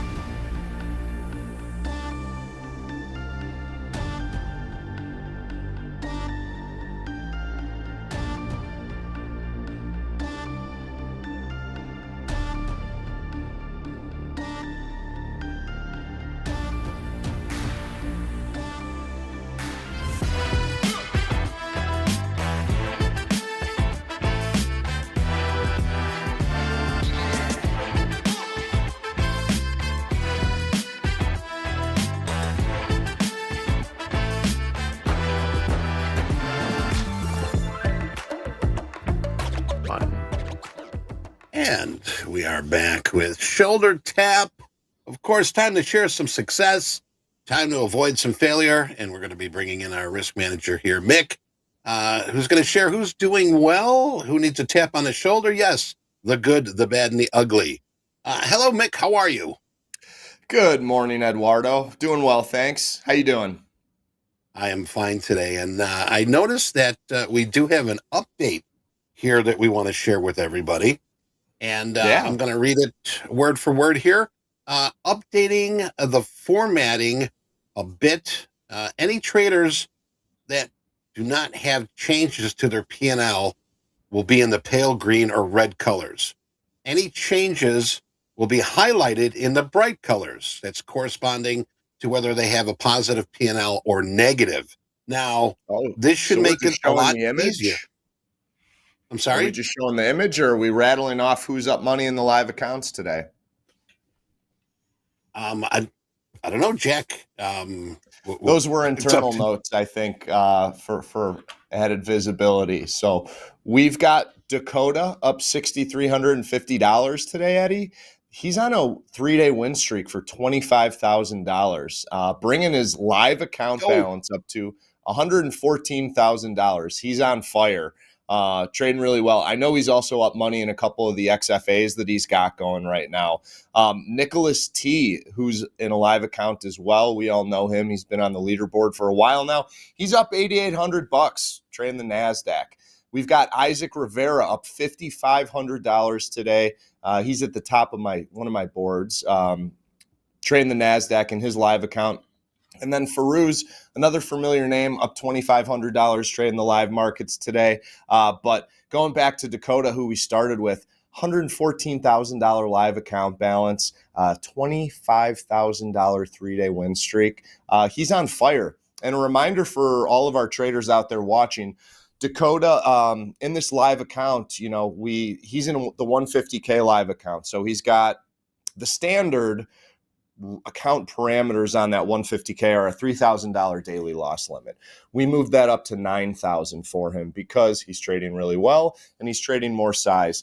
That 15 lot max position size on the scaling plan, we upped that as well. I think he's sitting right at 35 contracts. He hasn't used it yet, which I like. I always appreciate and respect a trader who can trade larger, but doesn't always have to use their full pulled pork. I'll use pulled pork. I think everybody knows what pulled pork is from one of our other segments. But yeah, he's just because he can trade big doesn't mean he's doing it. So really good stuff out of the live accounts. We've seen some really good performance this week out of our live traders, Eddie, and everybody else out there watching. But I've got some stuff. I got some shoulder taps for the trading cards today. You ready to look at them, Eddie? Let's bring them in. Okay, let's do it. So, Alba.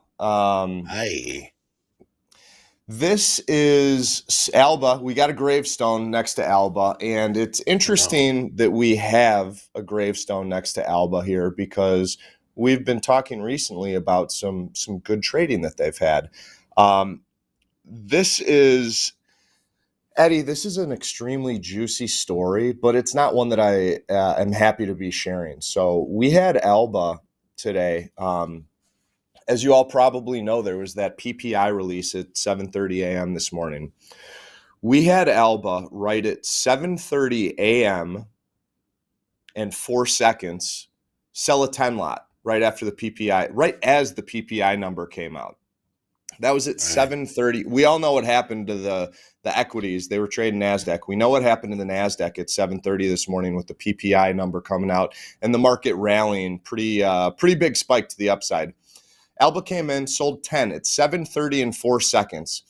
At 7:30 and 5 seconds, well, they got auto liquidated. At 7:30 and 5 seconds, 1 second later, they were auto liquidated for a $12,200 loss. They lost $12,000 on that trade in 1 second. And there was massive slippage. The auto liquidator triggered, when the threshold hit 3,000, but these auto liquidations are just market orders that get sent to the market. Alba only had about $7,000 in their account this morning when they started trading. They exceeded their max loss limit by over $6,000, by about $7,000 this morning. So a massive, massive loss, a staggering one. I don't think I've seen slippage from an auto liquidation to the likes of this one, to the tune of, they got $9,000 in slippage on this. So there's a couple things I want to break down here. Number one, I'll just be upfront, and I don't mean to be rude, but that was stupid to sell a 10 lot into a PPI number. PPI, CPI, these are two of the biggest numbers that we have coming out these days with the economic releases. If you're going to trade in economic releases, trade small, but to actually execute a trade after the release comes out, 3 seconds after the release is scheduled for 7:30. I don't even think, any of these wires are coming out saying actually what the number was until after 3 seconds. That's basically just selling into the number and taking a gamble, and they lost everything and more. That account closed at a debit.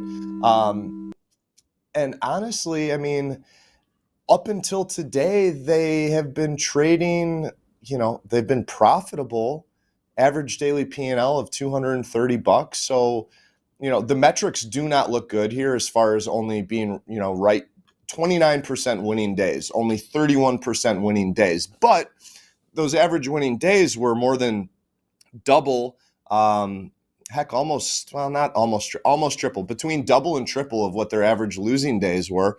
And their average winning trades per contract were really good too. They were taking down $2,000 a contract on the winners and only risking $1,300 on the losers. So I look at this and I can't help but think, like, why did you do this? You had one trade that busted the account and you had things going for you. They were profitable. They were a big swinger, but they had good risk reward on these trades.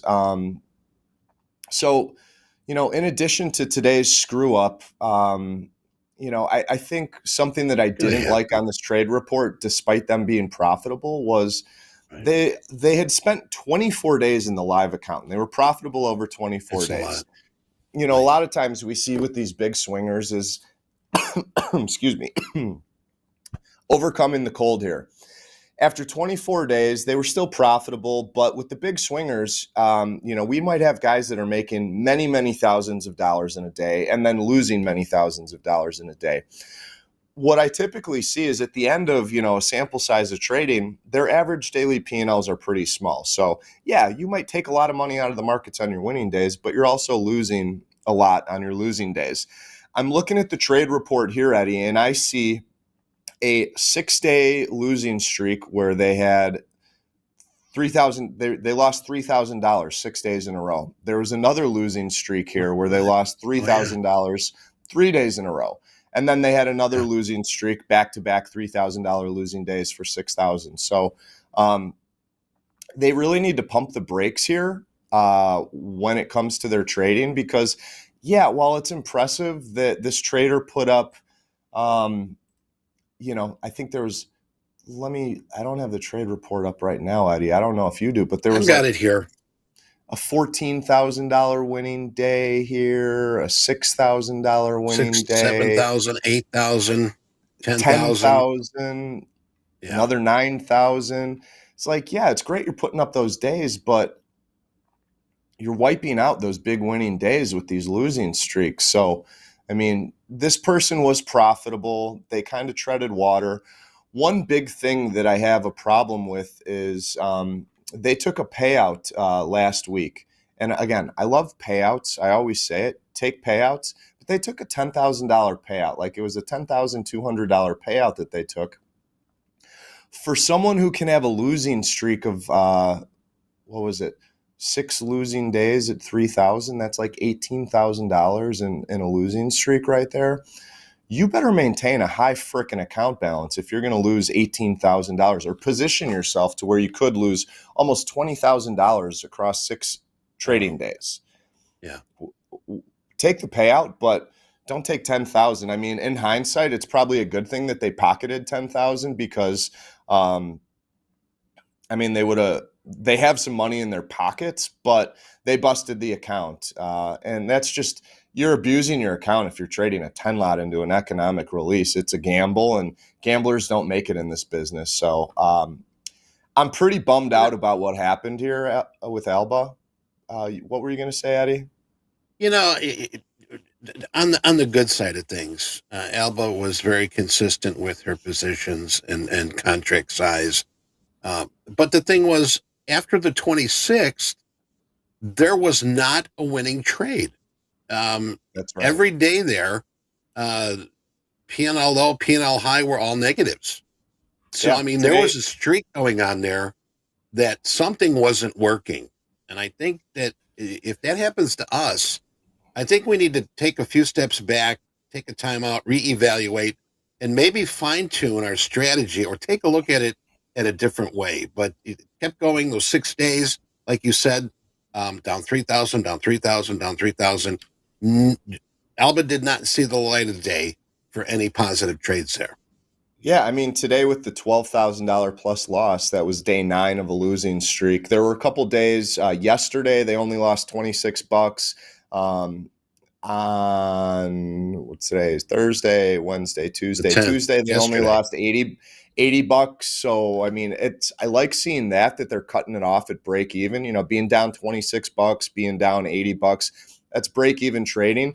That's fine. Right. That's great. But, you know, a 9-day streak. And then today was an anomaly, but we need to be aware of what's going on. You know, I know our theme for the week is take breaks to stay fresh, to stay focused, and to refuel.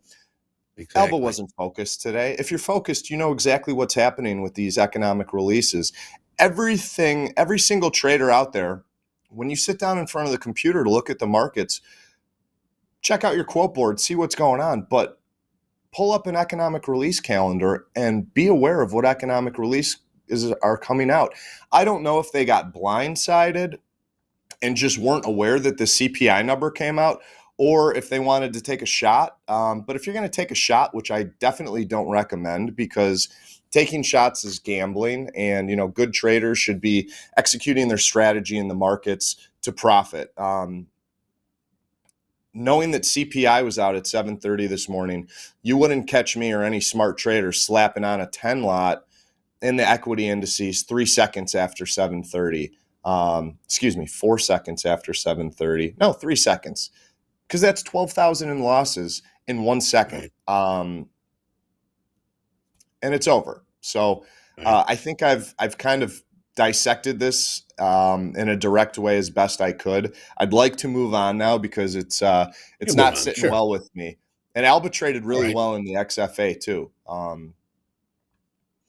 But I've got positive vibes. Alba will be back, and we will see positive trades again.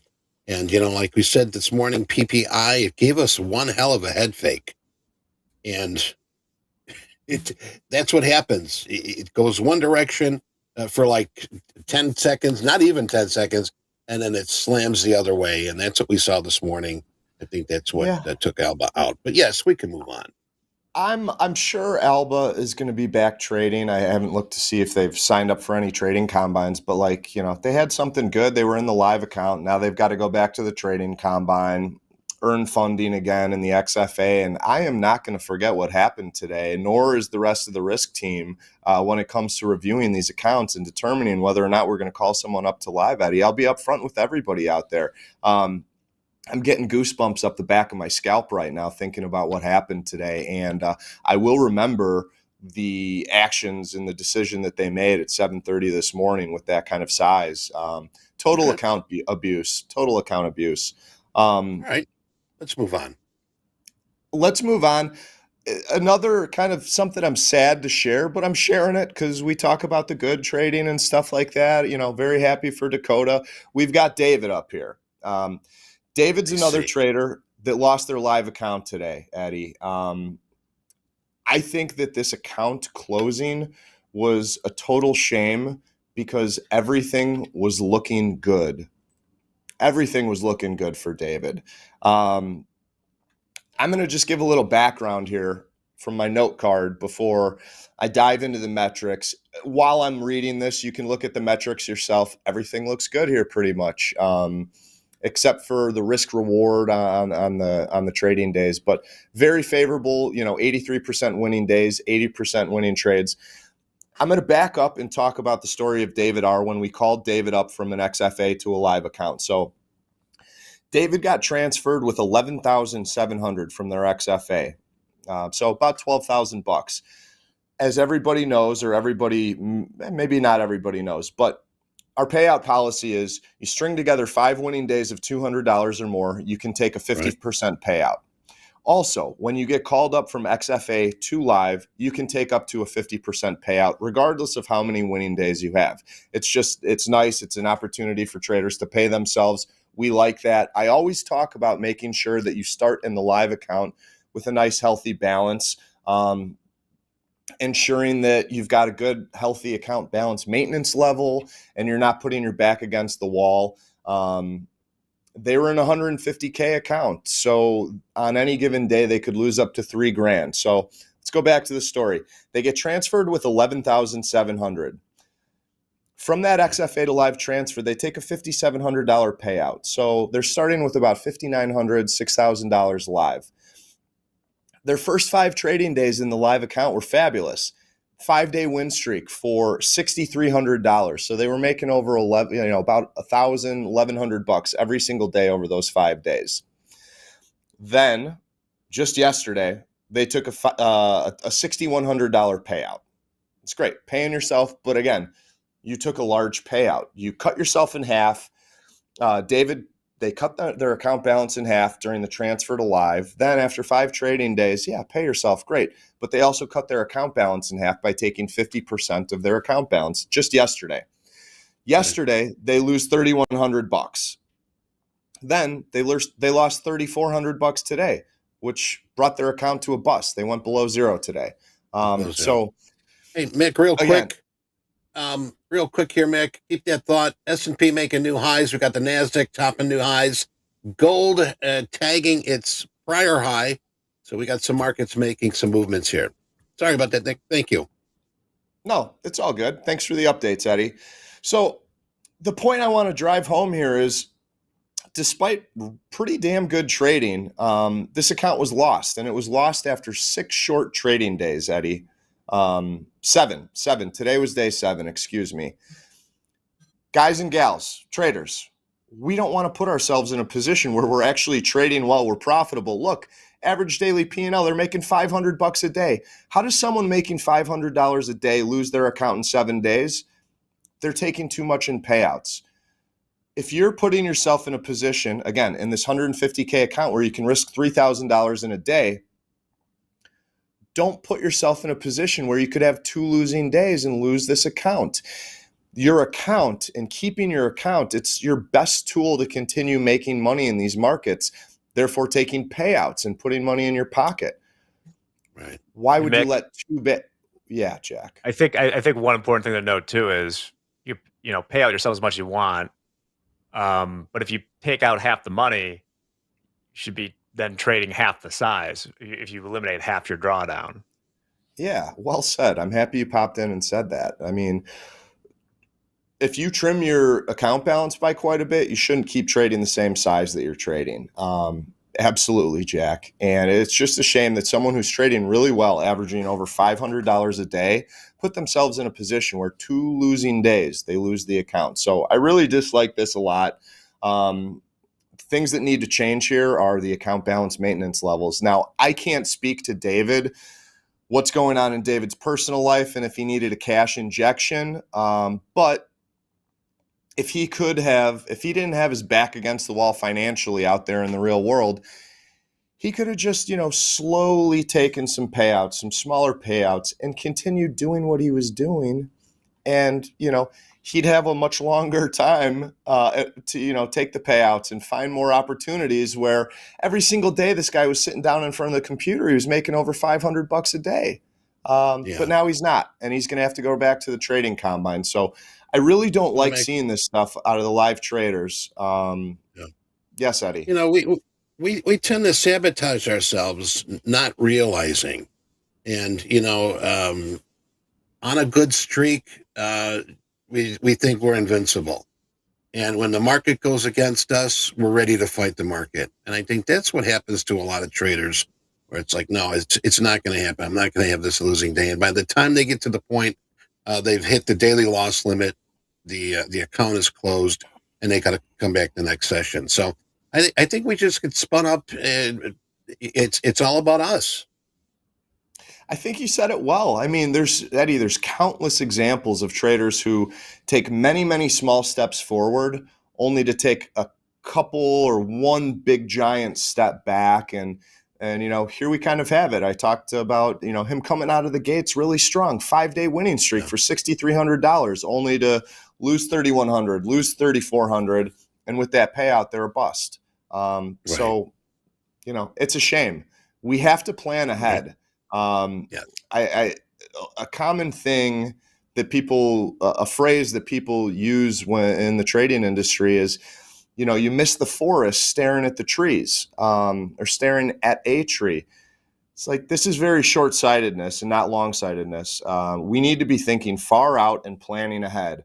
We as traders are managing our own trading business. We need to be out looking far in the future and ensuring that we're, keeping these accounts that are generating $545 a day. So I will end on a positive note here for David. A couple things that I really like from David's trading are these, the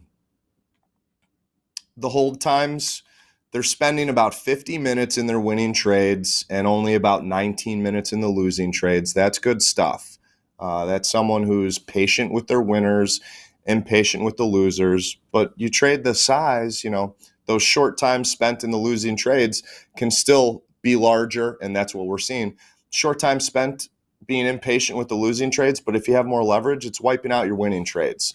So I like that. I do like that David's been selective. They're taking less than three trades per day. That's a good thing. But we got to manage the downside, and that was the downfall here. So with that, let's pull up the trade report for Jesus. Jesus doesn't have a gravestone. Just about 5 minutes here.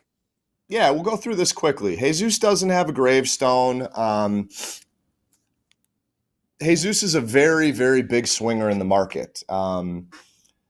Despite having massive winning days and a lot of losing days, I mentioned this, I think, when I was talking about Alba. A lot of these big swingers, despite having, let's look at really quickly before I jump into more metrics.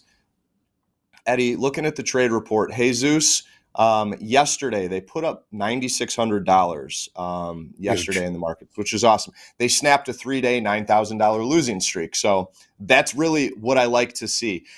They took 3 steps backwards and 1 giant step forward, kind of the opposite of what we've talked about with the last couple traders. So that's a good thing.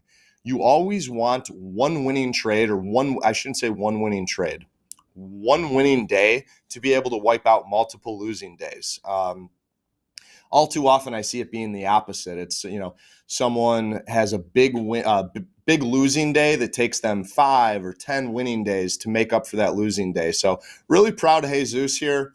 He was on a 3-day losing streak for $9,000, turned it around yesterday, made $9,600. That's good stuff.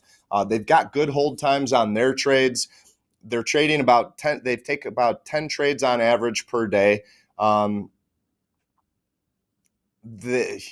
So winning days, 29% winning days, 27% winning trades.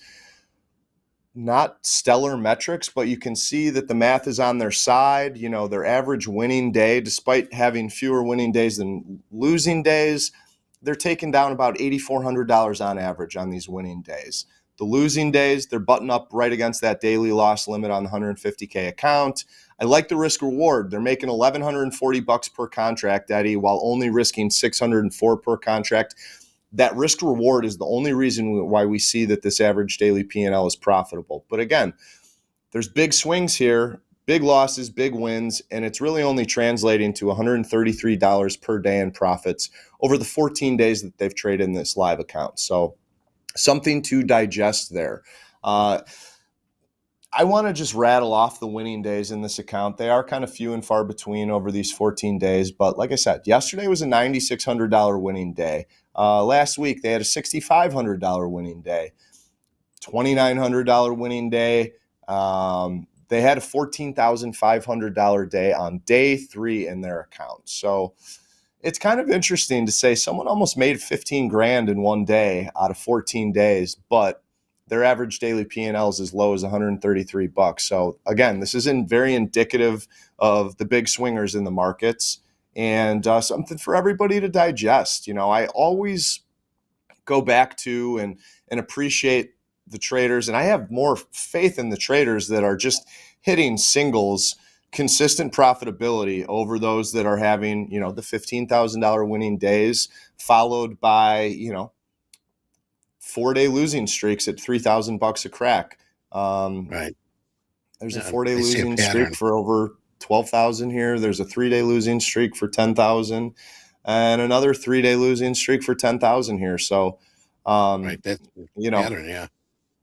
it's the opportunity is there to make or lose a bunch of money. But again, I see out of these big swingers, like some of the people we're talking about today, over time, it doesn't work out.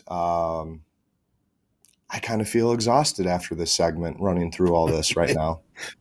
Well, you know what, Mick? What you're doing is, we're sharing this, and hopefully those that are listening can learn from it, because it can happen to you if it hasn't. And if it has happened to you, learn from it. If we don't fail, we don't succeed. I think that's going to be a good lesson for everybody here. But anyway, Mick, Yeah, Mick, we that's are a good, out of time, my friend. Any good line to last end it with. words? No, if we don't fail, we don't succeed. I think you got the mic drop line right there, my friend. Dropping. All right. All right, my friends. Mick, it was a pleasure. Tomorrow is the roast. All right. Yeah, I'm going to marinate the meat. We're going I'm to have a excited roast for this. tomorrow. Okay, so Fridays were recently, over the last 2 months, we've been doing rapid tap, where people submit their trades for analysis. Someone, I think it was maybe someone by the name of Jeff, mentioned, why don't we do a roast instead of a rapid tap? So going forward, tomorrow is the trader roast. So I think with the roast, that gives me permission to be a little bit more blunt and maybe not so nice, and really call it how I want to call it and actually roast these traders. So I'm excited to have a little fun with that.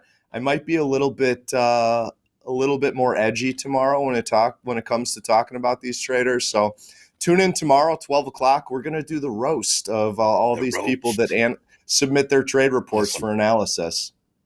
Awesome. All right, Mick, I'm looking forward to that. Coming up next, group coaching. If you haven't submitted a question, it's posted pinned on the top of the chat. Also, we've got coaches are going to take over very soon. We're going to take a timeout. Coming back with group coaching, JD and Hoag.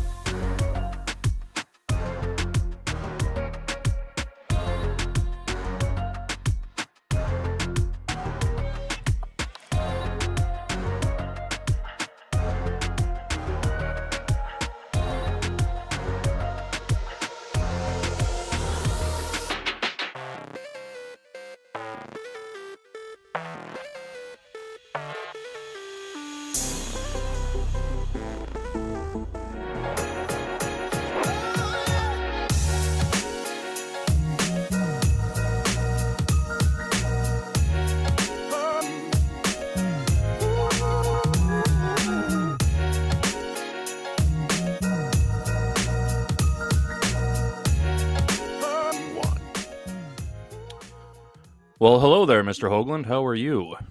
I'm doing well, JD. How are you? Very good, sir.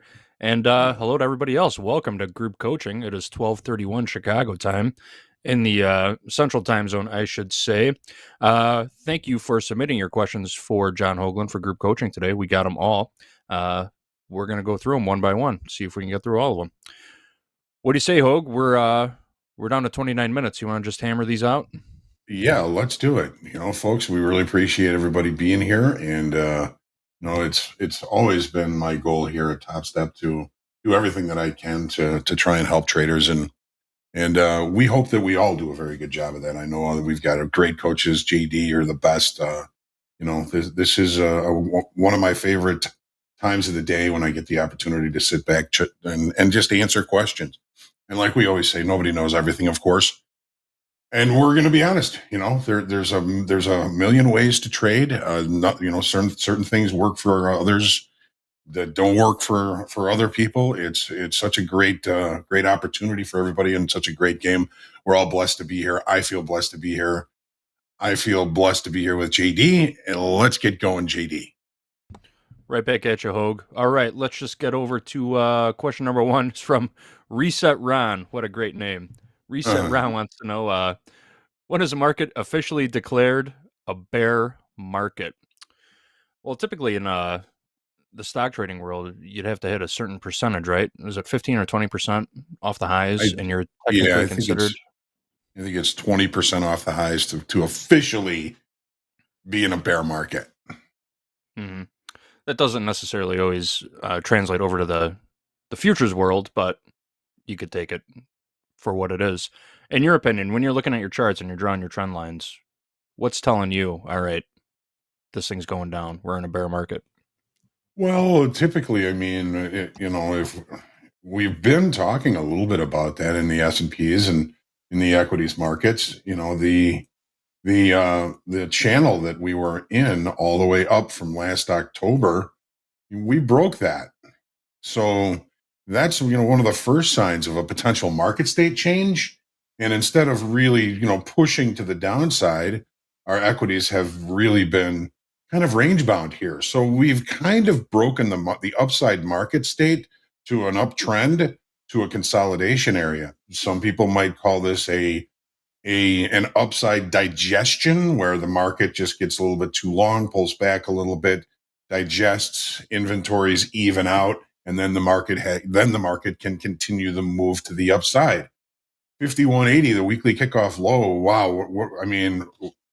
Even if I say so myself, it's been an unbelievable support level for these equities this week, yesterday, and today.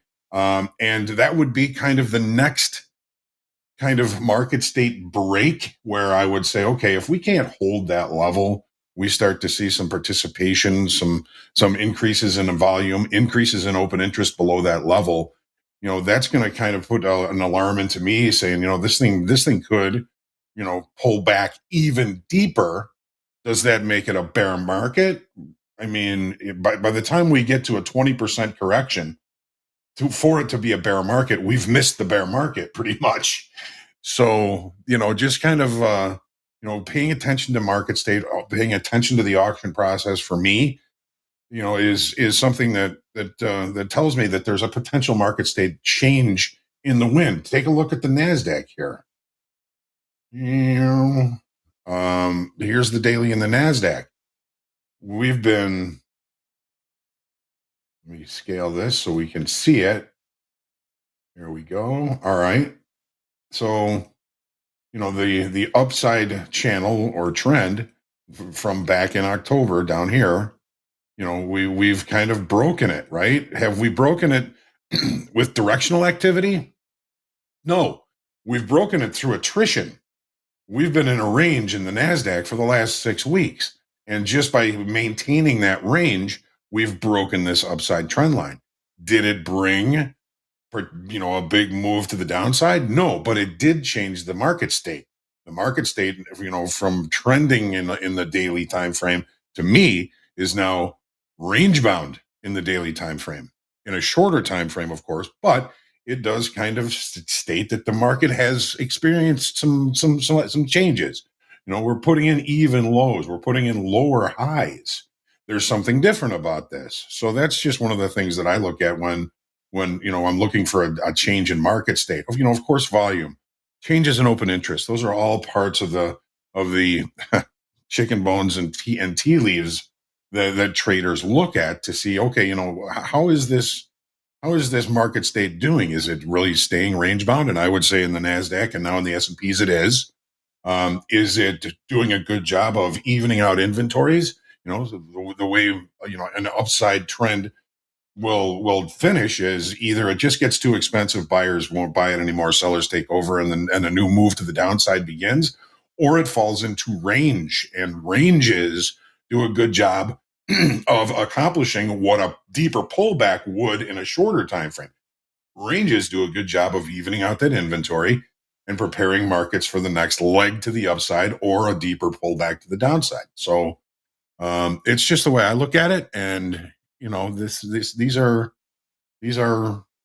just nuances, hints, market generated information, things like that they kind of tell me that when a market state may be changing, because if we are headed for a bear market, by the time we get to 20% off the highs, you've probably missed a lot of it.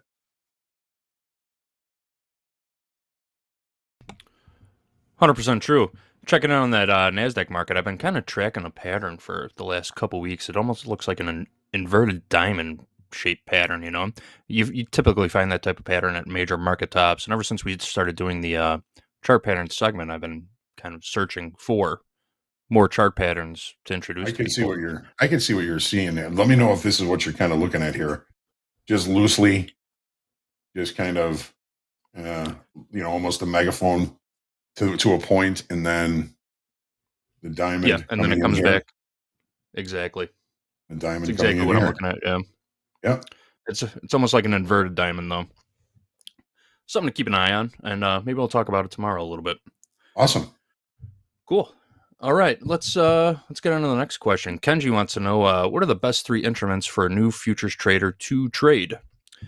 Let's put it this way: if you were mentoring a student, would you recommend that they start with a slower moving market, or should they just come right out of the gate slinging NASDAQ?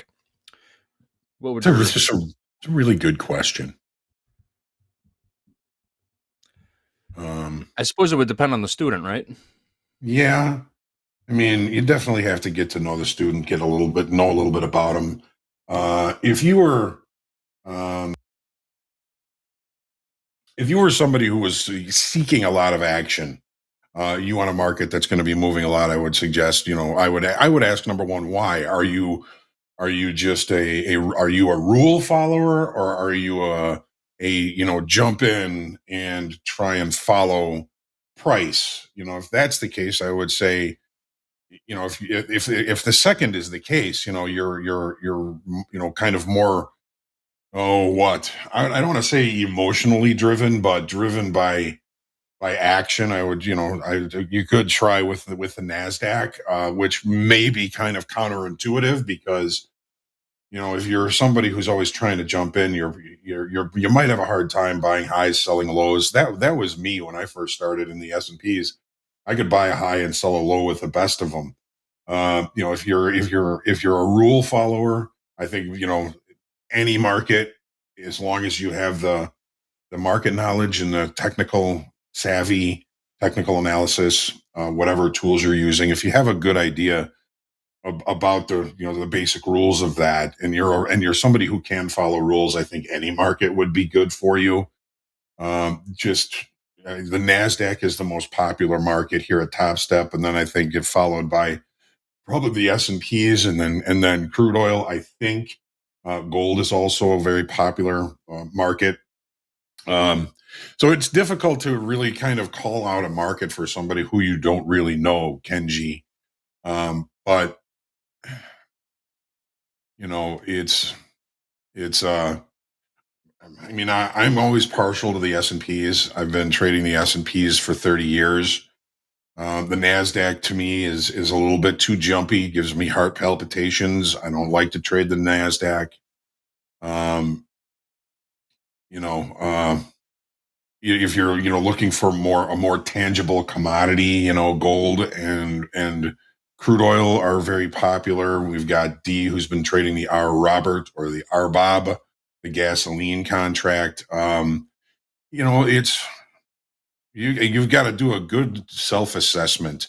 I think, Kenji. Who are you as a person? Are you somebody who plans trades, somebody who's patient, waiting for opportunities? A slower market may be more apt to kind of suit your personality. If you're somebody who wants and needs action, then a faster market like the NASDAQ, sometimes crude is pretty fast. Gold can be pretty fast. That's a really good question, Kenji. And if we ever get the chance to meet each other, I'll ask you a whole bunch of questions and maybe be able to come up with a better answer than that. But we appreciate the question, Kenji, and we're looking forward to getting to know you and to seeing your success here. Awesome, Hoag. Thanks for the answer and thanks for the question, Kenji. Checking on the chat, Jay Sims says, no one ever gives silver any love. Well, if you were paying attention earlier today, one of our traders in the our XFA P&L leaderboard actually had a very nice day trading silver. Let me see if I can find that. Yeah, I mean, there's so many markets and so little time, right? I mean, we're going through the most popular markets here, and that seems to take up most of our time. So we do appreciate when people want to look at other markets. We will bring them up. So just to keep talking about it, and we'll bring it up. I know a lot of folks have been asking me to do levels for the Dow, and I've started doing the research to do that. And maybe within a couple of weeks, I'll be able to be a little bit more succinct with some weekly kickoff levels in the Dow. For sure. And I just found what I was looking for, by the way. Jared J in the XFA is number 4 in our XFA P&L leader list from yesterday. Took home a total of 14,884 trading crude oil, NASDAQ, silver, and the S&P, and he actually pocketed $6,400 of that. Close to 15 grand came out of the silver market. I bet if you go into our Discord channel, you find a whole group of silver traders in there to pal around with. So give that a look. All right, what do you say we move on? How about a trading psychology question? This one comes from Tim. Tim wants to know, after having a bad trading day, how do you pull yourself together and get ready for the next one? This is a great another age-old question, right? Yes. Yeah. And there's always challenges around, keeping yourself centered as far as like emotion, anger, greed, fear, all of those things. If you've had a bad day, it is important to find ways to kind of release that venom that gets in your veins after a bad day, even after just a bad trade. And I don't even want to say bad trade, just after a losing trade. Even losing trades can be bad. They can be good trades because you followed your plan. But kind of going more towards what I think you're talking about here is after a bad trading day, it's easy to carry that around. It's easy to let that affect your mood. It's easy to let that affect other people in your life because of your mood from that. And it's not fair to you. It's not fair to your loved ones to carry that around. So how do we let it go? And I think it is, it is very challenging to do so. Step 1, journal about it. At the end of the day, sit down, journal about your trading day, put all of those feelings on a piece of paper. Just get them out of you, get them somewhere else. That does wonders. It does wonders for me when I'm actively trading, whether it was a good day or a bad day, just to let all that emotion out and put it somewhere else. You can save those pieces of paper. You can do it on a spreadsheet. You can do whatever you want with it. You can keep it. You can archive it. You can throw it away. Whatever you want to do with that is, of course, up to you. But finding a way to release all of that information, to release all of that venom and emotion after a day like that is step number one. Before you even stand up, sit down, write something out for 10 minutes about the feelings you're having, the way the day worked, the way the day didn't work, and the changes inside of you throughout the session. We do have an emotional journal that we do suggest you start using throughout the day, kind of recording internal changes through each trade, and then review that at the end of the day. And then when you're done reviewing that, just stream of consciousness, put it on a piece of paper, put it on a spreadsheet, whatever you want to do with it. Just get it outside it, get it out of you. Exercise. Exercise is always an important thing to remain healthy, right? And what we're talking about here, Tim, is remaining healthy internally and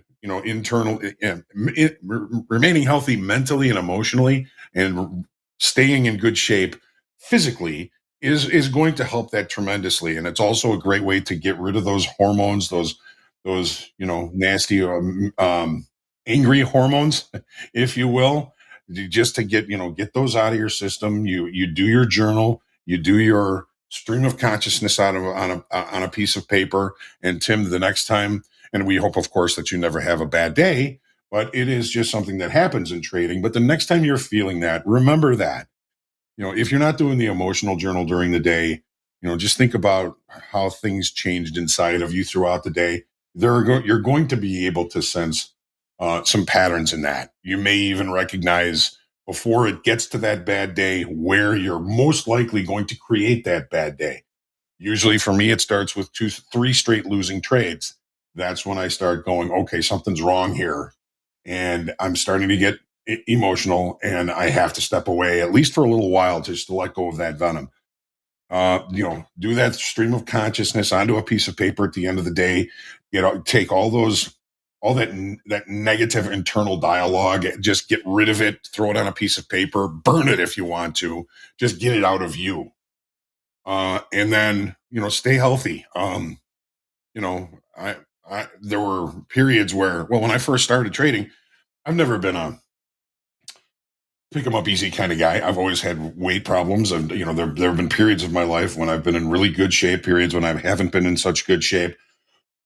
Well, when I was working with trading psychologists, they told me that part of my issue with earning money was I didn't have a very good self-esteem. Right? You don't want to have an ego, but you at least want to value the time that you're spending doing all this, and to get paid for it. So they told me I needed to join the health club across the street from the Merc. It was World Gym, and that they wanted me there 2 hours a day, 5 days a week.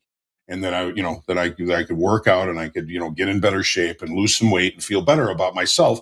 That would help my trading. And I can't tell you what a difference it made. It made a huge difference. And, I'm old now, so, staying in shape is a little bit more difficult, but it is something that I always try and remember. If I'm if I'm healthy physically and healthy mentally and healthy emotionally, I find it's much easier to deal with things like this. And I think at least I would hope that at this point, I've gotten a lot better at releasing all of those negative feelings and the things that happen on bad days, and come in fresh. Yesterday was yesterday. Today is today. It's a fresh day. I'm going to put a smile on my face. I'm going to prepare. I'm going to journal. I'm going to do all those things that I know from the past that have worked. Hopefully, Tim, this is going to be something that you're going to value and to use into the future, and to use to great success. I hope that is the case. JD?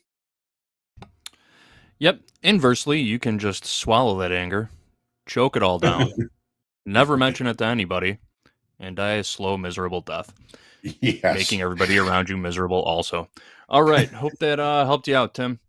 Let's move on to Kevin's got a question about your market profile settings. I know this one will take a few minutes, so let's get into it while we have a few minutes left.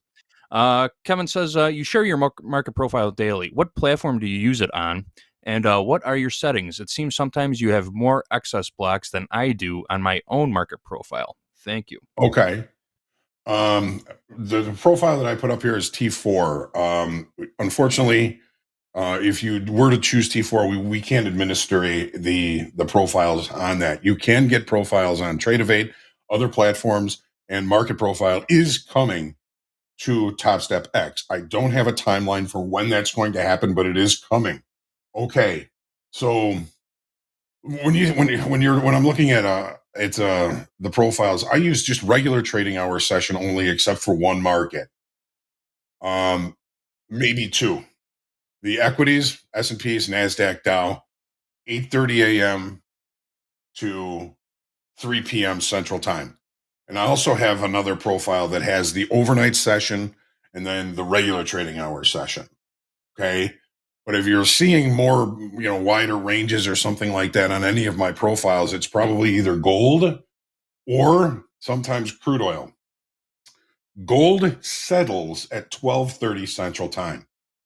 Quite often, there can be moves that are made or information that enters the marketplace after that. So knowing that gold settles at 12:30, I add an hour and a half to the profiles for gold. I keep those on from 7:20. Most of them, you're not going to be able to get 7:20. 7:30 is probably where you're going to be starting your profiles until 2 o'clock. So that if something does change in the markets, it's represented in the profiles. So here is gold. All right. So, this is, you can see up here, it says 7:20 to 2 p.m. Central. So if something does happen and the market changes after 12:30, the settlement time, it's represented on these charts. You can see it here. This was a late move that happened after the 12:30 settlement time that is represented up here on this profile. Because again, it settles so early that sometimes there are opportunities that occur after that, and I want to be able to see those on those charts. And we're really looking forward to seeing Market Profile on TopStep X soon. Again, I don't have a timeline for that, but it is coming. Yep. As soon as we know, you'll know too. You have access to all the updates on what's coming down the pipeline in TopStep X from the TopStep X platform. Right here. All right. Here's the you got roadmap. It. Cumulative delta indicator next. Got a whole list. You can get in there. You can vote for the ones you think are more important. You can put new things on there. We're working very diligently to get all of this stuff ready and done. There you have it.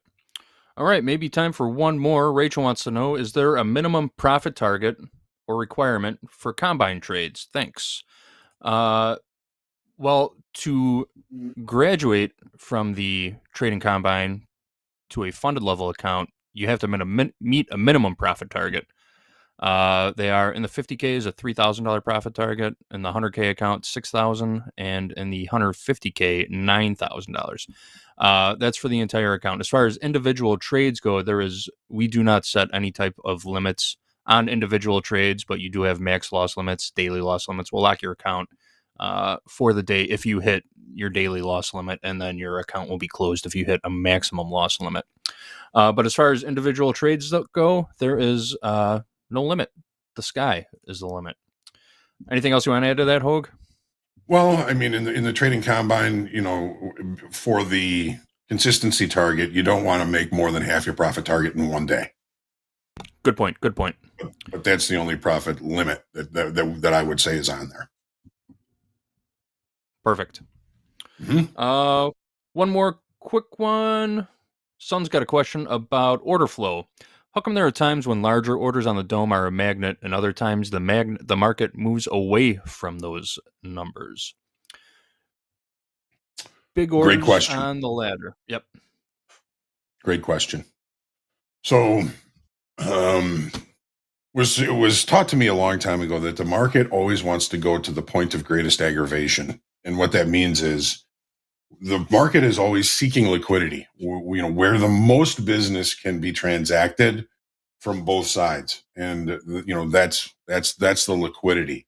When we see large orders on the dome, there are times when the market will go seek that liquidity. It'll move towards those levels and try and take them out, see if they're actually there. And there are times when you might see a large order that is repulsive to price. When you're looking at those large orders that are repulsive to price, take a look on your charts. Is there a technical reason why traders would avoid price going to that level? Or why would they lean on a large order? Let's call it a large bid. Okay. You see this huge bid down below, and the market comes to it or close to it and then moves away from it.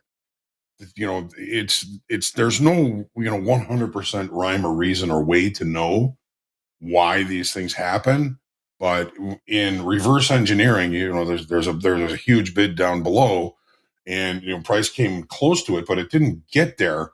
Was it close to an important technical level, inflection level, a pivot, something like that?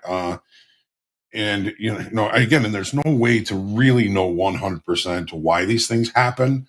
Just that they do sometimes go to volatility, and sometimes a large order will, at least for a brief period of time, be repulsive. You saw a couple of months, should say. Mike, there was a big order in the S&Ps. There was like a $1,500 or a $3,000 offer, and when price got to it, Michael, I sold a 10 lot, one tick below it. The market dropped like 10 points right away. He covered the trade, but eventually that offer was taken out. Markets are seeking liquidity. Okay. Boom, nailed it. Thanks, Hoag. Thanks for the question, son. Thank you all for your questions. Sorry we didn't get to them all. Maybe tomorrow we'll pick up a few more, but we are out of time for group coaching today. We're going to step aside and let our coaches get ready for the coaches takeover. You got any dad wisdom to share with us? Yeah. Oh, yeah. That should be a good one. We got Coach Dakota, Coach Jay, Coach Paul, and Robert's going to be sitting in. Coach Robert will be leading the charge today. All right, Hoag, you want to take us home with a little dad wisdom? Sure. My dad was a trader, was on the floor of the Chicago Board of Trade, and coming up as a trader, he always had really good wisdoms. And one of his many favorites of mine was, you want to make sure that you get out when you can and not when you have to. Always be thinking about taking reasonable risks. Know your risk. If it's too big, you can't take it. But if if the market's going against you, you got to get out when you can. Again, not when you have to, because the goal here at TopStep is always to trade for tomorrow. Thank you, everybody. Thank you, JD. Thanks, everybody, for joining me, and thanks for the great questions. I appreciate you all.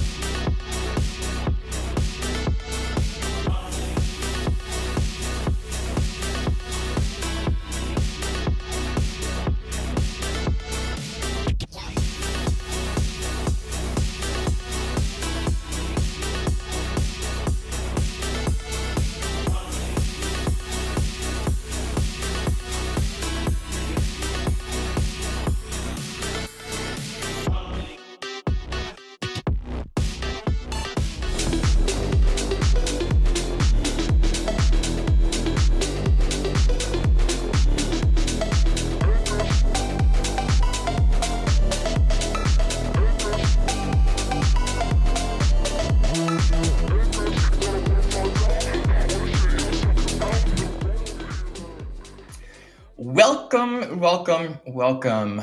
We have a coach's takeover. We're missing one coach. We're missing a couple, but Coach Hoag, you just saw him in the group coaching segment, so we got him in our thoughts right here. But we have on the screen, we have Coach Dakota, the myth, the great coach. What are we calling you now? God Code or something like that? Nah, that's okay. We have Dakota, that's the one. Coach Dakota. We have Coach Paul in the black shirt there, and we have Coach Jay with us. So welcome. We do a little bit of a round table here. I did prepare a couple of questions, so let's get the feedback from everyone. Meaning every style is different of trading, every coach is different trading styles and different styles of coaching. So let's get right to it. Let's start off with Coach Jay. Sir, what is your style of coaching, your style of trading, your style of coaching? Let's hit those two. We'll go right around the table here. Yeah, so my style of trading, I'm a momentum trader. I use volume analysis to help make my trading decisions. A lot of the concepts you see Rips use, reading the DOM, reading time and sales, reading how the market responds to certain levels, that helps me determine my trade decisions. And then my style of coaching, we had one of our mods actually say it in the chat. She said it's like an Aristotelian style of coaching, where I think anytime someone asks me a question, I ask a question right back to them to try to get to an answer, right? It's like, hey, coach, I don't know how to manage risk, or I keep over trading. So then I just ask a ton of questions to get to the root of the problem, kind of like reverse engineering, right? Okay, so we are over trading, great. That's an outcome of something else. Why are we over trading? And then asking the questions, because it's going to be different for every person, right? We could give a blanket answer, but and it's a little easier doing one-on-one, but if we can get to the root of the problem for that specific trader, then we get a more effective answer, I think. Thank you very much for that. A quick thing on the markets. They're all pushing up again. The equities, the NQ is just about at yesterday's high, making new highs. The ES, new highs again. The Russell, because I have it on my screen, is pushing up as well. And the Dow is just about at a new high right now. So even though we're having a couple of coaches, questions and answer type thing here, but anybody at any time sees something in the markets, cut me off, cut anybody off, speak up, because we're here for trading, not just the conversation. So if anybody sees something, feel free, jump right in there. We'll stop what we're doing and cut over to your charts and watch the magic happen. Same question for you, Coach Paul. What's your style of trading and style of coaching? I'm a technical trader. I only look at charts, and then I go with the flow. I trade in the general direction of the underlying market. I also trade many different markets. Instead of being a 10-lot trader, or the theme today, a 15-lot trader, I'll spread my risk around. I'll be a 1-lot trader in 10 different or 15 different places, looking for the trade with managed risk. But I'll only take one side of a market, but I look at many different markets. So as far as my style of coaching, I've been a basketball coach for 25 years, head coach at a high school level. And my coaching and I've coached traders for better part of 20 years, is to, as we say, is to teach not just a technical program, but how to take risk, and most of all, know thyself. The biggest obstacle that I've found in trading is getting over the self. There are a lot of different ways to trade and a lot of systems, but when we talk about it at the buzzer, over the weekend, review your trades. Did you follow the plan? So learning as a coach, I want people to understand themselves and how they're executing a plan. Because once you do that, once you get over yourself, then you can get into the market. That's amazing. Yeah. And good words of wisdom, good advice. And we can see already how the trading is different per person, per trader, per coach, and how the coaching styles are different. Coach Dakota, let's hear from you. I'd like to hear how you do things on slow markets all the time, and which is great. So yeah, same question to you. Style of trading and style of coaching. Yeah, I mean, for me, it's just making everything as simple as possible, right? Where traders and humans in general just love to overcomplicate everything in our lives, in our trading, and our overanalysis by paralysis is definitely a big issue, right? And so I try and find ways to just oversimplify everything, just keep it super simple, very basic technical analysis, focusing on risk management. And it's the same with everything that I do. And the way I kind of coach, I'm not a teacher, right? I want to make sure I'm not a great teacher. I'm a trader, hopefully being able to share a lot of what I'm doing to everybody and to all of the traders. It's kind of like, let me kind of show you and answer questions the best I can. I'm still relatively young compared to all you guys, but yeah, hopefully a different perspective, a different outlook, and a style of trading during slow markets. Yeah, that's very good. We almost that Asian comment. Your feed something was wrong there. It almost got cut off there. I must have dropped you for some reason. And of course, I'm just kidding. That was really good. So you can see how everybody is different, and these markets are still pushing up, breaking over the highs yet again. This is really something. As Hoag says, they are resilient. These equities markets, they just do not like to stay down, and we can see that. Dakota, that was a great segue here. So I'm actually going to start with you on this one about being outside of trading. So what do you do that is outside of trading? Could be learning, could be risk, could be some type of activity that has enhanced you inside of trading. That's a good question, Robert. So what do I do Okay, Coach outside Jay. of trading? Yeah, that's an interesting. So what do I do outside of trading that has made me a better trader? Is that yes? Maybe. Yeah. I don't know. I'm human, right? Sometimes I struggle with discipline. I rarely make my bed. I struggle with bad habits. Like I drink energy drinks. I've been trying to stop drinking caffeine. I don't know.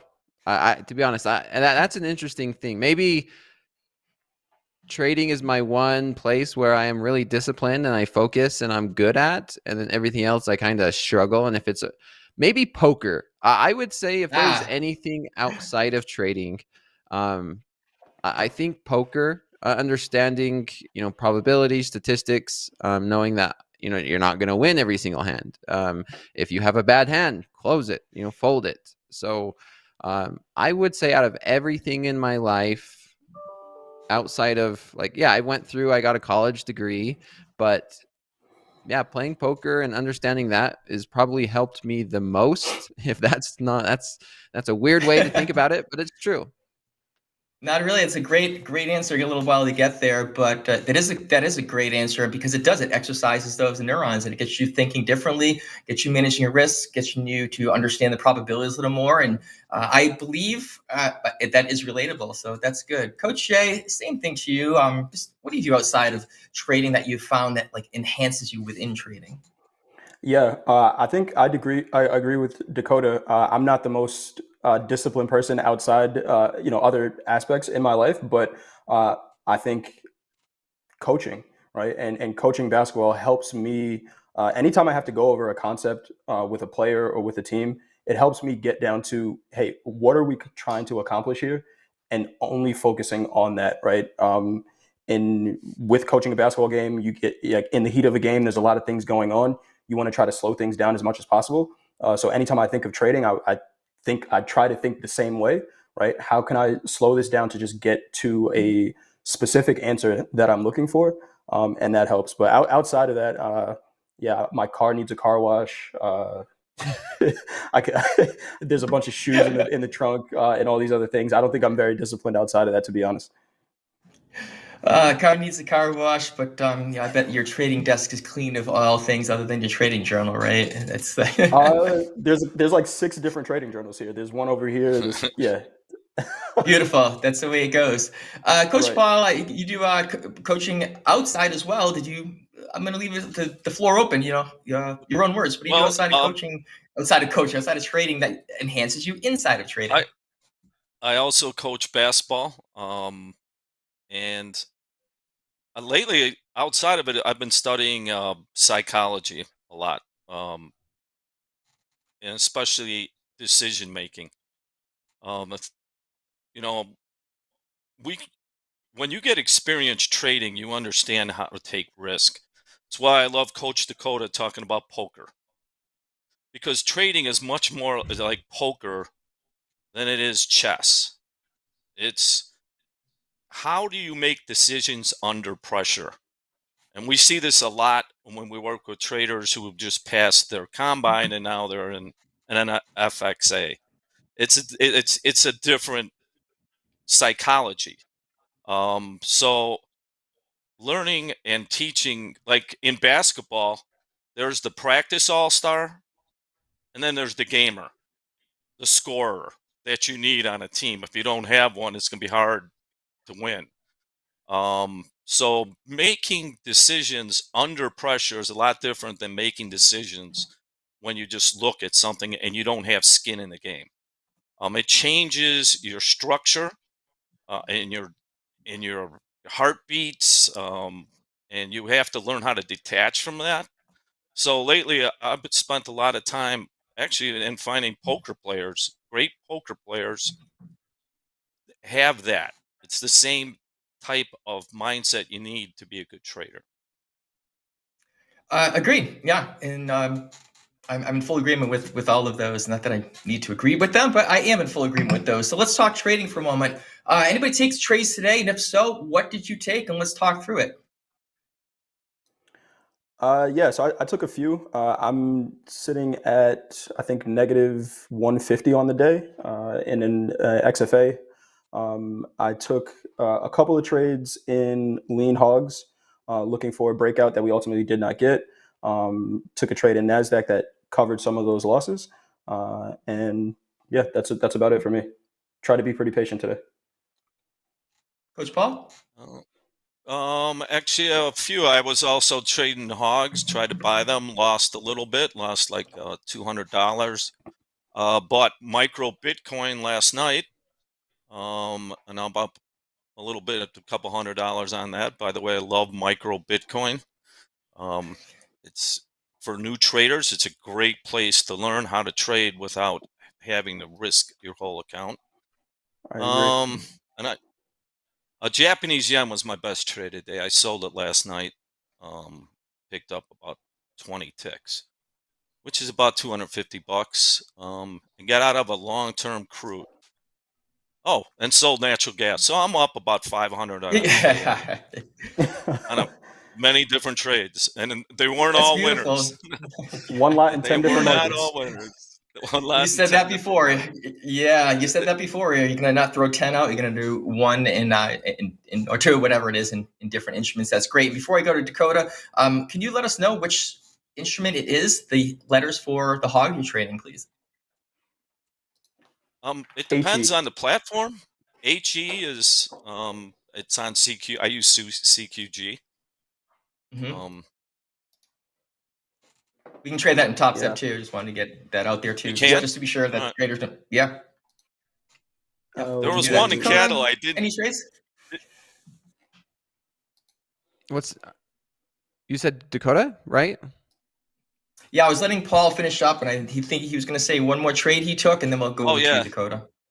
One I didn't take was the cattle, which was probably the best trade of the day. So, yep.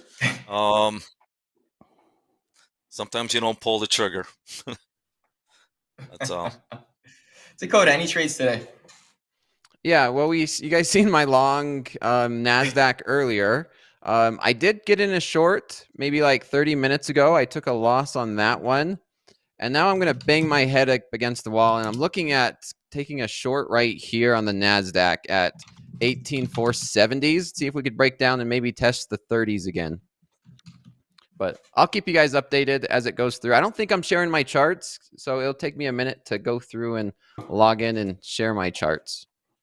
How about last night? I You got talked the about the one you NASDAQ up here. just took, but you talked about the one that you just took, Dakota, but we know your day starts the day before. Anything you do last night? Let me think. I had a long Nikkei trade last night that I had run overnight. It hit my take profit. I was just bought as soon as the Asian session kind of opened. Everybody who was joining my slow markets class seen it live. I think I took that trade live in front of everybody. So if you guys missed it, just rewatch that slow markets class from yesterday or last night, and you could go over it. It worked out pretty well. It's excellent. We heard nothing but good things about the slow markets, and you're absolutely killing it. And congratulations on the #1 first trader live over 100,000, a 6K that's here. Congratulations. You are doing fabulous. Everybody's following your footsteps and watching, keeping a close eye on. Just have to do that quick shout out. I got one more question for you, and then I got a little sidebar we're going to take care of here. So let's start with Coach Paul this time. Because you said you took a couple of losses. So how do you handle a loss? I to handle the loss before I get into a trade, I frame out the risk, and I accept that risk, and I put the stop in. I don't always have to get hit on the stop. Some new structure, like if I'm using VWAP to get in and it's above VWAP and it closes below it for any reason, I'll get out earlier. But I use a cold stop, and it's a percentage of my portfolio, and it's a small percentage. So once I have defined that risk I want to take the trade, I put the stop in. When you do that, you can trade more confidently. Today, actually, I didn't get hit on any stops. The market fluctuated, and I got out earlier and took a smaller loss than my first intention. So losses, it goes back to Tom Hoagland. The best loser wins this game. And we'll go back to poker or blackjack. The great traders like Edward Thorpe, if you've never heard of him, was one of the greatest fund managers of all time. Also a mathematician from MIT. Started off as a blackjack player. Hull of Hull Capital was a blackjack player who came to Chicago and used the same mindset at the SIBO and sold in 2000 he sold it to Goldman Sachs for $600 million. So why I bring that up is that they all come down to risk management, sizing up your bets before you put the trade on. It's a big difference when you can get to that and you know that you can be in control. So today I'll always frame before I decide, I know what I'm going to risk at the most. And once it's out, I'm done. Perfect answer. Love it. So what you're saying is accept the losses, know what it's going to be, have a plan ahead of time, and take the trade. What more can you ask for? Yeah. Coach Jay, how is it that you handle a loss? Because you've never had a loss, right? So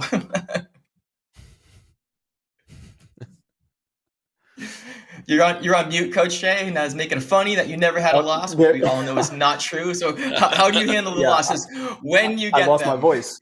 So when I have a loss, I like to speak out my trades. It's the way I started trade journaling a long time ago, by recording same way you see your favorite streamers do it, right? Recording your trades while you're taking them and speaking them out. I've found that when I do that, normally I'm usually taking trades that I'm okay with, but then it's about having a conversation, right? Trading is a very solo thing that we do here. So speaking it out loud helps me identify what happened, right? Like Coach Paul said, I'm going to establish the risk before I take the trade, so I know how much I'm okay with losing. But then after getting out of the trade, I want to identify, was that really the right decision that we made now that we're out of the trade, right? Is it a trade that was based on process, and more often than not, those percentages are going to work out in my favor? Great, I'll take it again. If it was a trade that is against process and I wasn't okay with it from the beginning, then I need to take a step back, right? And it's, for me, it's having that conversation actively in a trade, right? I want to realize as much in real time as I can, am I okay with this decision or not?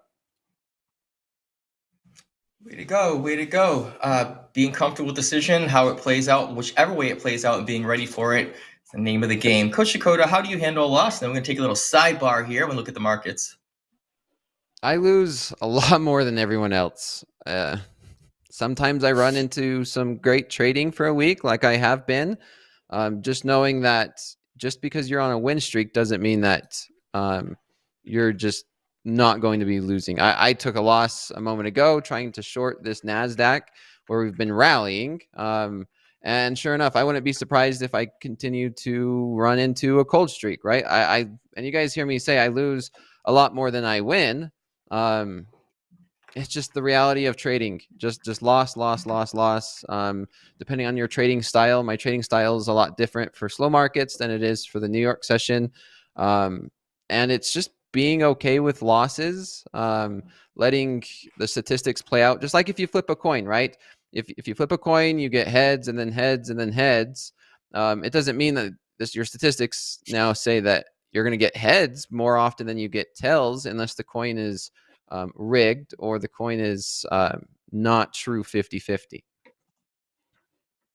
Awesome. That is true. And you do have those trades where loss, but you can have a small win rate, but a large P&L, as we've seen, because your risk reward is way different. Get the 50-50, you win one, lose one, you can still do okay.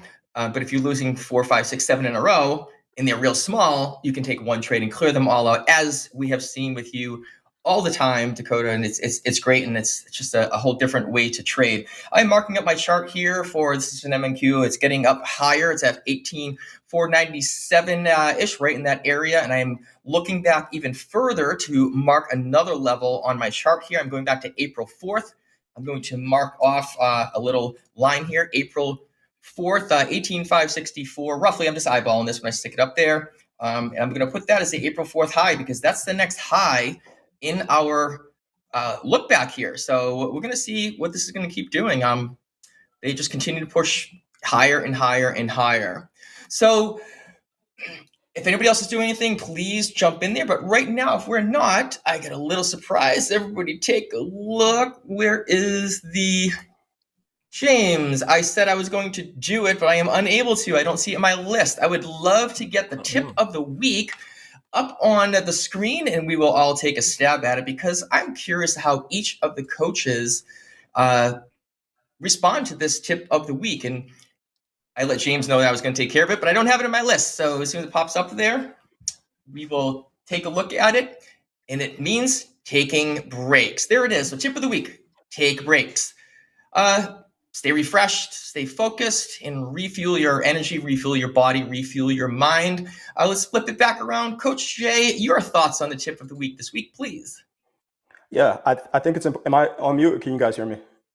Gotcha. You're good. Gotcha. Okay. All right, cool. I think it's extremely important. I took a break right before this segment, actually. The way I did it, it's raining here in New York. I got a 60-pound bulldog, went upstairs and just played with the dog for a half an hour. And that's a break to me, right? Something to not think about the charts. They're important, right? Intraday breaks, for me, like I said, I'm a volume trader. So the market kind of builds in a break for me, where volume dies out during lunchtime, lower probability trades for my trading style. So that's a kind of innate break that I have to take. But if I'm not trading well, or if I'm not seeing things well, or if I have a really good day, right? If I have a really good day to start the day, maybe not wanting to push it, taking some time off, whether it be an hour or 2 hours.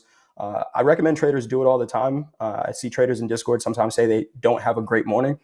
and then you try to force your way out of a negative day, more often than not, those people that walk away and then come back and trade the afternoon session are the ones that are able to recover the losses, right? If you sit there at your desk trying to make money, more likely not going to happen. Important to take that break. Well said, well said. I heard an order filled. Who the heck was that? That was me. I took a loss on this short I just tried to get into. So there's a good, maybe I should take a break, right? Talking about it. I'm just so tempted to short this, but no, keep flipping that coin. yeah, I think I'm just gonna take a break and be done for this on this account. Yeah, So, I think that's a good idea. We'll see. This is a crazy market. We've rallied. I just took 2 losses trying to short this market. Close it out. I'm gonna take that break. Closing it out, are you actually taking the break of locking it out, or are you just taking the break and stepping away, of course, after you're done with this wonderful Coaches Roundtable session?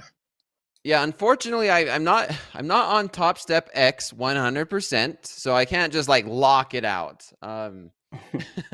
Soon I will be on Topstep X, and then I'll be able to lock it out. But yeah, not yet. Okay, but you do have the discipline for it, as we've all seen. So let's hit you up with this one, that tip of the week. Right? Oh, what about Coach Paul? I should have referenced that. Coach Paul. Taking a break, absolutely. What is a break, though? And what is it to be focused, to stay focused? So what I'll do, I use a half-hour bar, and then I have my stop in, and then I will go do something else, practice my golf swing. I'm a amateur guitar player. Sometimes I just go play guitar, then buzzer rings, and then I go check the market. If I get stopped out, is it still working? Is there a new opportunity? I'll scan it and then walk away. Do something else, so I can remain. One of the things in trading, if you stay looking at every tick, you absorb a lot of anxiety, and anxiety is the root of all problems. It's like, if once you're solid as a trader, you know your risk. I mean, it removes a lot of that anxiety. Taking a break, being focused is the difference between being just observing. Can you just observe the market on a neutral, even if you have a position? Can you, so I'll walk away, or I'll review the daily chart sometimes. What's going on there is a key level that I'm not seeing. Like today, when I was doing that, I found out on mine, the daily 50-day moving average is 51.75, and that encouraged me to. I bought some more calls against my puts. I was focused instead of being focused just on one section in the market, looking at different things, and that really helped me. Where instead of looking at every little, like the 1 minute chart, I just go in, do something else, come back, and then the half hour go back to check the markets, and that helps me stay focused where I'm just observing without judging. Mm-hmm. So that's a good way to put it. Yeah, that's a great way to put it. Observing without judging, and working the markets the way that it fits your style and your personality. You're a nice, cool cat. It's like, what's a 1 minute chart to you that you can do in and out of? It's not the style where, some like Rips that's the style, is how they work. So that's great. And I love the feedback that we're getting from everybody here. Any other comments on that? I'd like to move on and take a quick look again at the markets, because they are still pushing up again, new highs on it. I'm going to run through them real quick. I have the NQ. I'm doing it. This is that micro challenge that we're all doing our own discipline on. I have not traded in this today because I have not been on air. I'm not going to do it now. We're still pushing up, breaking over 18,500. Somebody asked me about the April 4th high. I eyeballed it on my chart, but let me get you a more accurate number here, just because we want to have some more accuracy. This is the candle back on April 4th, and the high of that candle was 18,568, if I can see it, 18,568. So that's just something I marked off on my chart. Let's take a look at the ES, because it's the one we look at, and we'll switch over to the others as well. This is Topstep X. I'm just selecting my panel and making a maximize. We're currently trading around 52, 55-ish. Looks like it's a 15-minute chart. We have, I'm not even going to call it a triple top, but we're right on that level, kind of bounced off that area a little bit. We'll see if that's it. Yesterday's high is more up around the 52.87. I don't know if we're going to make it there today. It's still pushing up, though. These equities are really, really something. Since I'm watching these other ones, I'm actually going to make a chart large here. This is the 2K. I'm actually going to switch it over to CL, since that is a common one that we like to trade.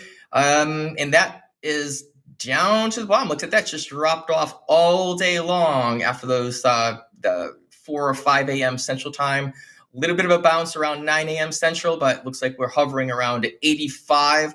The gold, I remember seeing a show that we were making new highs, and it just keeps going and going. 2381.2 at the time. Looks like we have some room back here, which is 2383, and even higher than that, we have 2384.5. So we'll see if we can actually reach up to that area at this time.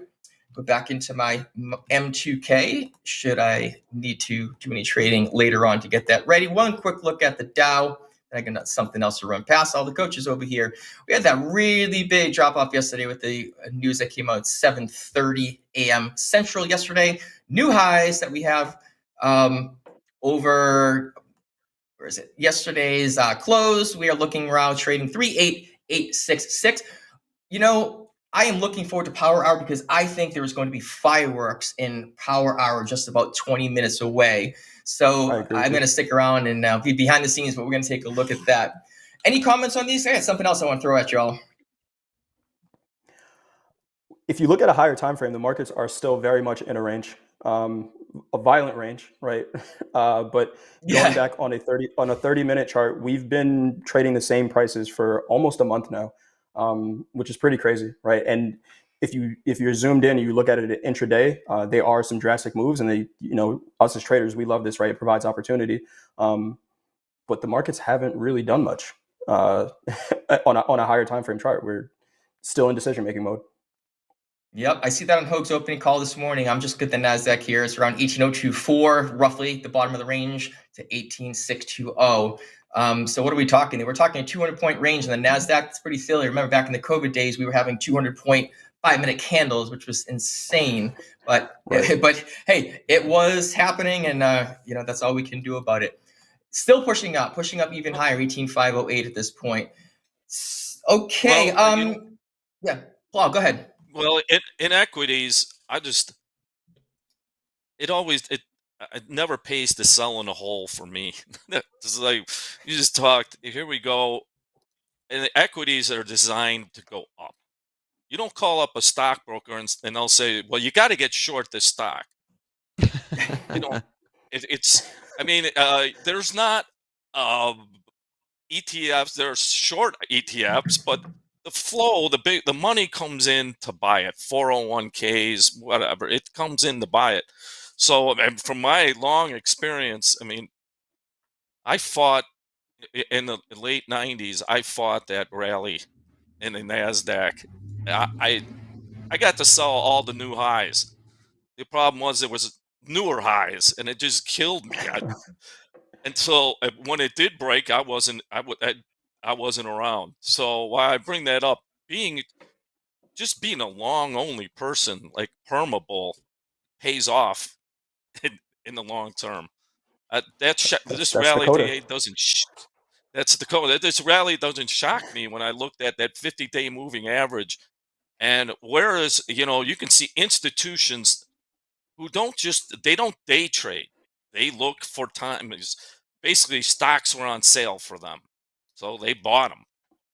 And yesterday's low and today's low bounced off that 50. there was a fire hose of institutional money buying this, and you can see in a short time frame it just keeps going and going, because then they're putting couple $1 billion in. They're not buying it one lot. So being, like I said, being aware of these longer term moving average, you can really, like I said, being in short in the hole is like, I can't do it anymore. I just, it doesn't pay. It's tough, and you're absolutely right with this. This keeps pushing up. And I'm not going to share the whole story. I've done this before, but my worst trading day ever, worst loss ever, and I'm talking 3 times my best day ever, was shorting a market like this. It was a Friday when we had options going on, we had contract rollover around COVID times.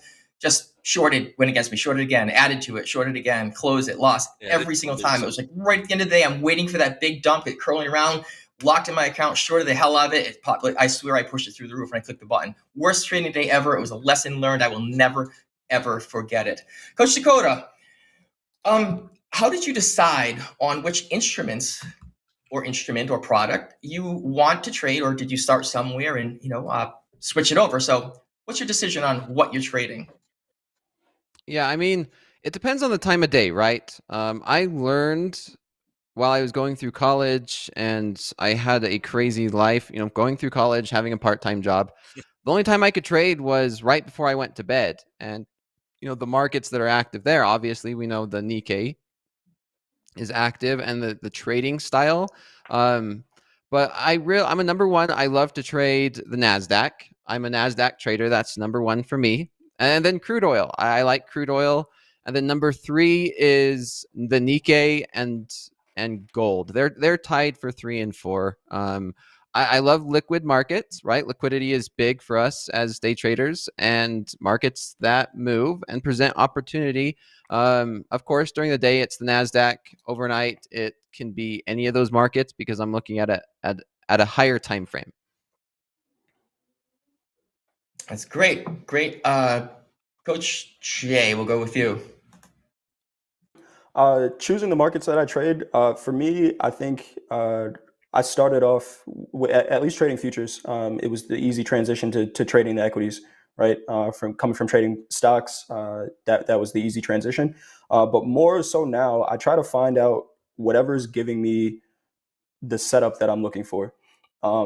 I thought about this segment that we're getting ready to do, and Coach Paul and I are both basketball coaches. But any game you play, right, you try to identify the pattern that's in front of you, right? And that's any sport. You try to identify the pattern first, and then how can I operate within that pattern, right? If I'm if I'm coaching a basketball game, right, and Coach Paul, we're not going to go basketball nerd here, but if a team is playing a 2-3 zone, there is a specific way to attack that 2-3 zone, right? You want to try to get the ball into the middle of the zone for it to collapse. That's from, 3rd grade basketball up to the NBA. They're all going to play it the same way, right? So trying to identify what the environment is easier for me. So I like opening range breakout trades, right? If the doesn't provide an opening range breakout on the day that I'm deciding to trade it, then that's not the instrument I trade that day. Let me go find the market that's providing that opportunity. And that, for me, is why my watch list has gotten longer. But it makes it an easier trade because I know exactly what I'm looking for. I know how to attack that specific setup to then take a trade, right? Instead of forcing a setup in that market. That's great. Kind of the same way that Coach Paul does. He's got a list of things to pick through and says, well, what's moving today? Where's liquidity at? And what looks like a good trade? And I don't put words in his mouth, but he said that earlier. So Coach Paul, let's just go over to you. Like, how do you decide on what your instrument is that you're going to trade? You just described it. I'm looking for a certain structure. I call it the DNA of a good trade. So some of my history, I started out at the Mid-America Commodity Exchange. Probably most people haven't heard of it. It's no longer, but it was the original exchange that traded mini contracts. What I found out there when I was young, I was 18 years old, and I started off as a board marker, marking prices with chalk, But what I found out is that the greatest traders, like one of them was Richard Dennis, anybody's ever heard of Richard Dennis, one of the most successful futures traders of all time. Started the Turtles. A good trader could go from one pit, because it was all the contracts were within walking distance. I mean, like within stops, the pits. So you could hear what was busy. So if you're sitting in silver and nothing going on and bonds were rocking and rolling, that trader could take 5 steps and trade his process in the bonds, because that's where the opportunity was. So when people, the diversity of opportunity is what I'm looking for. Now, I'm built for it because I've traded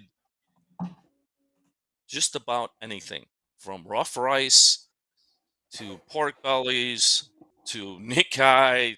I don't, if it's moving and it meets the DNA of the trade I'm looking for, I'm in. But I'm a one lot trader. I don't, I might have 10 different one lots on. But that's why if it has that, I put my stop in and that's what I keep doing. I love that approach, and all three of you said the same thing. It's not just like I only trade this instrument and I only trade at this time of day and I only trade between these hours. When I was doing some one-on-one coaching, I would hear that a lot. It's like, nope, these are my rules. I'm only trading between X and X. I'm only doing this. It has to match this setup, and I'm only taking one. If I have 2 losers, I'm stopping. I think that's really hard because, in my opinion, you're sitting there, you're expecting the market to do what you want it to do to fit your strategy at that time of day for the 2 trades you want to take. And that's just kind of a tall order. And I know everybody's different. I get it. And there's some specifics. Coach Jay, you said, hey, I play an opening range trade. We can't play an opening range trade in the middle of the day, right? You have to do it at a certain time. Exactly. It's totally understandable. But to be like, I only do 10 to 12, and it's only going to be when this happens, like, and I'm only taking 2 trades regardless. That's really tough to do because you're expecting the market too many things for your stuff to line up. Again, everybody's different, but I'm really glad that the 3 of you on here, and then the 4, if I include myself, that we go, I don't care what it is.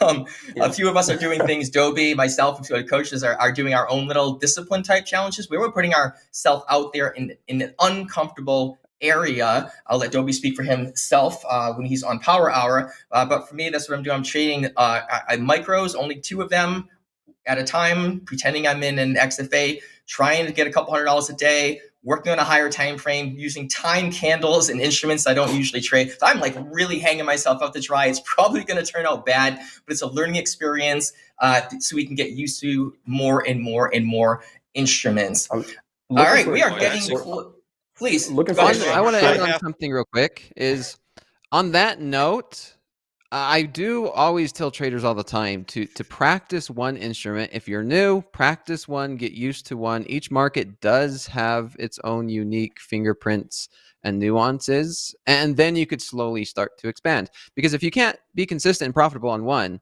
what makes you think you could do it on multiple, right? So I want to make sure we kind of end on that type of a note. Absolutely. And I still do agree with that. When you're newer, absolutely, for sure. Jay, put your comment in there, and then we'll finish up with Paul.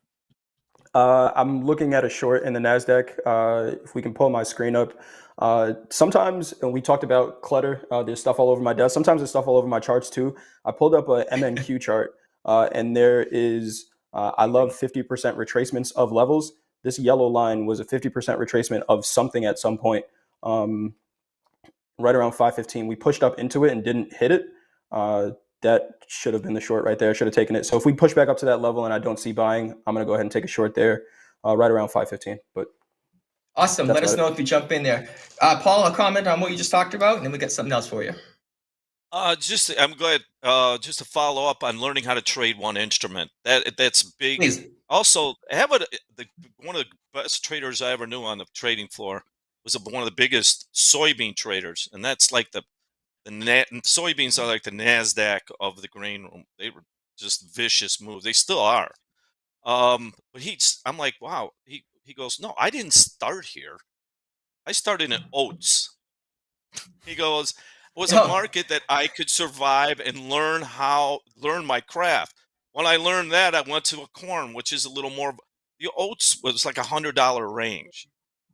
So learning your craft, everybody wants to trade the big mini NASDAQ, and then you get experience. You can't be wrong. And if you can't be wrong, you don't want to trade. Because that's gambling. Try micros. Like you said, try the micros, the micro Bitcoin, or even places like the Japanese yen. Those markets move, and you can learn how to trade without having to worry about every 5-minute candle. I can't say that enough. Yeah, that's great. I'm glad you threw that in there at the end. It's something we all needed to hear. Also, I get another little side bit for you, and then we're going to close up here pretty soon. Get ready for Power Hour. It is going to be a good one. So I'm going to grab one coach. So let's start with Coach Jay this time. And Coach Jay, you get to ask any other coach any question you want, and we will be brief on this, just to make sure we have enough time. So, Coach Jay, pick your coach, pick your question. Muted. Your question is, where's the mute button, right? I got a case of the Hoags today. I keep muting myself. I said I'm gonna ask Coach Dakota, can I borrow $1?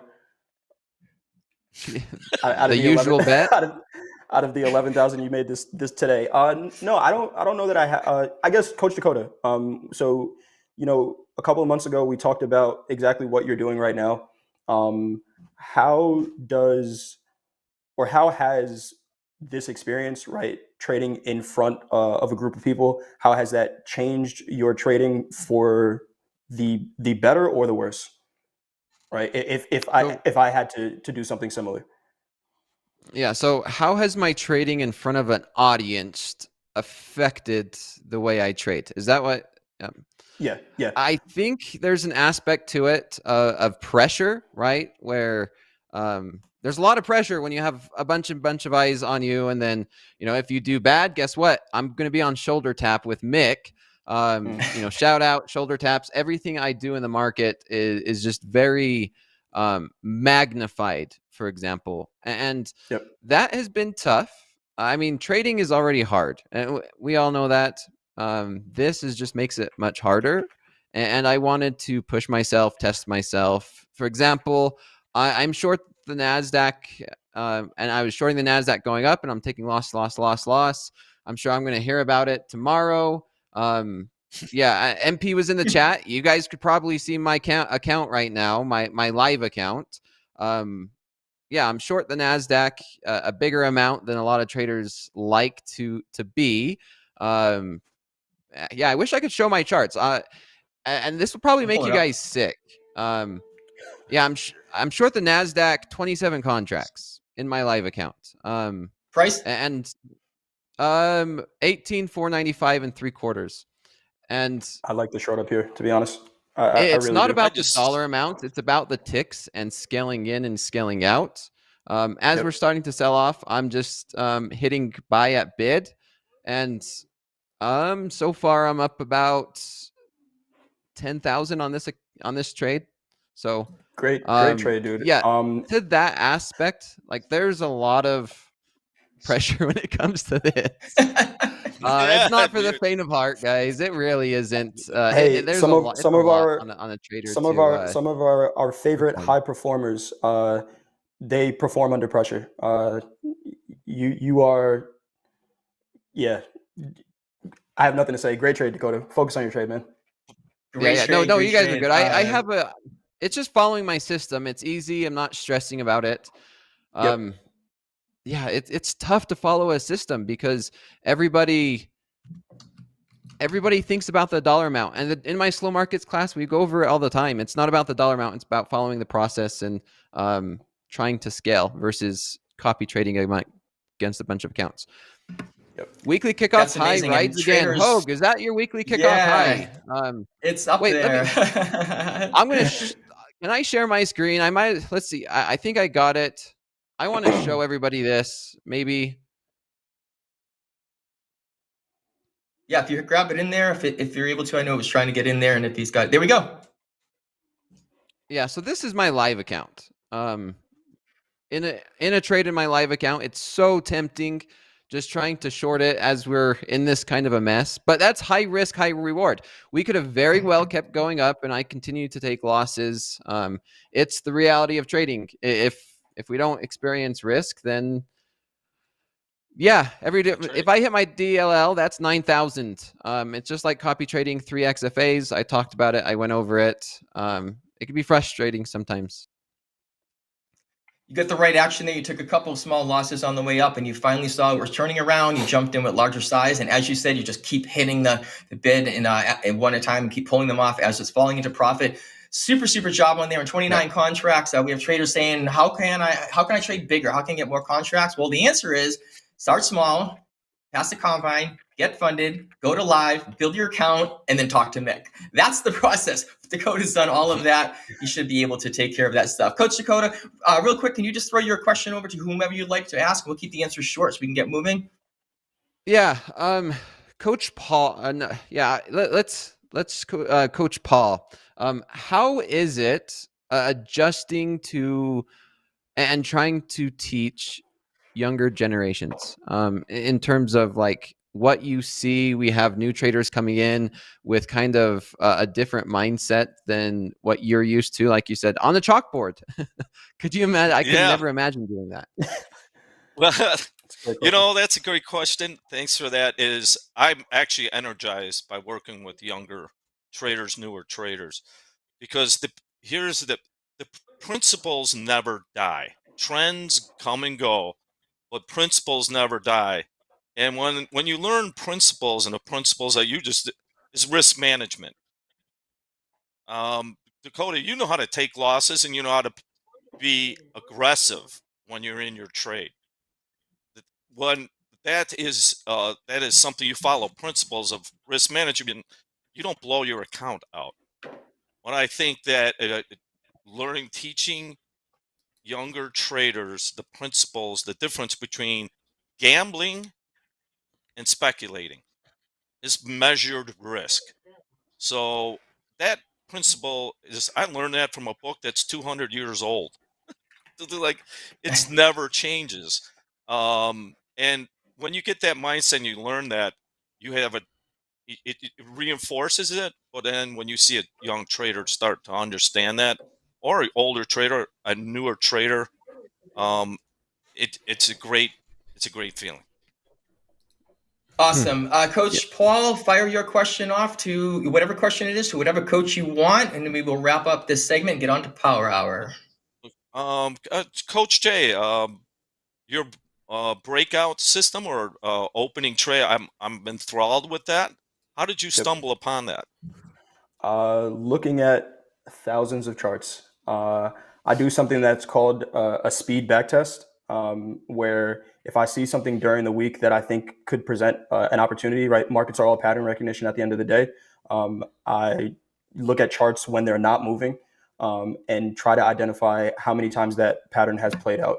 And I call it a speed back test because I'm not doing the whole, I need to know exactly what percentage it works out and things like that. If I look at 200 charts, and that might take an hour, if I look at 200 charts and that pattern plays out, then it's enough to say, hey, in the moment, look for this opportunity and take the trade from there. And that's pretty much it. Awesome. Thank you for everyone. We are just about out of time. Appreciate all the coaches here, everyone. We have the rooms in Discord. Please go over there. You can chat with each one all together. Pick your poison. We all do things a little different. We all look at the market a little different. We all coach a little different. And it's all free to you. Jump into Discord. We will keep this going. Keeping the energy up. We have Andre coming over in the driver's seat for this, what should be fireworks in this Power Hour. We have Joby here. See what he's going to pull out of his hat this time.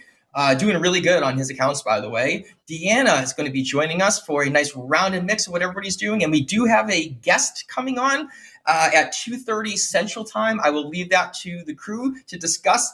We will see you next time. Thanks for being here.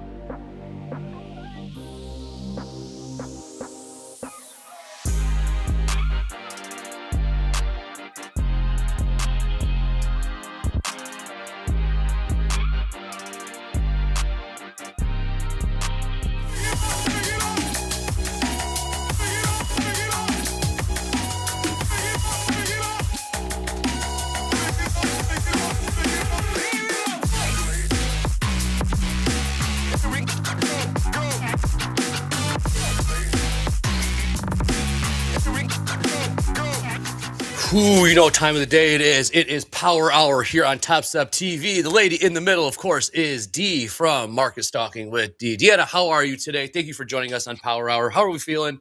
Tell us about your trades today. All right.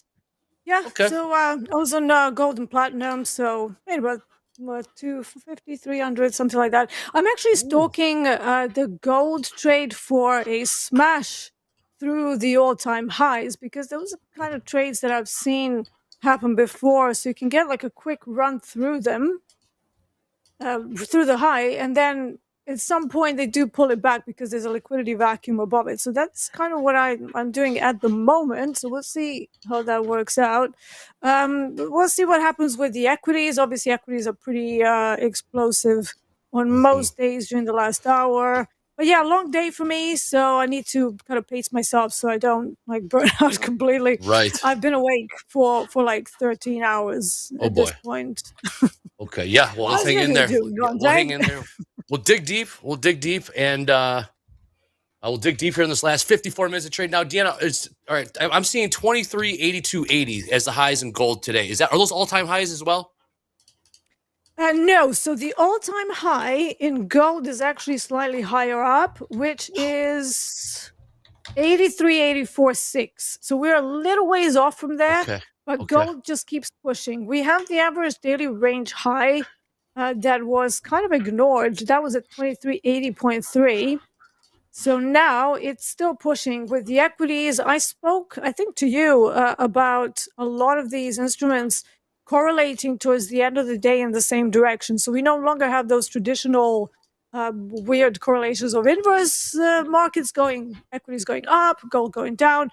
Everything is just going up. So that's another reason maybe not to fight whatever's going on in equities, because I'm seeing multiple single prints. There's a bit of an anomaly on ES, which is of interest to me at 52.41.5. So we'll see if we can get there.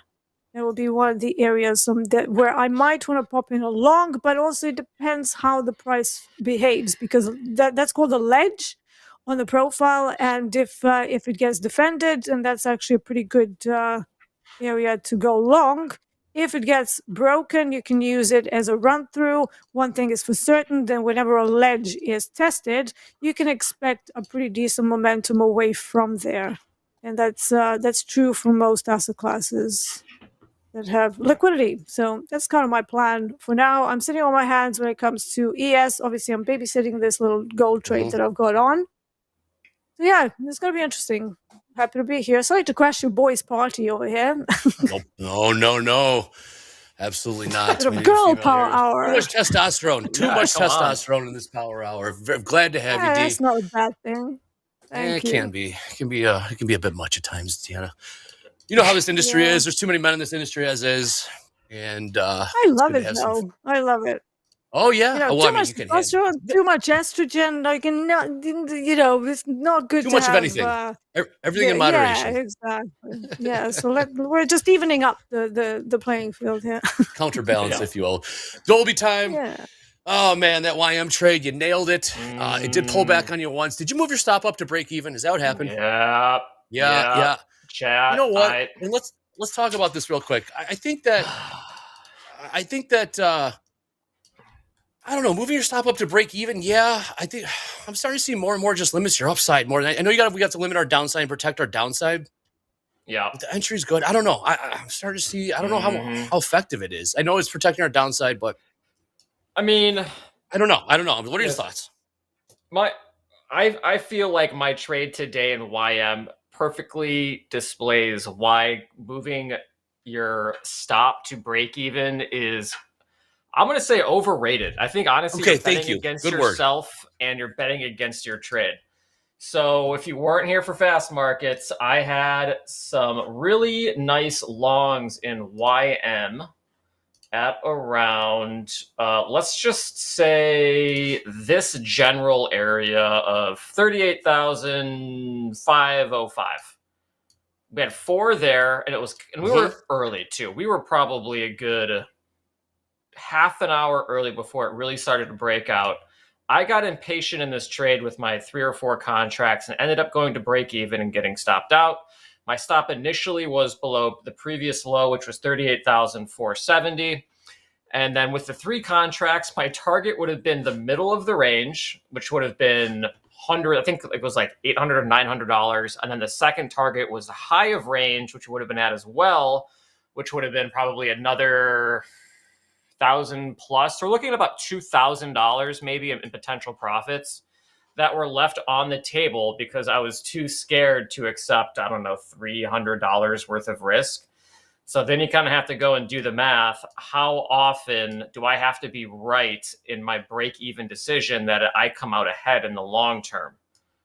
And, if you believe in yourself as a trader, you probably don't want to be taking that bet a whole lot because you're putting on trades that you think are going to be winning. And so all of those winners should be paying for all the losses. And so there really shouldn't be a need to be going break even. Now, maybe some people like it for like a mental capital type of thing. But in this case, I sorely paid the price. And I had a perfect entry on. I had a great system. I got out of it. And not only did I not have any profits, I kind of left me in no man's land as well, because I didn't really have a plan after this trade. And so once I was in I got out for break even, it's like, well, now I have to make something up on the fly. And that's like an even worse position to be in. So a lot to learn, and hopefully chat learned something too, but it was an expensive break even. Very, very expensive. Hey, yesterday I overmanaged my trade. I went into a gold failed auction and I took, I think it was like 39 ticks, and then it ran straight to the other side of the initial balance, which was in my plan, for 240 ticks. What am I doing? So it happens to everyone. I think when when you're under pressure and you're just not making decisions from the plan side, you're making decisions out of fear of losing. So that's always a bad thing. Yeah. I think we try to find that balance. We were talking about, I think yesterday's, we come into it was patience with KV, I believe. And we were talking about, we're always focused on the upside in our trades, but a lot of times we have to be worried, covering our downside. It's all about, managing risk and so on and so forth. And that's kind of a negative attitude. And I get it. That's how we do trade. Always trade for tomorrow. And, sometimes we do get too, involved in the downside risk. It's tricky. Though. We've all done it. There was one thing why, like, I don't like moving my stops to break even. I would rather bail out of a trade if I deem that it's not doing what it's supposed to be doing, and then maybe get involved again. Because once the trade is in profit, even a little bit, it means that you've done something right. And yes, you can go back and smack through your entry, whatever. But if you're following your plan and if you're relying on probabilities, we should trust those probabilities. And I think a lot of us get caught up in not trusting the probabilities and then just focusing on any single trade outcome. And that's where the problem comes. There was one test that we ran on one of the algorithms that we did. And we were like, well, let's start putting trades on break even, like to maybe improve the returns. And what happened that it decimated the algorithm. Like it just never had, enough. Exactly. So one thing is for sure, that if you move your stops to break even too quickly, they will cut off all profit potential. So this is where partially profits is maybe a better choice, because you're still in the market, but you're not, you're not completely out, and you didn't move your stop to break even. And by taking a partial and covering some of the profit, you're not jeopardizing the stop loss placement, because we place our stops somewhere for a reason, right? Yes. So that's what You think the bothers me market won't about go. whenever people trail stops. You're like, why would you do that? Because you're just decimating your plans. You're saying, well, this is not right, where I deem my stop loss should go. But now I'm thinking, well, actually it should go at my entry. Well, no, it shouldn't, right? So that's just the way I think about it. I don't know, whether, there's no right or wrong way, but I do know that I don't like the fact that I would leave so many takes on the table if I kept moving my stops to break even. Right? Like, is it worth it? Like imagine we have like a 200, let's say we lose $200 per trade, and we go to break even on our trades early, but let's say those runners are worth $1,000. Now you have to break even, what, five times? 2 to 1. Usually 2 to 1. It is. Yeah, 2 to justify. 1. So once your trade gets to 2 to 1, you can safely cut it in half, and then you Yeah. have a risk-free trade. That's what the math Yeah. works out as. Right. So if you can get it 2 to 1, you can cut it in half, run a paid trade. I like to call those. Mhm. I like that.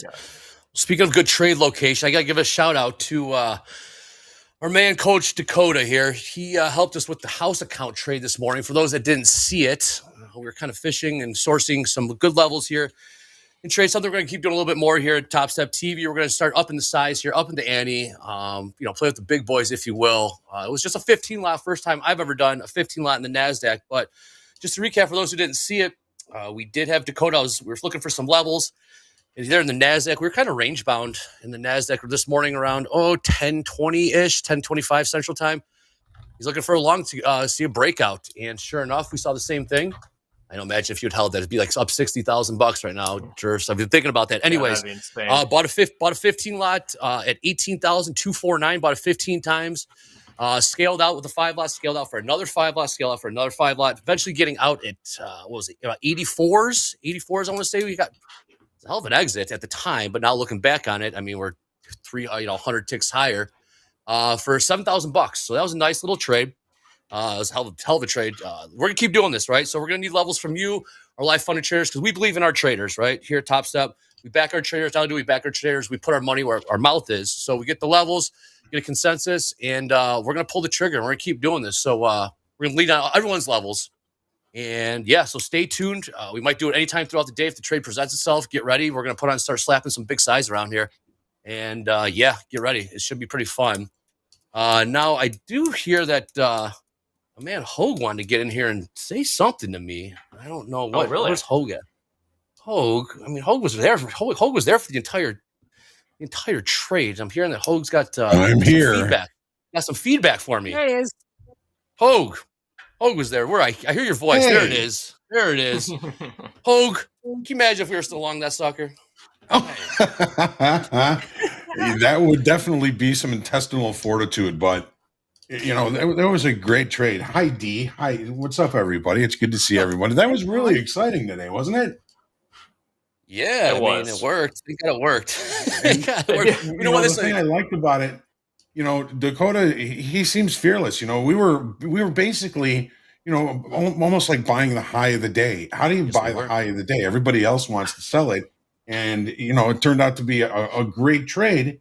I think we overmanaged it a little bit, even during the trade, Andre. I'm like, why are you peeling it off? Why are you peeling it off? We're going to risk 10. We better make 10. Yeah, you're definitely saying that. I guess we're going to risk 7 to make 7 in all reality. I'm not going to lie. We took like 0 heat on the damn trade. You didn't stick to the plan. You didn't stick to the plan. Yeah, it's didn't hard stick to to the do. plan. I'm not going to lie. The plan was we were kind of freestyling it a little bit on that plan. It's a trade. Everyone's got a game plan until you get punched in the face. And once the bullets are live, it's kind of right. We're letting it rip here. But yes, moving forward, we'll be able to manage it better, move some stops up, perhaps. I mean, we had to get in. Andre, you did a great job. That was the first time you traded the house account. It was a nice profit. It was wonderful and great job by Dakota finding that level for us. Oh yeah, it was. It wasn't me. Yes, it was a team trade. Jack was in there. Eddie was in there. You guys were in there. I mean, yeah. I think Anne-Marie even got in on the trade. So that was really cool. That was really, really cool. We're looking for us to do more of that. Yeah, Isaac Rivera, all our top traders, Deanna, we're gonna be leaning on you guys for levels, and we believe in you guys. And so, John, while you're we're gonna here, show, not only are we gonna fund your guys' trading accounts, we're also gonna execute trades on your behalf and show that why TopStep is the biggest dog in this space. And we're gonna start, move some size around and start flexing some muscles because that's what we do here at TopStep. So get ready. This is just the start. Michael's been throwing around some crazy numbers. I mean, he's talking about triple-digit size trades here towards the end of the year. So let's work our way. Let's see where the sucker goes. This is going to be fun. Yep. So, While you're here, do you see the ledge in ES on the profile? 52.41.5. Just wanted to double check that with you. Oh yeah. What'd you reckon? 52. Are you talking about volume profile? Talking about market profile. Ooh, look, I like this talk. Here we go. 241. There's an anomaly right there at 41.75. Yep. And that's probably going to get revisited. Yeah. What's the level again? Say again, please. 52.41.75. Yeah. Yep. 41. There's a nice volume. We're talking ES. We're talking ES. Yeah. Yeah. A nice volume spike down there as well. 52.40 even. Lot traded there. 11,000 contracts traded there. And it, we know it didn't spend a lot of time there, right? Yep. Yeah. So if you want, I mean, you can see it on my charts if you want. So what Dalton calls an anomaly is when we get one single TPO sticking out just like this. There's just a one tick layover between like price ranges, price overlap, one tick overlap leaves what he calls an anomaly. It's just an eyesore, and the markets being very visual, they have a tendency to go back and revisit those levels. I've been kind of watching the NASDAQ up here around that weekly kickoff high of 18,500. Can you share your charts? Pretty good short. Yeah. Pretty good. Oh, I'm sorry. I just popped back in here. I didn't share the charts. My apologies. I'm stuck on my YM charts. I'm trying to see if I can work some YM longs here. If I'm not on mute, I'm not sharing my charts. All right, taking a look here at the old tilt. We got 72% short here in ES. Maybe some top pickers. We know what happens when these top pickers come in these uptrending markets. They could fuel the rallies more to the upside. We do have a level that we're keeping an eye on, 52.41.75 in the ES. It's been a wild day today, folks. There has definitely been some opportunity. So, John, what are we looking at now there? We got you, Hope. Okay. Now we got the charts now. Again, my apologies. So, the market opened, left the opening range. We had an opening range trade that was pretty good. We took us down to our weekly kickoff low. I missed my entry there.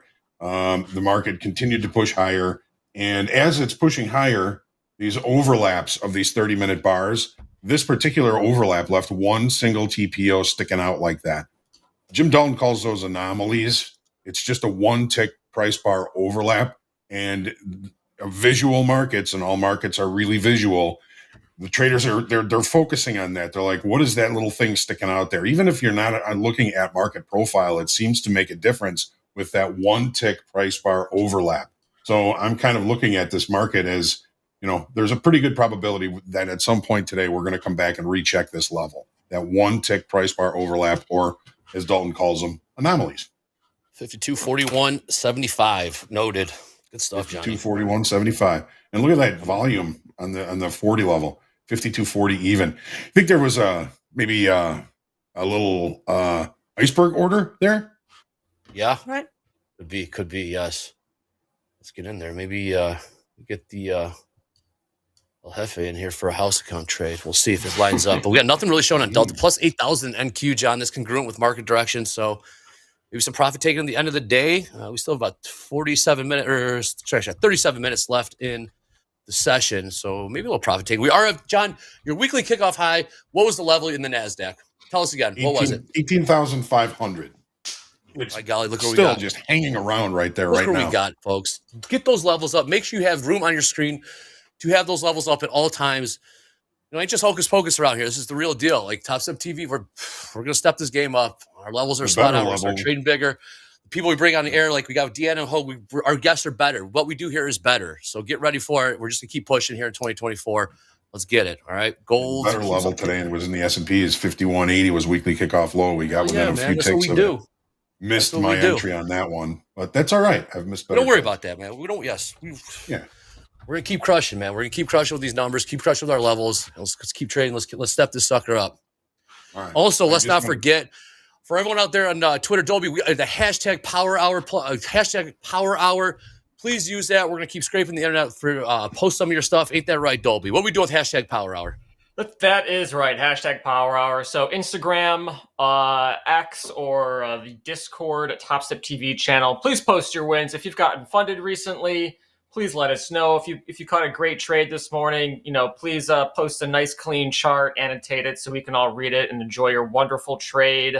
If you have any funny memes of Andre, Jack, or myself, we'll probably throw those in there too. But we just want to get connected with the community that is around the world. I think I did do some perusing yesterday and saw some people across the seas hashtagging Power Hour who are watching Topstep TV, which is super cool. So we don't get to see where everyone is from. So if you give us the hashtag Power Hour, that would be awesome. Yes, sir. Yes, sir. Hashtag Power Hour. Please get it in there. Maybe we'll check it here in about 20 minutes or so, see what's popping up there. Yeah, Freddie, hey, let's go. Hell yeah, let's go. All right, guys.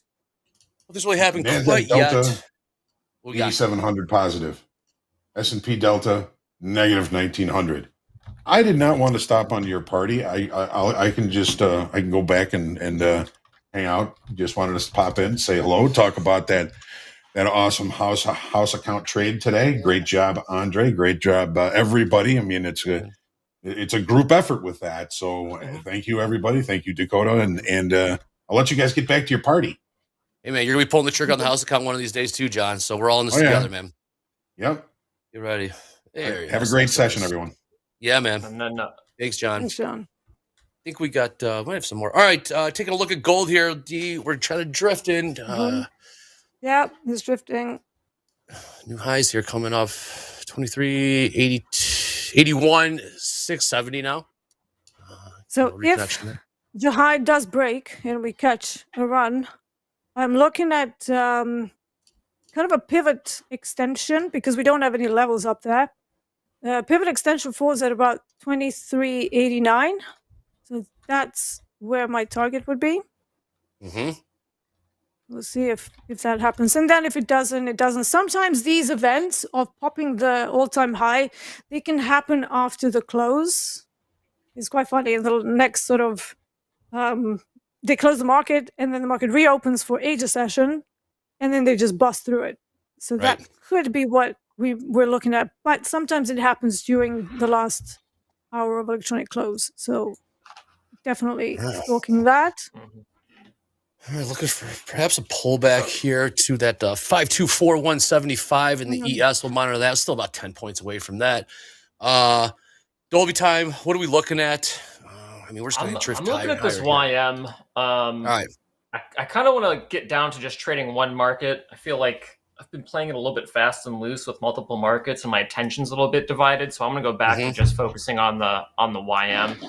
We have a really, really nice 15-minute range in the YM. It's even tighter on the 5-minute. It's just kind of trying to figure out if it wants to hang out up here or head lower, probably back to middle of range. Something I did notice is that we are making a series of lower highs, which is not great. If you were here for fast markets, we made a series of higher lows and then broke out. So now with a series of lower highs, are we going to break down? So that's kind of what is preventing me from hopping into longs down here at the top of range. It just does not seem like buyers are super interested in paying higher and higher prices between 38,800 and 38,874. So doesn't mean it won't break out to the upside. It's just, I think, a little bit less likely as there's some downward pressure in the YM. Gotcha, I wouldn't mind working some shorts, to be honest, if we can get back up there. I remember him. Remember this guy. I remember this guy. Yeah. I remember you. Texas. See when you get you in here. All right. In the meantime, we're going to keep an eye on these markets. We got about 32 minutes left in this session. We'll let you know those MOC imbalances do come out. And we got Eddie with his eagle eyes watching that as it comes out. Gold, Deanna, here we go. Gold, new highs. I mean, crude oil popping. And here we go. Asset prices or commodities are rising here. Taking a look at the 10-year yield, just for reference. Boy, 4.56. 4.56, up 20 basis points this week. So, do you see that crude oil is up 50 cents after the 1:30 p.m. close? Pumping hard, pumping real hard right now. 60 cents? That's unusual. Typically, looking for news CL here. does not hit that You know much what? movement. I looked at crude oil earlier today, and it was already like 3 hours into the session, and it just sat at about like 100 ticks. So to me, this is still really slow. It's not. Yeah. It's just not really moving. So yeah, after I saw that, I was like, no. Yeah, very strange. I got chewed up in a crude oil trade today. I think it's the geopolitical risks. You know, they're definitely keeping it Yeah. locked down on an intraday level. So it's not, it's not good until we climb back up to about 180, 200, 220 ticks per session. Mm-hmm. You know, I don't really want to get stuck in the pain that is crude oil at the moment. It's just momentum is just so lackluster. It's very difficult. Like you'd be sat in a trade for like an hour, 2 hours. It's like, come on, really? Like do something. Anything for MOC? It is 2:30 now. This Eddie on it. 15-minute range in the YM is really, really tempting me. Tempting you. All right, what are we thinking here? Dolby time. Damn, Well, you know what I'm crude thinking is just about. pumping here. Okay. Yeah, really, really strange. You know, Something's kind of. up. It goes. It's kind of tying back to what happened earlier today about how to address fear when you're in trading. It's like, am I making decisions because I'm scared of losing money, or am I making decisions because that is my setup and that's my system and you know that's what I should be doing? And you know, I think it's even with this setup here, it's like this is a great range, so I probably should be I want to take this trade because it is my setup, it is the consolidation. So am I not taking it because I'm scared of losing money? If that is the case, that's not great. That's not a great reason. Same for moving a stop to break even. Am I doing it because I'm scared of losing money? That's like, it's not a great reason to do things. Right. You know, I shouldn't have moved the stop. I should have just left it where it was and let the risk, you know, play out. So that's kind of where I'm at and I'm struggling with. It's like, I want to make sure I am taking all these trades that present themselves if they're a part of the system. I don't want to be scared to not take them because I don't. So what scares you? Let's analyze this a little bit. Yeah, What yeah. is it I that think it's scares just losing you? money. The amount of cash?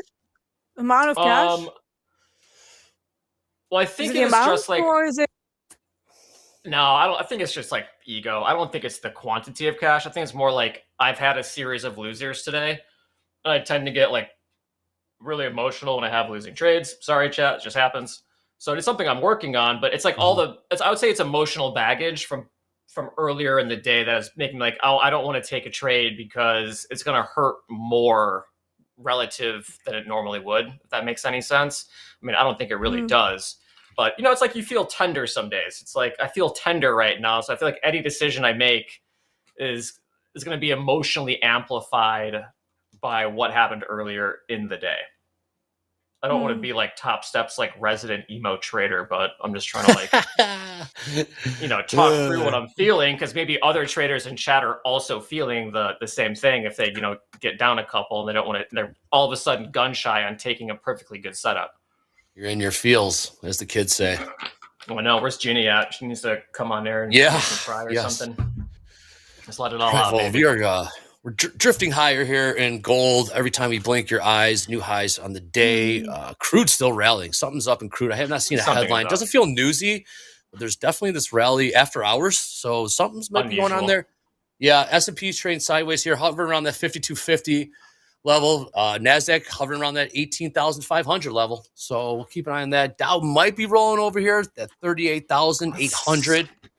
That's what I was saying. All those lower highs, man. So if you get down to the 1 minute chart on YM, not making higher highs. It's kind of just, your support becomes resistance at, what is this? 38,823. You know, kind of did the same thing at 38,855. And it's just kind of slowly bleeding over, putting more and more downward pressure on 38,803. So that's why I wouldn't be super interested in taking a long up here. I think it'd be kind of expensive, especially since we rejected off the previous daily range low. So that is a support become resistance area on a very, very large time frame. Doesn't mean buyers won't step in. I just think it's a little bit more dangerous or more expensive to take a long here. Okay, well, I do want to introduce someone that's been in our waiting room at the moment. Is having a hell of a trading day.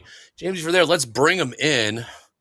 Hope he's ready. There he is, Mr. Nick T. What's happening, partner? How you doing? Well, you're on mute, my friend. You're on mute. I know. I was on power hour jitters. That'll happen. Power hour jitters. I wanted to make sure I didn't say anything stupid while I was in the green room there. Smart. But yeah, it's Smart. been What's up, it's been man? a good day. How's it going, man? How's it going? For someone that's fun employed, you're having one hell of a fun employment today. And tell us about your trading day. Tell us about your trades. Yeah, it's been it's been a wild day. Anytime we have a day like this that's basically trending up after the day we kind of had yesterday, a lot of single prints and things in the last few hours. I'm kind of personally baffled a little bit by this move. I mean, I made most of my money in the early part of the session and then gave a smidge back trying to short a recent high around 480s on the NASDAQ. So gave away about $1,000 of my $8,000. So I won't be touching my live account here this afternoon. I am currently short 503, which once again, I would not recommend anybody do, as we have single prints going in the opposite direction of this position, which typically is you're fading the trend, which is not recommended whatsoever. But I'm giving it a shot in some combine accounts that I'm building here. But most of my money was made on some longs early, shortly before the news release, and then shortly thereafter the PPI release. Nice. Awesome. One thing that's going in the favor of shorts is that we are building some structure on the profile now. So we have like 4 TPOs in a row. That can mean exhaustion of trends sometimes.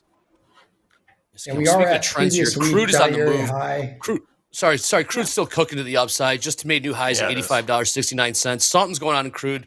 These moves are unusual at this time of day. Correct me if I'm wrong there, D or Dolby, but you don't typically see moves like this. Unusual. Absolutely. Yeah, unusual. You're 100% right. Very unusual. Yeah, it usually doesn't move at this time of day. I looked around. I tried to have a look at financial news. I don't really see anything too obvious. We do have, did we have some OPEC news today? So maybe that's, maybe that put a little bit of a movement in there. But I thought that was earlier in the day, so it doesn't quite match up with, they said something. So yeah, I definitely don't see anything. So I think it might be just a technical drift along with everything else that's going on, because ES does have a positive correlation with crude oil towards the end of the day. So now everything's just pumping up, and it looks like crude oil is maybe just trying to catch up to the correlation. So that would be maybe my guess. Thank you, Eddie. Eddie It says was nothing lagging over a the bit. wire. Everything was moving. Everything was like, screaming higher, and crude oil was just like, no, we're just hanging. We're not doing anything. So now maybe it's like, oh shit, everything else is moving. Hold on. So maybe it's that, kind of like a correlation pull that is having a bit of an effect. We got a Delta update. Delta update here, minus 2,400 in the ES. RP says somebody knows something. We thought of that yesterday too, and they were actually wrong, but we did get reports that I think Morgan Stanley may have gotten the number early. Who knows with the legitimacy about that? Nick T up $7,000 today on the live funded. What are you eligible to take a payout? And what threshold would you have to cross in order to take a payout?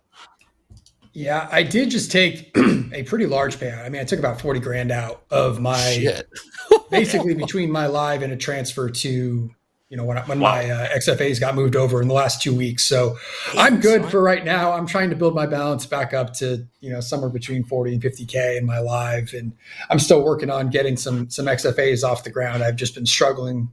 I think it's the hardest time to trade is when that balance goes back to zero and, you're a little looser of a trader with stops and then trading the NASDAQ and trading a little more size at times like I typically do. So sometimes when you are starting back from a zero balance and have a little less wiggle room at times to have a bad day before that account is virtually blown with the way I typically trade my strategy. So that's been tough. It always is kind of when you get XFAs moved over to your live account that then have to, restart some combines and then restart some XFAs to build that cushion back up. So as much as I love taking payouts, it does kind of put me in a weird position for the next few days or weeks as I try to kind of get back to where I was.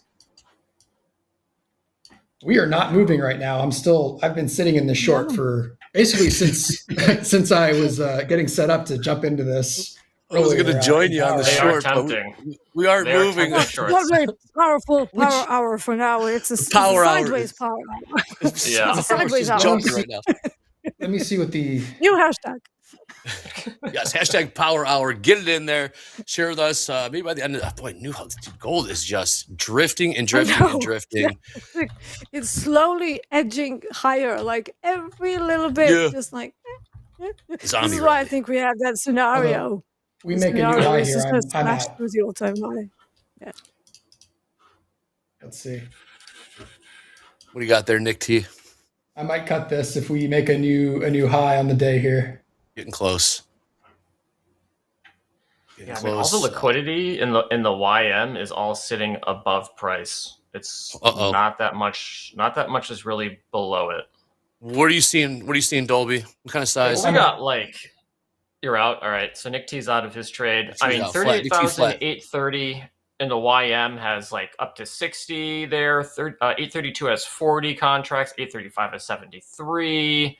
And then there's another 100 sitting at 38,900. But then if you look down the ladder below the offer, it's everything. Oh, we got a couple at 78.9 and then 79.1.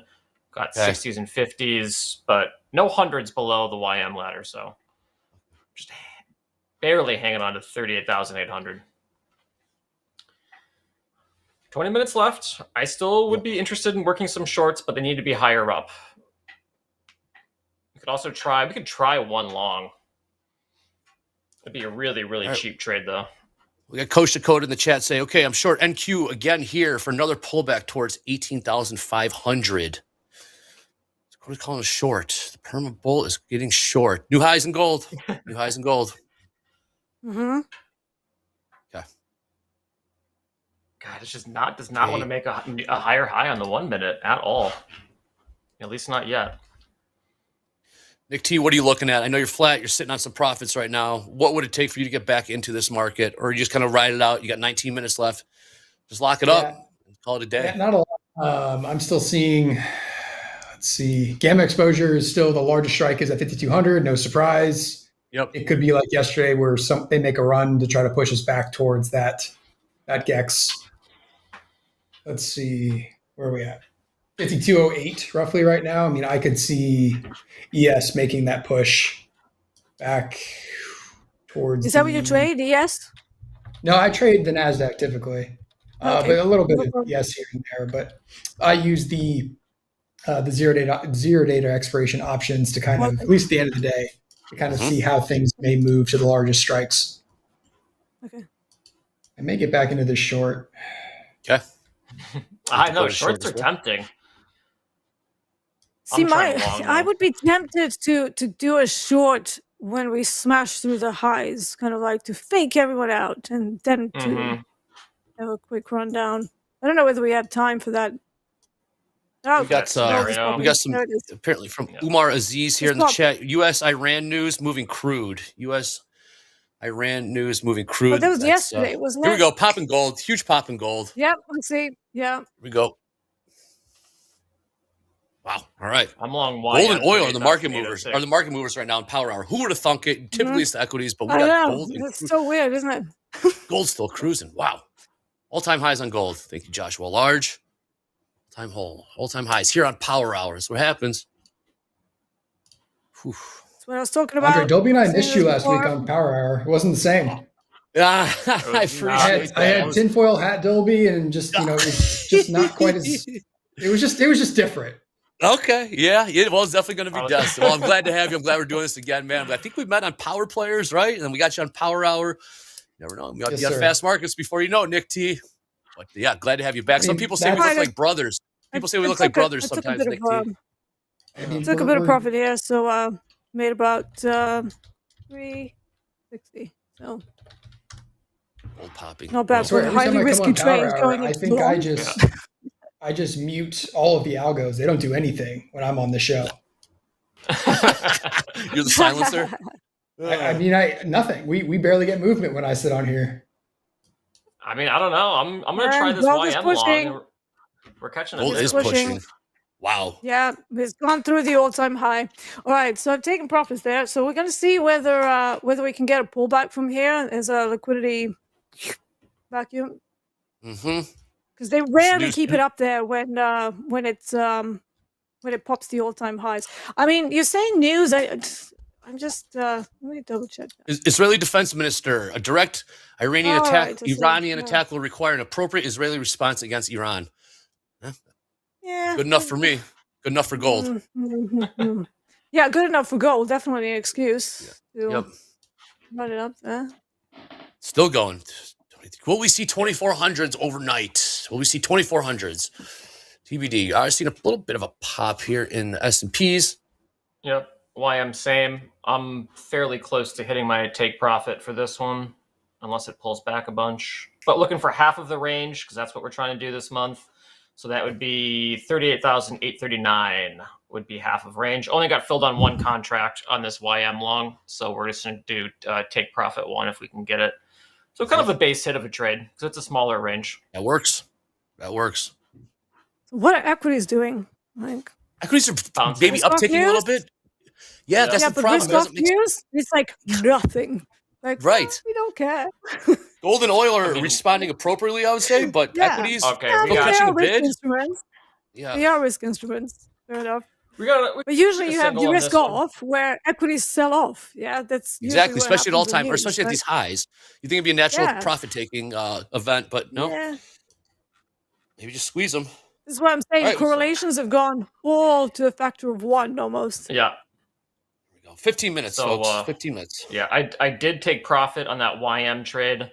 So I got long. This is my 100K account. So I have a 50, 100, and 150K account. I'm not going to have any more than that, so I'll just trade one of each.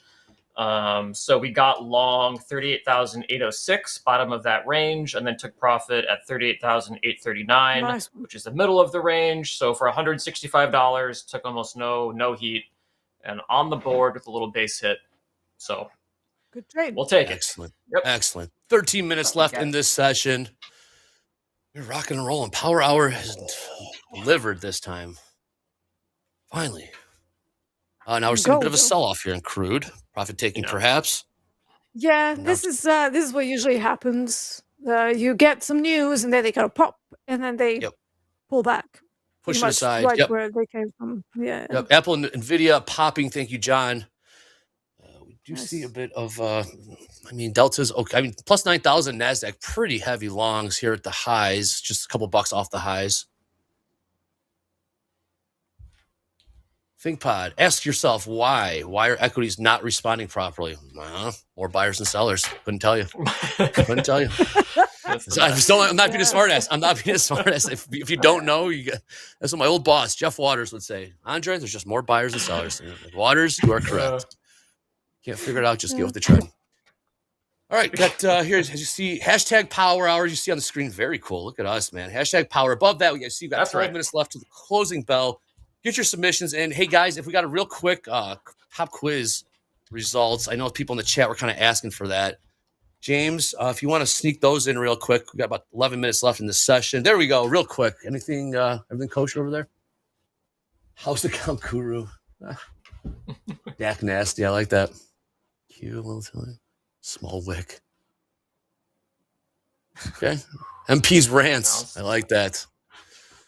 Everything's pretty kosher. All right, cool. Thank you. So check your email tomorrow for those resets. Man, did not really follow through with that one in the YM. We pretty much got perfect entry. Okay, nice.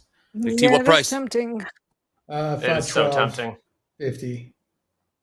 I'm sorry. I'm short of again? 10 lot for funsies here. Okay, from what price, Nick? 512.50. 512.50. Short 10 at 512 half. 512 half. Thank you. He's in the house. What rants? I'm talking about all your rants. Michael, I'm talking about your rants in the past. You haven't ranted in a while. You got the MP is in the chat. That's right. We missed busy an MP meetings rant. all week in Chicago. I love MP rants. They're awesome. They're very, very valid. They always have a good point. He ain't wrong. That's the scary thing. He ain't wrong. That's it. Yeah, exactly. TSTV it's misses scary. MP. He's just, yeah. So, I'm gonna all leave right, a pending guys. order in YM at 38,796 and see if it just stop runs it and pops back up again. 10 minutes. 10 minutes. We're gonna keep on I was taking hoping this to get out range of this trade. before MOC. Yeah, we're gonna have that liquidity injection here in 30 about seconds, yep 7 seconds. Hang on tight.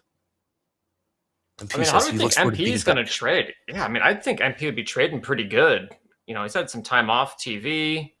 Should be nice and relaxed, seeing the market clearly. We are long 138,796. Here we go. We're due for another raise. Yeah, I mean, yeah. Some sellers. Here we go. Here we go. Just breached 18,500 in the NASDAQ. So 18,500 in NASDAQ pretty much correlates with 5250 in the S&Ps. Those kind of levels that we're kind of holding around, chopping around. And I'm out of that for $2,000. See, Two G's? Damn, Nick T. Wow. What's up, Eddie? Wow, what? People are All making right, money over there. we got the MOC in balance, 2.1 billion to the sell side. Okay. Wow, that's a lot. Now with 2.1. Dolby, There you that's go. good, There's your right? size. No, that's not good. I'm long. That's terrible. What would Tuckman see what say? happens. Tuckman say that's a big one, I right? don't know. That's a big one. Yeah, anything between 2 and 3 billion is considered sizable. Okay. Roger that. Yeah. Nice 2 G's there for Nick Yes. T. Of course, I Yeah, don't have welcome to the sellers. equities in my live. All right, so never mind. I wanted to get into that, but it's gone now. Let's see what happens around 52. 41. 41, right? Which is where the 41. anomaly is. Yeah. Yep, that's what. If you guys missed it earlier, D and Hoag had identified 5241.75 in the S&Ps. One more time, that's 5241.75. Let's target that. Yep. Yes, dropped and let's go. Great filibuster says. All right, I'm moving my stop up to just below that previous 1 minute low. I Let's say see if we can 5,200 back up within close. Let's range. see. Yep. 7 minutes, less than 8 minutes left in the session. Here we go. Dow turning over. Cut a little bit of a bid. We'll see. We'll see what happens though. It needs to get. It really needs to get back above 38,800 if this has a chance to like make bears really nervous. Are there any bears left after today? I mean, I don't know. Someone know. definitely got liquidated at some point. Yeah, There were some of those moves today where it's like, yeah, that was somebody getting pushed out of a position. The shorts got smoked, man. The shorts got smoked. I've been there. I've definitely been there. That's why I don't get short anymore. It's hard. It's hard to be short. Like this is why, like, it's hard with the Nasdaq is in particular. Like, I don't even bother to take anything short more than 20. You just did. Hold on, Nick T. You just did. You made 2 G's on it. Come on. I know, but that was 10 lots and that was 10 points. I don't hold shorts really more. If you ask anybody that I trade with, if I'm holding more than 20 points on a short, it's a scary thought to be short. Yes, it is. Yes, it is. It's just like it's I mean, yeah. Here we go. 7 minutes, less than.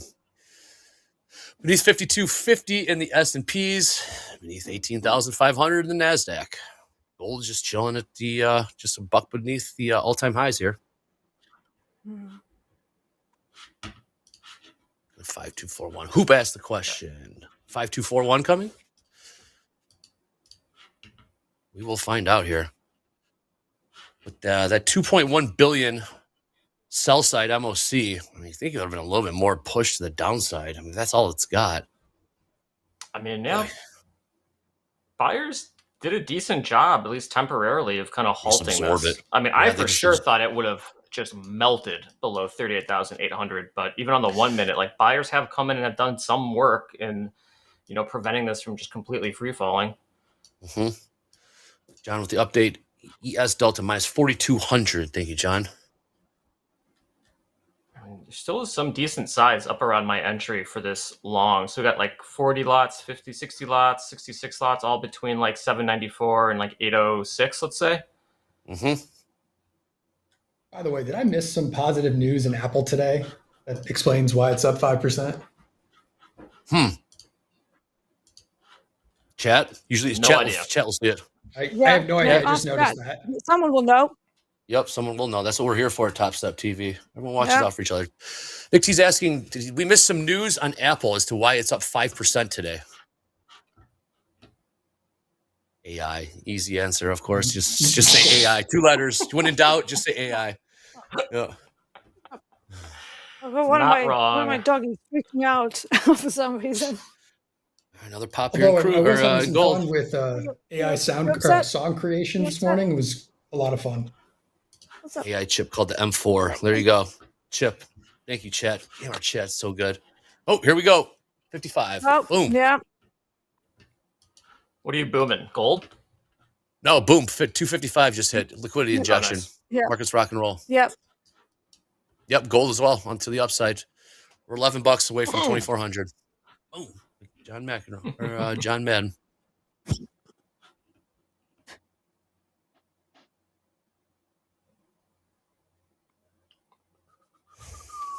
Gold's still cruising. Yeah, YM hanging in there a little bit. Doesn't feel great, but it's trying.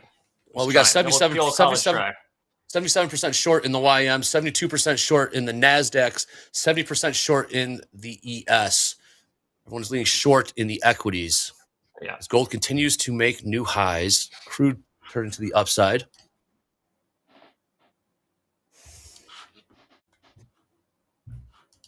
Yeah, kind of a no man's land with this trade too. I mean, our stop's like in a fair place, but the structure for the most part is kind of broken down for the setup we were looking for. Okay. It's not really firing either way, is it? No. Equities were not, the party was not in equities for power hour. The party was in gold and crude. Yeah. Maybe Dow a little bit. You don't see that often, I'll tell you You now. don't, D. You don't. This one's got me No. stumped a little bit. I'm a little bit stumped here. I'm not going to lie. I think the last time I saw this was a few weeks ago, and it was after the markets reopened, it popped. So I made about $1.5 grand on that.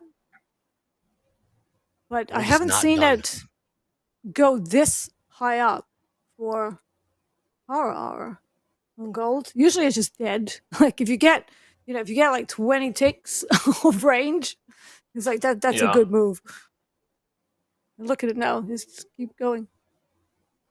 2390, 2391. Will we see it? I'm sure we'll. There it goes. 91s. Wow, gold. So everyone just watch gold if you're not trading. Yeah, Sit man. on your hands. Just watch the gold chart. Well, let's drag that over. Dow Yeah. selling off. Nasdaq kind of trying to turn over. S&P's trying to turn Yeah, over. I'm out. Okay. I'm down, what, $63? So kind of two scratches, basically. Yes, 52.45 close. Let's see. We got Nick T. I just want to see if we close. I love that shirt, by the way. Above. Love that shirt, Nick. Texas, man. You guys, man. You guys love that state. You guys love that shit so much. Well, I've abandoned my own state. I'm a California boy. That's born right. and You are bred, Cali. I've lived here for better part of a decade. So Oh, respect. So you're a Texan. Nice.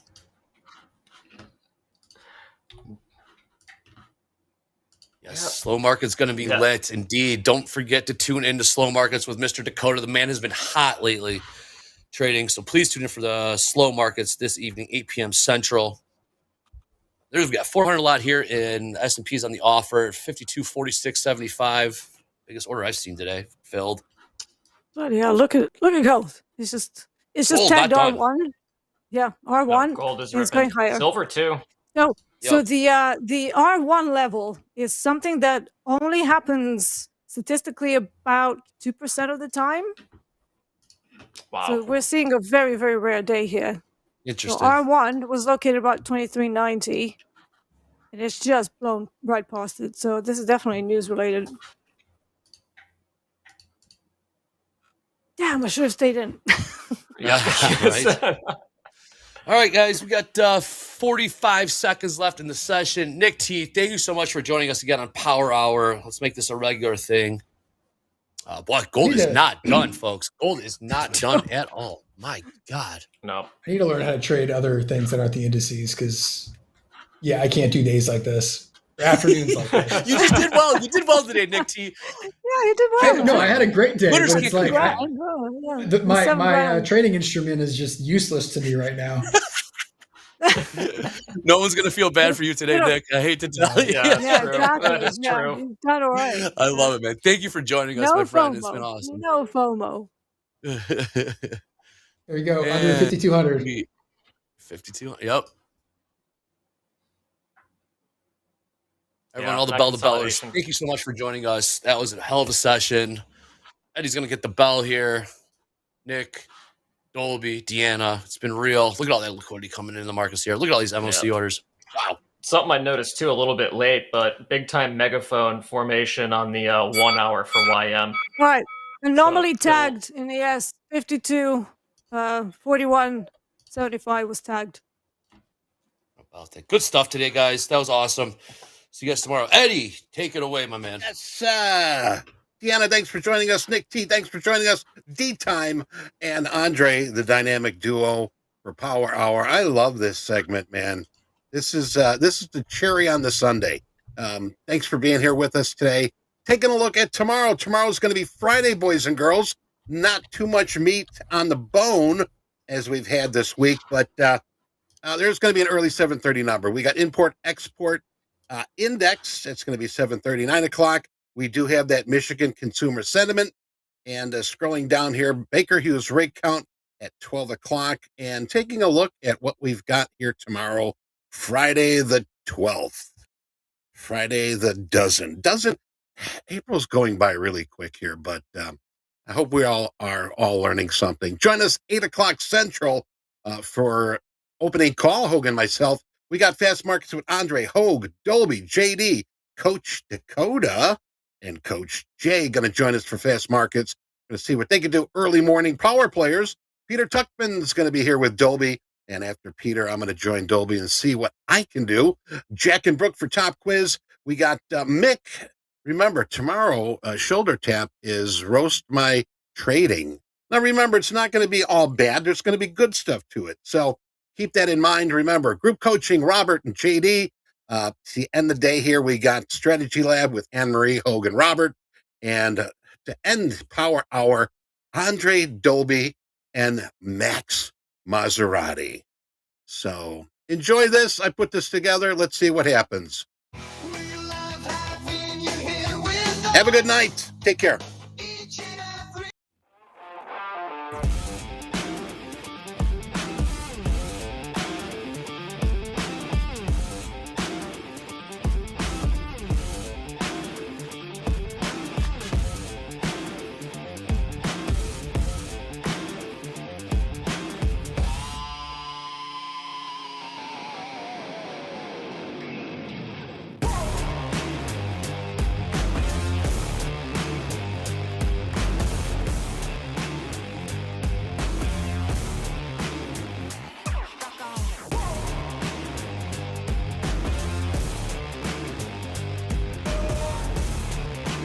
That's just the same. Hopefully you did learn at least one thing today.